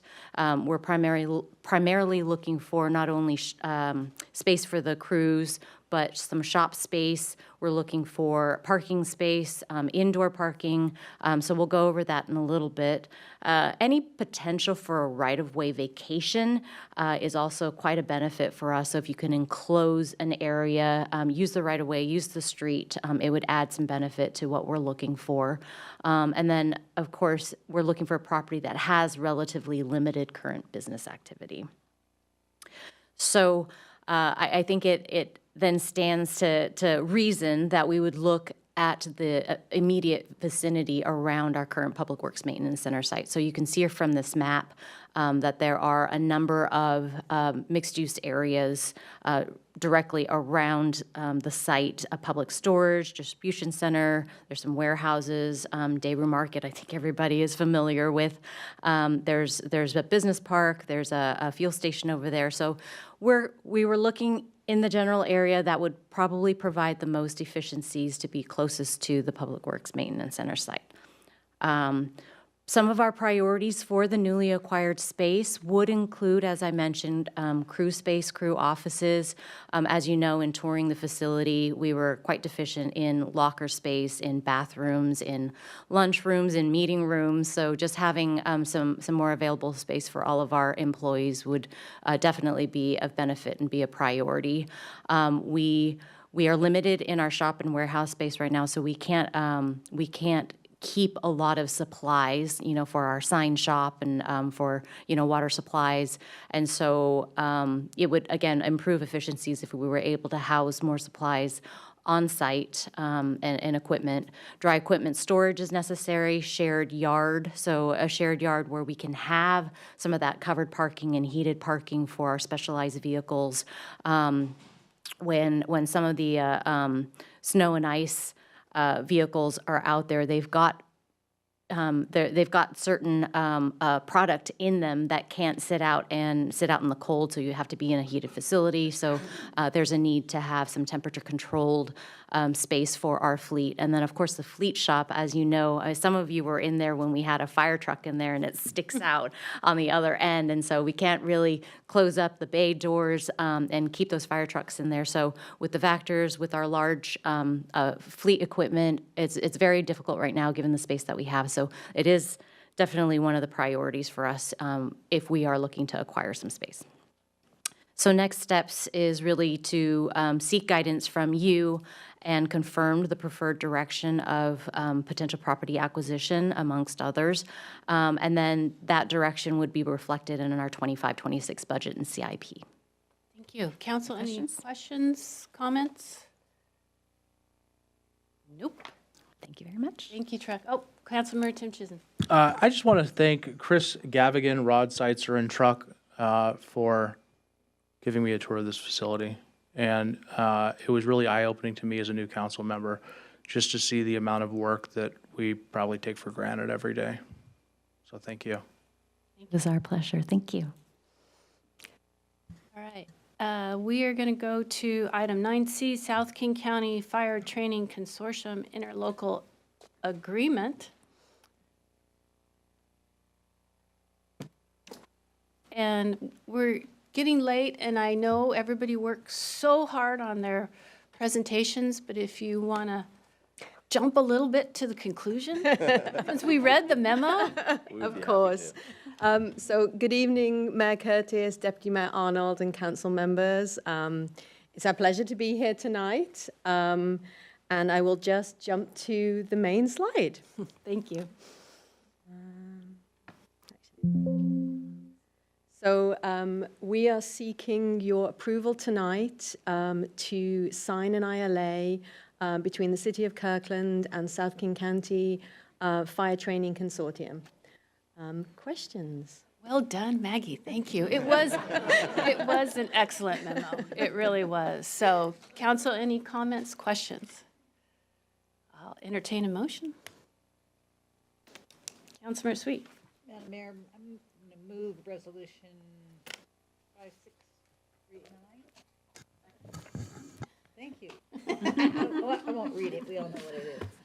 All right, you guys did do a great job. So I've got a move on Resolution 5639 by Councilmember Sweet, second by Councilmember Falcone. All those in favor, please say aye. Aye. Aye. Any opposed? Resolution carries 7-0. Thank you. Thank you. All right. All right, we are now doing item 9D, 100th Avenue Northeast roadway improvements, additional pedestrian crossing update and fiscal note.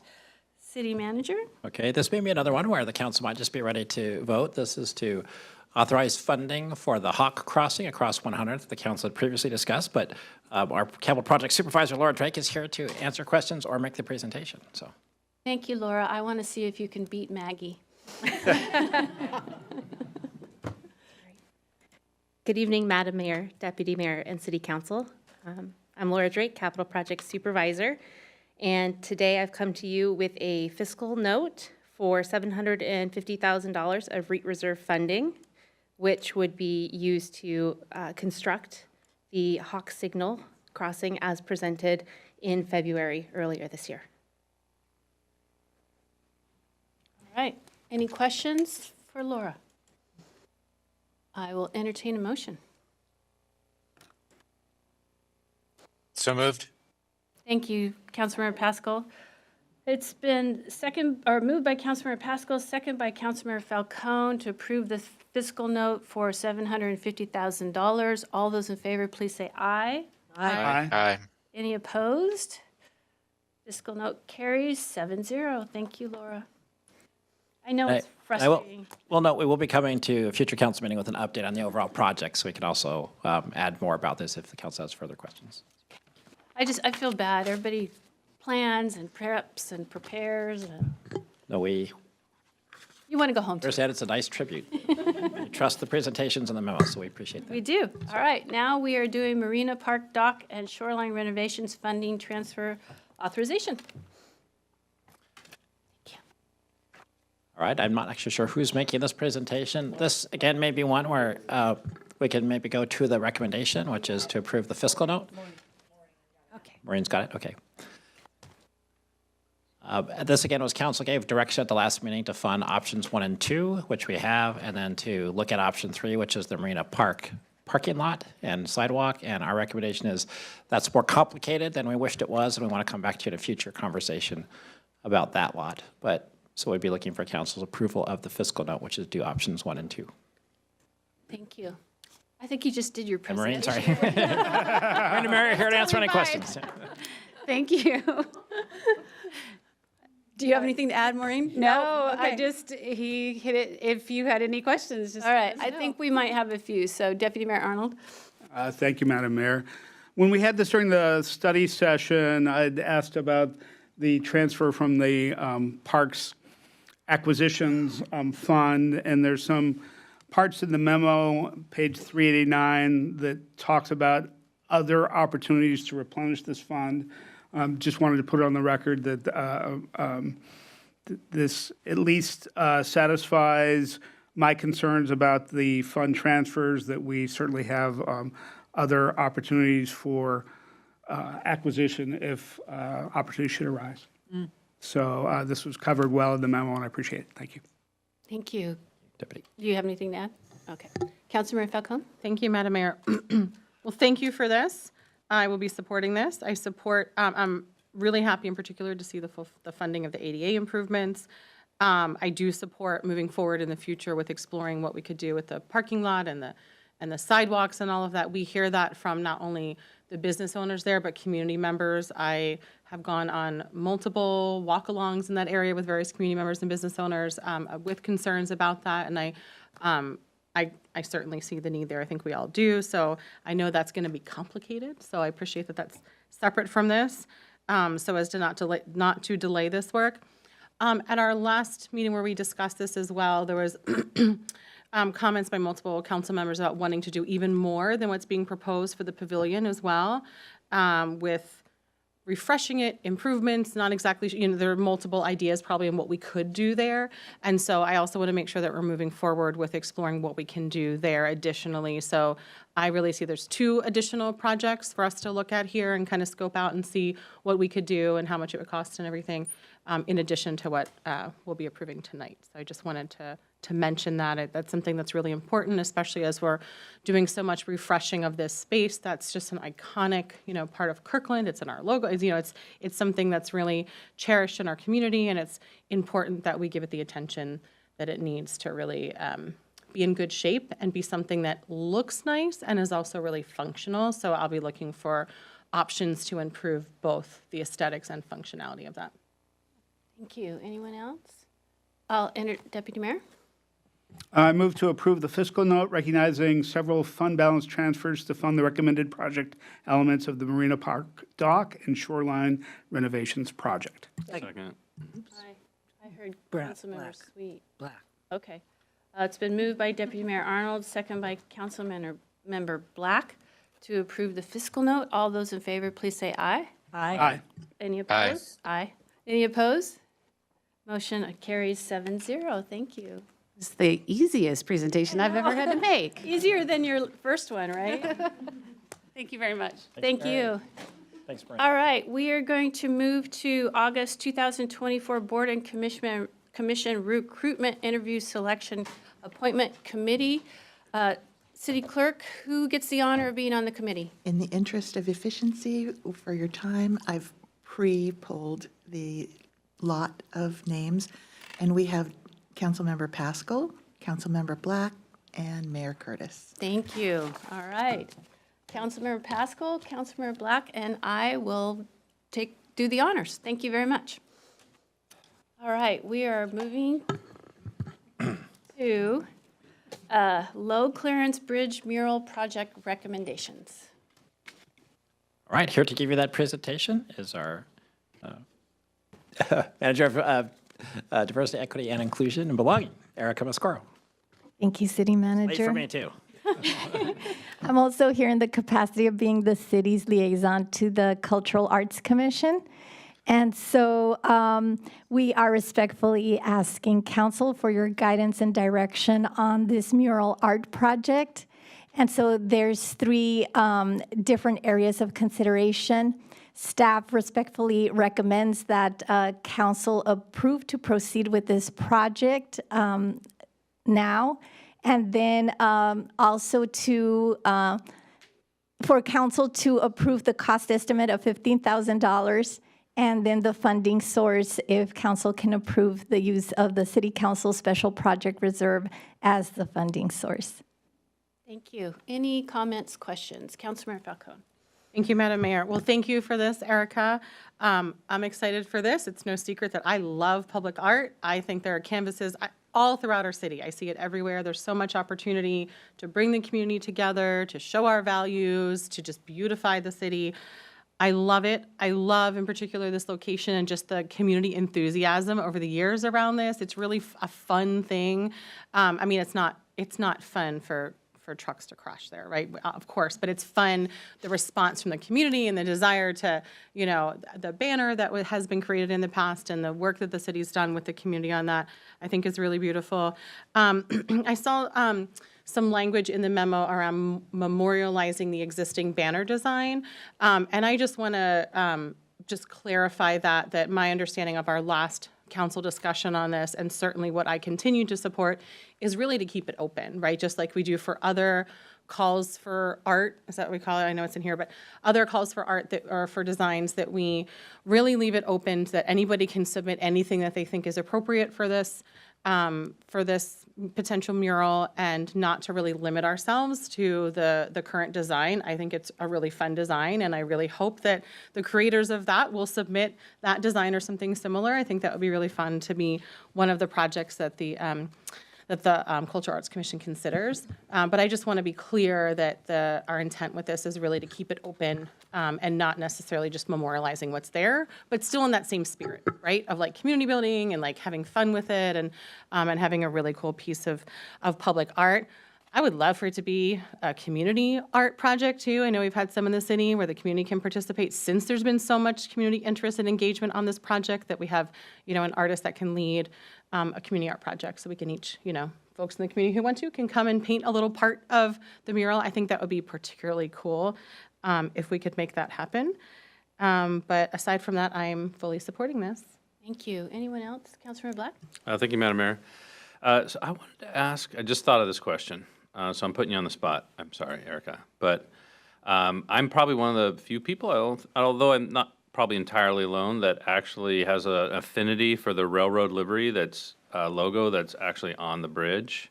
Had a brother who worked on the Burlington Northern Railroad for many years, and so I guess I'm a defender of railroads and railroad history.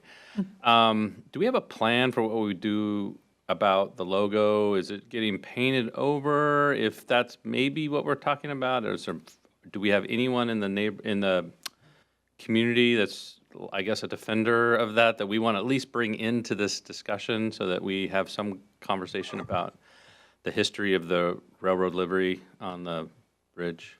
Again, I'm putting you all on the spot. So I guess maybe I'm just asking, is that something we can follow up on if there's anything to follow up on? We certainly can do that. And the thought had crossed my mind as well, is whether or not that would be part of the art or not. Yeah, I mean, maybe if there was folks who really cared about that, they could submit a design that incorporates that somehow. I don't know.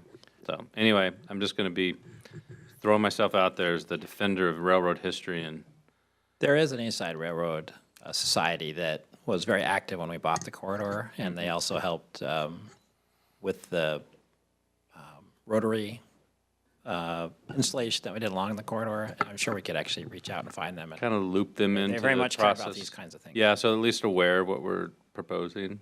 I may not win the day, but it's at least part of this discussion. Thanks. Thank you. And I think that there's members of the Everest Neighborhood Association that are also very tied into the railroad, the depot, and so forth. Anyone else?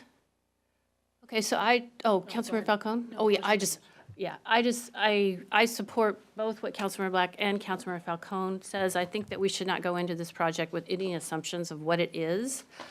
We should let the community tell us what it is in collaboration with the Cultural Arts Center. Cultural Arts Commission. So, all right, Councilmember Falcone. Thank you, Madam Mayor. I'd like to make a motion.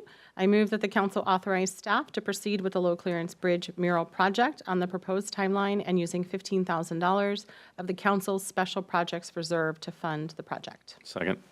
It's been moved by Councilmember Falcone, second by Councilmember Sweet to move forward with this project and spend the $15,000 from council study. What's happening over here?